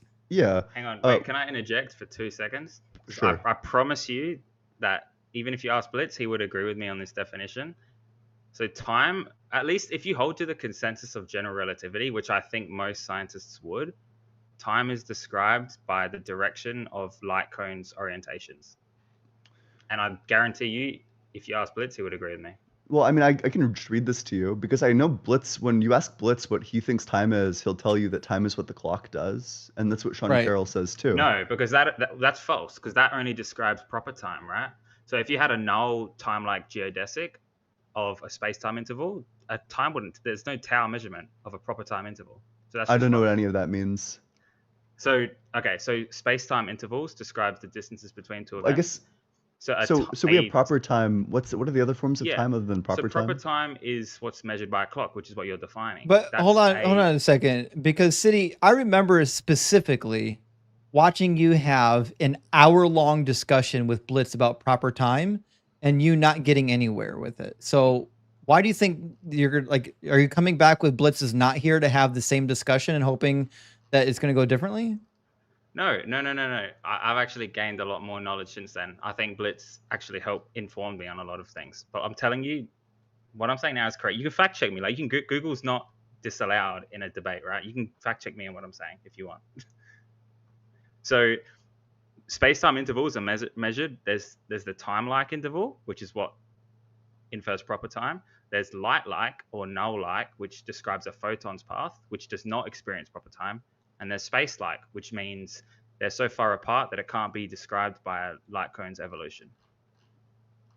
Have you heard of a light cone used to describe time, or have you not heard of that reference? I've never even heard of a light cone. Yeah. This is why this is why we prefaced the conversation with, we're probably not going to be able to keep up with you because we're not the science guys. Mm-hmm. Right. But like, if I brought you an argument, City, if I brought you an argument that required you to know 30 new definitions strictly from electrical engineering, would you be able to keep up in that conversation with me? No, definitely not. No, of course not. Right. This is why this is the conversation for when Dr. Blitz is here, because you're going to be using lots of words and things, and we're going to spend all this time getting bogged down in definitions that we've never read before, and we're not actually going to get anywhere in the conversation. I think these conversations are better had with people who understand the jargon. Right. I know I'm using esoteric terms, but I just want to clarify anything that I do say that needs defining. I can clarify. I'm not trying to do bad faith tactics. If you want, we can, I guess, pivot to more of a philosophical debate. Yeah, I mean, I don't want to. I genuinely do think this is the best evidence for a god. Like, genuinely, I do. But we can. I'm like, I wish I understood it right, but I don't know. Like, I don't think that there's gonna be like a fruitful conversation. When people bring me new things, all I'm gonna do is just ask you for like definitions and stuff, and then I'm just gonna get like really clear, and then I don't know. Like, it's just gonna be like a lot of learning. So I don't know. I think for the sake of like preserving the audience, yeah, probably. Sure. Okay. Should I don't mind running the Kalam. I just don't think it's as convincing. If you want to take that direction. Sure. I mean, why would I think that the universe began to exist?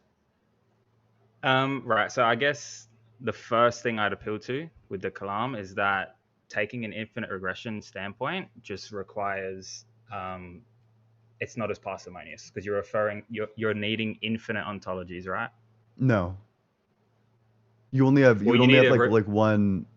No. So parsimony refers to like ontological categories. So the category is just like moments. Like, that's just one ontology. You can have infinite moments, but I mean, by this logic, you would say that God is like infinite beliefs, and that would mean that your view is less parsimonious. Within your paradigm would have its own ontology, right? Every material product being object, right? Not really, because to me, ontology refers to like the ontological categories. So all we would have is like moments, and these moments are going to reduce to like some combination of excitations and like particle fields. Yeah, but you have an infinite amount of moments. Yeah, but it's still one ontological category. Wait, so do you think you and I are the same ontology? By ontology, are you asking like, do we have like identical being? Exactly, right. They're distinct ontologies. Sure, I think we're like separate people. Yeah. Right, so you could describe us as having distinct ontologies. And Yeah, I think but we would in a exist with materialistic I'm not a materialist, but overall in the or a like, in the, physicalist. I guess I think I don't think the physical is fundamental, but Right. Can you cash out on that? yeah, I'm like I don't know. As of late, I've been leaning towards like full-blooded Platonism. I think that I feel like you can account for everything in existence just via like mathematical objects. Wait, you think math is fundamental? Yeah. In what regard? So, okay, I think that the universe is going to be identical to the wave function for the universe. I think that there's no property that the wave function for the universe has that the universe itself lacks. And But this vice is going to get back versa. into science. I just want to clarify. Sure. If we talk about wave functions. Is that okay? Yeah, that's fine. I'm familiar with like wave functions. I'm familiar with I don't know, I have like the basic understanding of like quantum mechanics.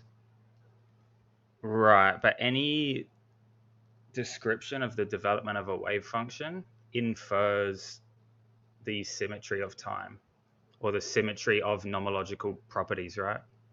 They're presupposed. Sure, yeah, that would derive from the Hamiltonian, yeah. Yeah, so it presupposes that time is symmetrical and time has always existed. Yeah. So it's just a presupposition on time. So the evidence for Whereas this would I just don't be like the think Schrodinger equation. Yeah, but as I said, I don't think time is fundamental, and I think GR proves that. But your worldview is let's say time presupposing isn't that time fundamental. Yeah, but if you're then we could presupposing, just say that like time is what the clock is. In fact, like this is actually like a great time but to that's read not the what time passage. is. Oh, That's not wait, what so time then is. Professor Sean Carroll would just disagree with you. Are you aware that if we had a flat Minkowski metric, like a flat space-time, and there was only photons on it, no clocks would pass, but you could still measure time of photons? I'm just gonna read you the passage, and you can tell me exactly I'm what sorry, but Professor. I don't know. does I have that no not idea. I prove- have no clue what you just said. I'm not the science guy, but what I will do is read the passage for you, and you can tell me where Sean Carroll is going wrong. How about that? Okay. Sure. One way that might work was suggested by Don Page, back up. If the quantum state of the universe obeys the Wheeler-DeWitt equations, which is plausible but far from certain, time has to be emergent rather than fundamental. That's what I said. What? It's emergent, not fundamental. That's what I've been Yeah. proposing. One way that might work was suggested by Don Page and William Wooters in 1983. Imagine a quantum system consisting of two parts, a clock and everything else in the universe. Imagine that both the clock and the rest of the system evolve in time as usual. Now take snapshots of the quantum state at regular intervals, perhaps once per second or once per Planck time. In any particular snapshot, the quantum state describes the clock reading some particular time, and the rest of the system in whatever configuration it was in at that time. That gives us a collection of instantaneous quantum states of the system. The great thing about quantum states is that we can simply add them together, superimposing them to make a new state. So let's make a new quantum state by adding together all of our snapshots. This new quantum state doesn't evolve over time, it just exists. As we constructed it by hand, and there's no specific time reading on the clock subsystem is in superposition of all the times at which we took snapshots. It doesn't sound much like our world, but here's the thing. Within that superposition of all the snapshots, the state of the clock is entangled with the state of the rest of the system. If we measure the clock and see that it reads some particular time, then the rest of the universe is in whatever state our original evolving system was caught in at precisely that time. In other words, there's not really time in the superposition state, which is completely static. But entanglement generates a relationship between what the clock reads and what the rest of the universe is doing. And the state of the rest of the universe is precisely what it would be if it were evolving as the original state did over time. We have replaced time as a fundamental notion with what the clock reads as a part of the overall quantum superposition. In that way, time has emerged from a static state thanks to the magic of entanglement. Where do you think he's going wrong? I mean, I think it started by presupposing some external clock, which I guess is just a parameterization, right? Yeah. Or an external measurement. Yeah, it's just like here's how we could understand it. Right. That's clearly not the case, though, right?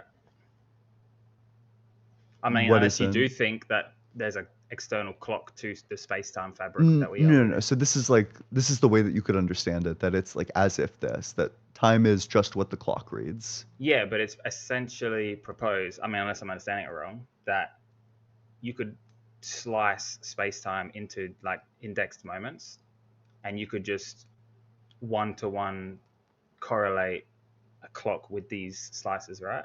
Into specific superpositions. Or no, not superposition, into specific specific states of the wave function, yeah.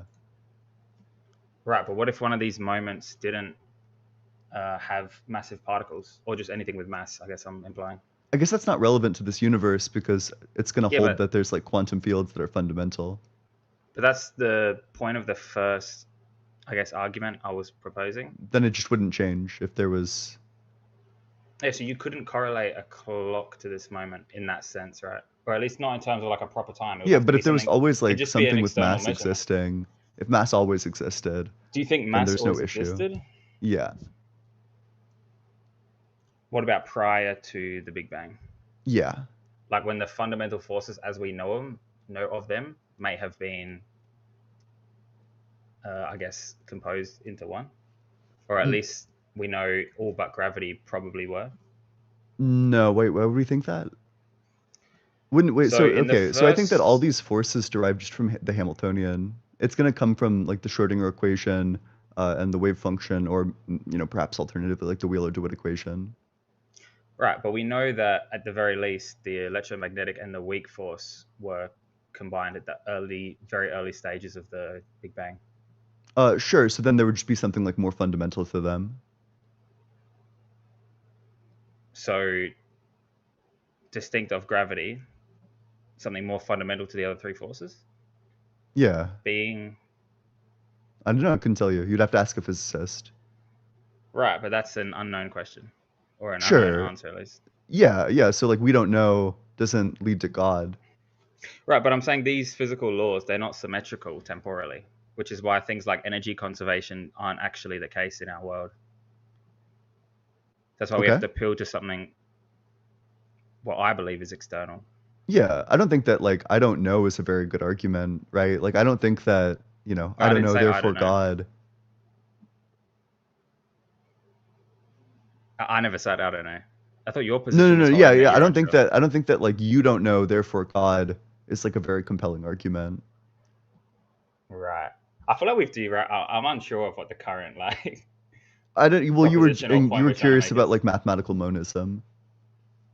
Right. Oh, okay. So like your position on like a fundamental wave function. Yeah, I was just implying that it presupposes time, which obviously isn't the case because we know time's not fundamental. Even in that like hypotheses or whatever you want to call it that you've Wait, sir, proposed, why do we think that time isn't fundamental? it's a byproduct of the physical world. Why? I mean, this is just the consensus in physics, right? But, Like I okay, said, you wait, could because the ask. Schrödinger equation would indicate I that it don't is wanna- fundamental.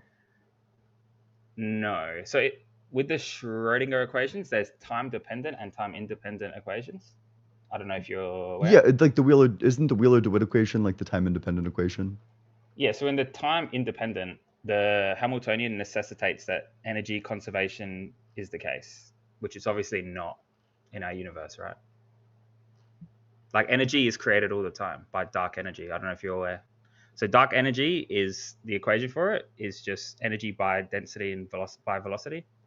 So as the velocity, like as more space comes to be, and the density remains constant, which is the cosmological constant. If the density remains the same and the volume increases, well, that just means you get more energy, right? As the universe increases. That's interesting. I don't know. You'd probably have to talk to Dr. Blitz about this. And energy is also destroyed when like photons redshift. Like it doesn't transfer anywhere; it just gets destroyed. Yeah. like, we know energy's Dr. Blitz not has conserved. I have heard Dr. Blitz talk about how the universe is in a closed system. Yeah, well, so energy isn't conserved in that regard, like which is implied or inferred or presupposed, like axiomatically, in these equations? Yeah, I have no idea. I don't know. You'd really have to ask Dr.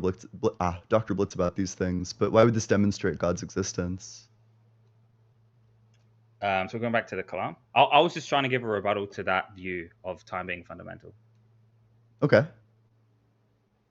Yeah. So with the Kalam, I don't know. I guess I don't think it's the strongest argument. It was just the first one I went back to, philosophically speaking, because I just think an infinite regress is just way less parsimonious than like some more fundamental being. First of all, How many beliefs does God have? Beliefs. How are you defining a belief? Just like what he knows? Just like you think it's true? So I would think his knowledge pertaining. So obviously, I believe we live in like a block universe, as like relativity would propose. Hmm? God is external to this, not in like obviously, he doesn't have like physical dimensions, but he's external. He's beyond it, and he would know the truth of all points or all slices, you could say, of our space-time block. So anything that's true within it, he would know the truth of. And how many truths are there? So when it's finite. Oh, I think okay, the block wait. is finite. I don't think it's always existed, right? Do you think God knows mathematical truths? Yeah, sure. And how many mathematical truths are there? Yeah, there's an infinite. So God has infinite beliefs? I mean, he just knows all things, right?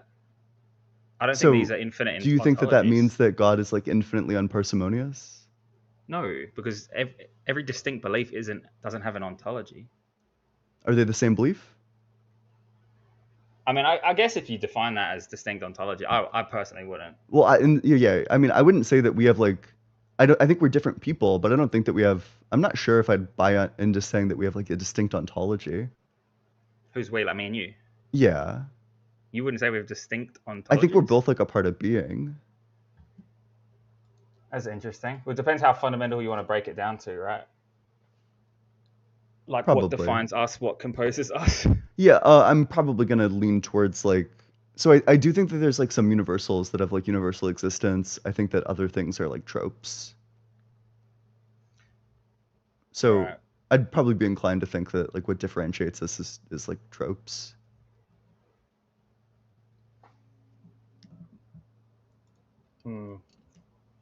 Yeah, I'm not sure what direction to take this. I was more prepared for the more. Yeah, I'm sorry. You scientific should approach, but- next week. Dr. Blitz will be here next week if you want to come back and have this conversation. Yeah, with I'll him. probably come back. Yeah, for sure. But yeah, good chat. No, that's interesting. Hey, I do appreciate it. I don't know. Nah, it's all I've that definitely makes me you're making me realize I need to get stronger on my physics knowledge. Yeah, no, I think relativity is like a very underused point in these philosophical dialogues. I genuinely do. Because people appeal to things like time, energy, contradictions a lot. You have to understand that like general relativity changes the whole perspective on it. It's literally what defines cause and effects in our world. And a lot of philosophers don't take this into account. But anyways, I don't want to ramble. Sure, that's fine. Yeah. right. Yeah, hope to see you next week. All right, take care. Yeah, you too. Cheers. All right. Well, we've got one guest left. I've got a hard out at 4:00, but we've got some time to get our last guest in here. We do have a super chat from Nobody on Fire. I'm glad you're not on fire. Thank you for the 666. Says that dude wasn't even a runner. The last guest, not a city. That dude wasn't just a runner. He was a track star. Appreciate the show. Praise Doug. Hey, I appreciate that. I tried to get him cooked a little bit. Bosley, I think it was his name. Get Bosley cooked on the moral argument, only because he was yapping in the chat so much.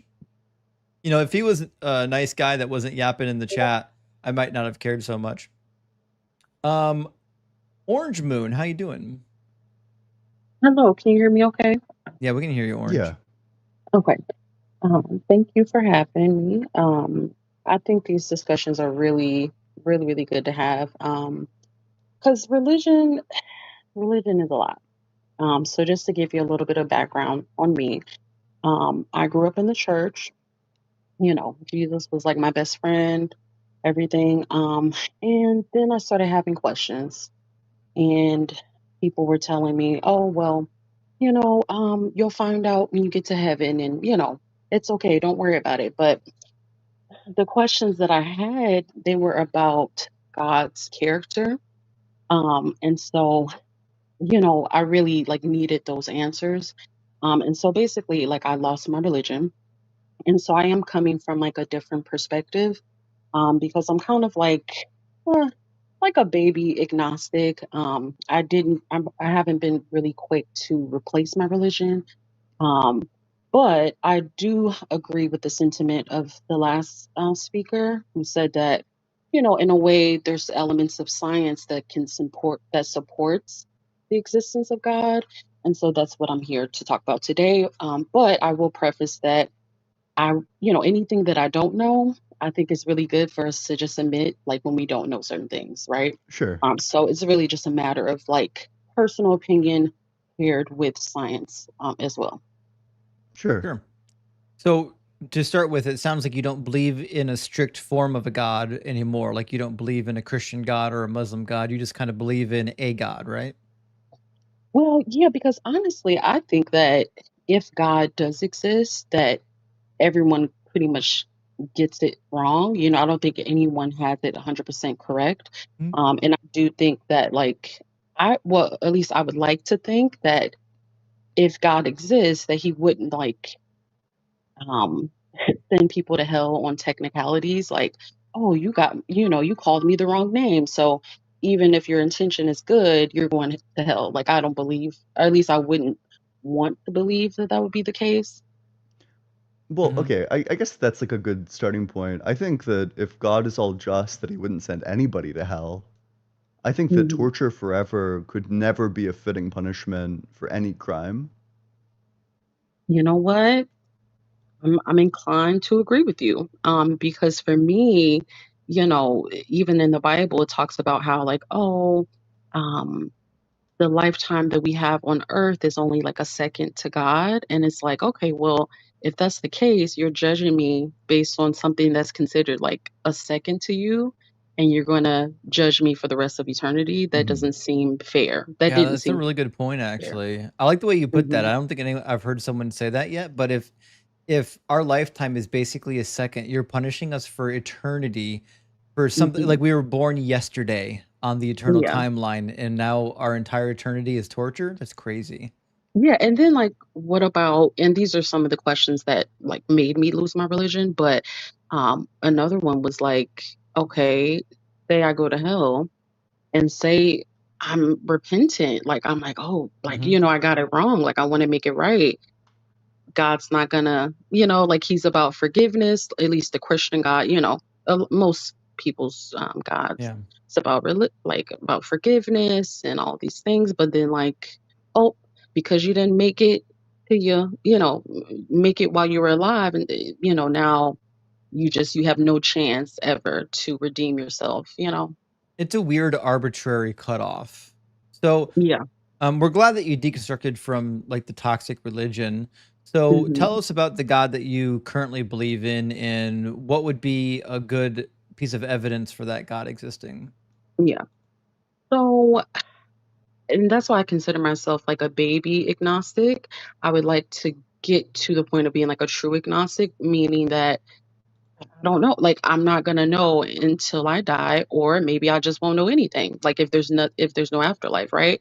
But like for me, um, the reason why I say science supports the or makes it more probable that there's a God is that with like going back to the Big Bang, right? So I want to make sure that we um, have some common ground. We all agree that something cannot come from nothing, right? Mhm. Hmm. Okay, so the components, the materials that led to the Big Bang, those materials could not have spontaneously been created or create themselves, right? Yeah. Well, we think that the universe always existed. Right. Okay, so you believe in like you believe that there's no starting point of the universe. Yeah. Hmm. Okay, so for me, the thing that makes it difficult for me to believe that is because I'm looking for a instance where that has happened in our universe, right? In our observable universe, right? Because for me, that's almost like if someone's like, oh, well, I believe that humans can fly. And it's like, okay, but unless someone has seen a human fly, it's like How would the we possibly see the universe always existing? well, I mean, more so something that, or some sort of proof, empirical proof that something did not have. Like, I guess what I'm saying is like, if something like that does exist, that defies our laws of like, or our limitations of space and time, like within our universe, right? So that would have, for me, it would have to either be something that like completely defies everything that we've ever observed, of the universe, or something outside of those limitations. I don't know if I necessarily agree, because I think that we could just say that time and space and the laws of physics always existed. So, I don't know, say for example, the universe is going through infinite cycles of big bounces and big crunches. It rapidly expands, rapidly collapses, rapidly expands, etc. And the rapid expansion for this current iteration was the Big Bang. And there's Hmm. evidence that indicates that it's going to end in like a big crunch. Right. And I agree. And I definitely agree with that. Science, supports that. For Mhm. me, I'm saying like, if we understand the law of conservation of energy, understanding that energy cannot be created nor destroyed, only transferred, then, you know, for me, there not being a starting point doesn't make sense if we understand that within our limitations, right? These energy cannot just create itself, right? So, you know what I mean? Like, so But it would have if always existed in the model that I just described. It would have always existed. The universe would have always been doing that. so There's that never like a means coming that, into existence of energy. So mhm. it doesn't come from nothing. It never came. It's just always been. Well, I guess what I'm saying is like, okay, if it's always been, then if you rewind, like if you're able to have like a full timeline of events and you can rewind and keep rewinding, okay, this caused that. And before that, something else caused the other thing. If you keep going back, for me, it doesn't make logical sense with what we know about our universe to say that it will just keep going back forever. It just doesn't Why make not? sense with what we know about time, with what we know about, and I say that to say that it doesn't make sense within our limitations of space time. But the thing that would make it make sense is if there's an entity, whatever, some people Well, may what call part God. doesn't make sense? That's what I'm waiting for. It's the infinite rewinding Yeah. of like What? events to where there's no starting point. So Right. if What about there's no that doesn't make sense?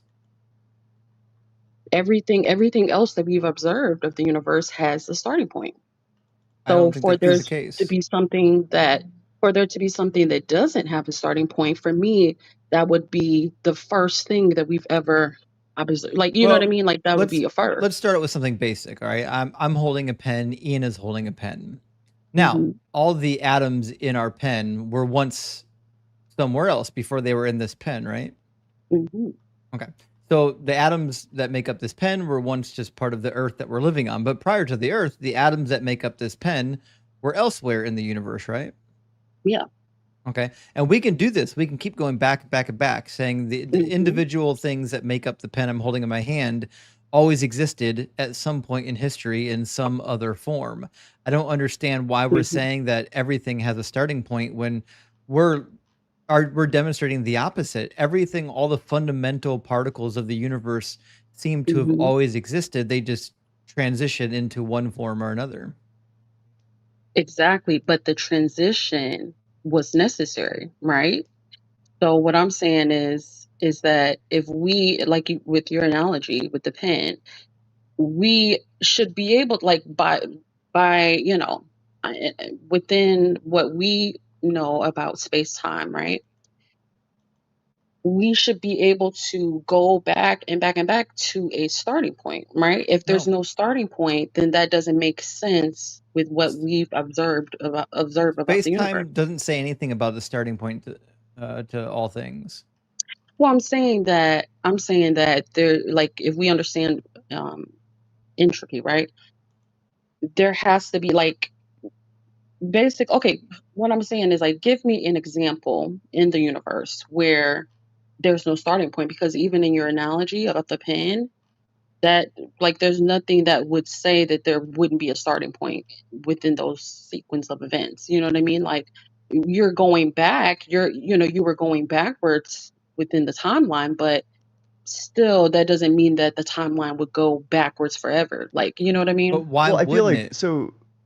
Sorry, go Well, ahead. because Okay, that doesn't support what we know. Like that doesn't support what we know about the universe. this argument cuts both ways. Can you give me an example of a mind in reality that doesn't have a body? Well, I would say that that's maybe not the best comparison of what we're talking about, right? Because we're talking about time. But to be clear, Within you time. can't name any like mind without a body. No, I'm saying like that's anatomy. That's not the same thing of what we're talking about, like in regards to time. I'm saying that with what we've observed about time within our universe, there's nothing that like would make it well, you know what? And this is what I would say, right? I'm not saying that going backwards forever is impossible, right? Because I don't know. I haven't seen all of the universe. I'm just saying that it's similar to me as saying like, oh, human beings can fly, right? But no one has ever seen a human being fly. So we should only So believe until in that, things that we no, have no, no, evidence for? no, no, no. But what I'm saying is that is until that happens, Right. I'm not going to like take someone saying, "Oh, human But beings the fly." analogy I'm going to take it you're with a giving grain of us right salt. now entails that if you don't witness or don't have evidence for something, you shouldn't believe in it. Well, I'm not saying that you shouldn't believe in it. It's just a theory until proven. That's what I'm saying. Like God. Well, what I'm That's why saying Ian is, says this argument cuts both ways. If your argument is, well, you didn't see it, how could you know? Well, the same is true for your God. You didn't no, see but it, how can you that's know? not my argument. My argument is that if, like, for instance, right, with the human beings can fly thing, right? Maybe a human being can fly, but unless someone witnesses that, like, you know what I mean, people are going to take it with a grain of salt. So what I'm saying is that You don't think until human beings can fly? I'm saying if it is the case, I wouldn't know until someone has observed it, That Right, we or can't yes. believe in So something until we've observed it. no, no, no, no. That's not what I'm saying. I'm saying that in terms of like when it comes to the time going backwards, like forever, and there's no starting point. For me, that could be the case, but because we haven't because of what we know about time, right? That doesn't like and we talked about, I mean, you guys talked about it earlier about how like even that's a contentious point, right? About the being no starting point. But like what we know about time, like that's not the most likely thing. I would doubt But any science anybody would say that's the most likely thing. It but doesn't mean Orange, that it you can't happen. haven't listed a single thing that would be outside of the scientific understanding in terms of time being eternal. Because time, there's no other. Give me an example of time You just keep going in no. circles Listen to with what I'm it. saying. Yeah, It No, give me disagrees listen with to what I'm examples. saying. science, Hear but then me I out. won't give you the No, science. no, no. Hear me Right? out. Hear If me your out. argument is Because I want according you to to what we understand what know I'm saying. about science, this must be true. Give us the scientific factoid that leads to the thing being true. So this is what I'm saying. I'm telling you that because we haven't observed, unless you can give me an example of I that, but we have not swear I'm observed. getting dizzy from this merry-go-round Wait, No, going okay, over the wait. same points no. I need This you over is and not a to over miracle. Hold again. understand on, your hold argument. on, You're hold saying we on, can't hold say on. that time Listen has to always what? Hold existed on, because we've hold never on. seen it. Is that your No, no, argument? no. Hold Your on, and argument, wait, so please your argument understand. is not that we can't say that time has always existed because we've never seen it? That's not your argument? That's not. What I'm saying is Is it? that the idea of there not being a starting point, we have never observed that in our universe. Okay, Therefore, we can't Have believe we? it. So so we can't believe it because we've never observed it. No, I'm not saying that we can't believe it because we haven't observed it. I'm What are you saying that saying? there may be more probable explanations for it. That's what I'm Okay. saying. Like something We else have- we've never observed? I'm saying that it's not to say that it could never have happened. I'm saying that because we haven't observed it, there could be more probable explanations, and one of those probable But is explanations the explanation would something be else that the we've never existence of God. observed? Potentially. I don't know. all the I'm just saying. explanations are explanations we've never observed. All of them. We haven't observed any of them. Like the universe, No, we not the have. universe We've beginning to observed exist. We've certain never explanations. observed the universe beginning to exist. We've never done that. No, but we've observed the way that we experience time and how there is starting points. That's what we No, have observed we have in not. many instances. Yes, we have in many No, instances. we've never observed the If- beginning of If time. we've never, no, I didn't say the beginning of What time. we've Please do not observed conflate is what I'm human saying. beings Hold making on, deconstruction what zone. we've I'm not. You observed. don't conflate what We'll I'm saying. just what we've observed is people marking off time. Like me saying I'm starting a party at 5. That's me making a marker, a slice in time. That's not the beginning of time, right? We're asking about not whether or not you can slice time, but about the beginning of time. Hold on. I think that if we're going to be respectful, we should not interrupt each other, right? Please do not interrupt. If you have questions, I'm happy to clarify. I love it when the guest wants to tell the host how to run the live stream. It's one of my favorite things, and I don't know why they think it works here. Look, it's you guys' show. So I'd love to get back to the argument because I was supposed to leave at 4:00, but I'm sure we've got a couple more minutes we can go round and round on this carousel. So in the shortest sentence possible, right? Can you name a single reason why an infinite time in the past and future is not parsimonious with the science? I don't want to get back sidetracked, right? So I'm saying that it's not about observing time, how time started. It's about observing how time has consistently worked within our universe, and it has consistently worked in a way where there are starting points. Starting right? point So of that what? means that. So that means that. I've that never means observed that time begin to exist. I've never observed time exist. That means that Orange, this is the way this works. When you say silly stuff and then we ask you to clarify, that's when you need to stop yapping and clarify, because we can't move forward until you clarify the silly thing that you just said. So everything you say after the silly stuff is now unnecessary words, right? Because we still have to drag you all the way back to the silly stuff you said before. So when you say stuff and we interrupt you, it's not because we want to talk over you. It's because you said something that requires clarification, and we need you to stop talking so we can get clarification on the thing that you said. Go ahead. So we've never observed time starting. What we've observed. Did I say that? Yes. I did not say that. You not. said that we've never observed it always existing. Nope, I did not say that either. I said that we have observed. He's having how an entirely time different has worked. discussion. Nope, I'm not. I said that we have observed how time has worked within our universe. And in our how time observation, has time always is that- existed? What? Say it again. In our observation, has time always existed?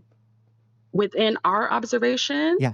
Within our lives? Yes, time has existed within our lifetime. So yes. we've never observed time not existing or beginning to exist. No, we Okay. have not. Fantastic. Carry on. Okay, keep on. So make your point with that.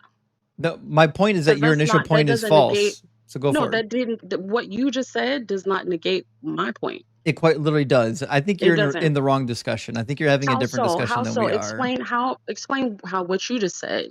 Because you about us said not that observing time. starting. only observe time starting, and then you literally just admitted that we've never I did not observed say. time starting. I So never said that we observed time starting. I actually you literally said it twice now. In fact, put a I one in the actually comments if you heard Orange Moon clarified say and- that and let you- human beings No. have observed time starting. Nope, I did not. And I actually multiple times now have clarified that was not what I was saying. That's what A you lot were of ones in the thinking. comments from people That's saying that's were what you said. assuming. That was not. I said, and I'll clarify. This is going to again, be recorded that for we literally have, ever on yes, YouTube. People yeah, are going to and I hear you stand up by it, here yeah. lying on our live stream. Nope, I'm not lying, and I'm not a liar. I stand by what I said, and again, what I said was we have observed how time works in our universe. And how does it work? And how it works is there is a starting point. So So time for starts, me, and we've observed it. no, do you not understand the difference between You starting just said point and we've. how time starts? We'll try this again. Starting point. So you just said we've observed how time works, and then I asked you how does time work, and you said it starts, which means we've observed time starting. That's the implication of the words that left your mouth. Once again, you're misconstruing what I've said, and I've. Okay. Well, listen, Orange Moon, I don't think you brought the boots for this hike, as Ian would say, and it's past my time to exit. So I've got to go. We got to end the live stream. I'll be live. I'll start my live. Yeah, Ian's going to be live. Go give the same argument to Ian. He'll have way more patience with you than I will. But thank you for coming, Orange Moon. It was a blast. Let me grab the last 3 super chats. We've got a super chat from 49 Perfect says, that sneaky ass wanted to call in when Blitz was gone. I know. City really thought he was going to call in when Blitz was gone and do a science argument on us. No, Crazy that I he don't know. thought. It all went over my head. That's for sure. Yeah, I don't understand half the science jargon. Big Cheese, good to see you, friend. Says people need a lesson on fallacy of argument of personal incredulity. Yes, that's exactly what Orange Moon was doing. It's an argument from incredulity. Can't make prima facie justification on seemings in field with PhD level academia. Yeah, I'd say so. And Cheese follows that up with, thank you for that, Cheese, says, if human sense of justice and morals is different than God's, and God is the source of goodness, then it's categorically evil and indefensible, because if it didn't come from God, then it came from sin nature. This is a fair point. And this was, when we had the guest up here, I forget his name, Bosley, talking about morals, that's essentially what I was getting at. Like, if we have a sense of justice that is different than God's sense of justice, then we should abandon our sense of justice to follow God's sense of justice. But he didn't want to do that. Yep. Yeah. Presumably you're forced to say that God always does the right thing. If God does this, then it's the right thing to do. Right. Yeah. There's no possible way, there's no possible moral decision that God could have made. There isn't any possible better punishment that would have been more just, more kind, more loving than like turning them to paste with swords. Yes. We didn't get to the baby paste, but we'll get there next time. Ian, thank you so much for joining me. And guys, go over to Ian's page because he's about to go live here in just a minute, whether you're on TikTok or YouTube. Find allegedly Ian and let's go root him on. I got to go get some work done while listening to Ian's live stream. And then I'll be live sometime later tonight. Ian, how long are you going to be live for? Maybe, are you going to be live at 6? Yeah. I'll just go till 6 then. Okay. Sounds good. And I'll send people, we'll like racquetball them. Like, it's like badminton, the way we'll be like sending the audience back and forth. It's going to be a Plinko day. Yeah.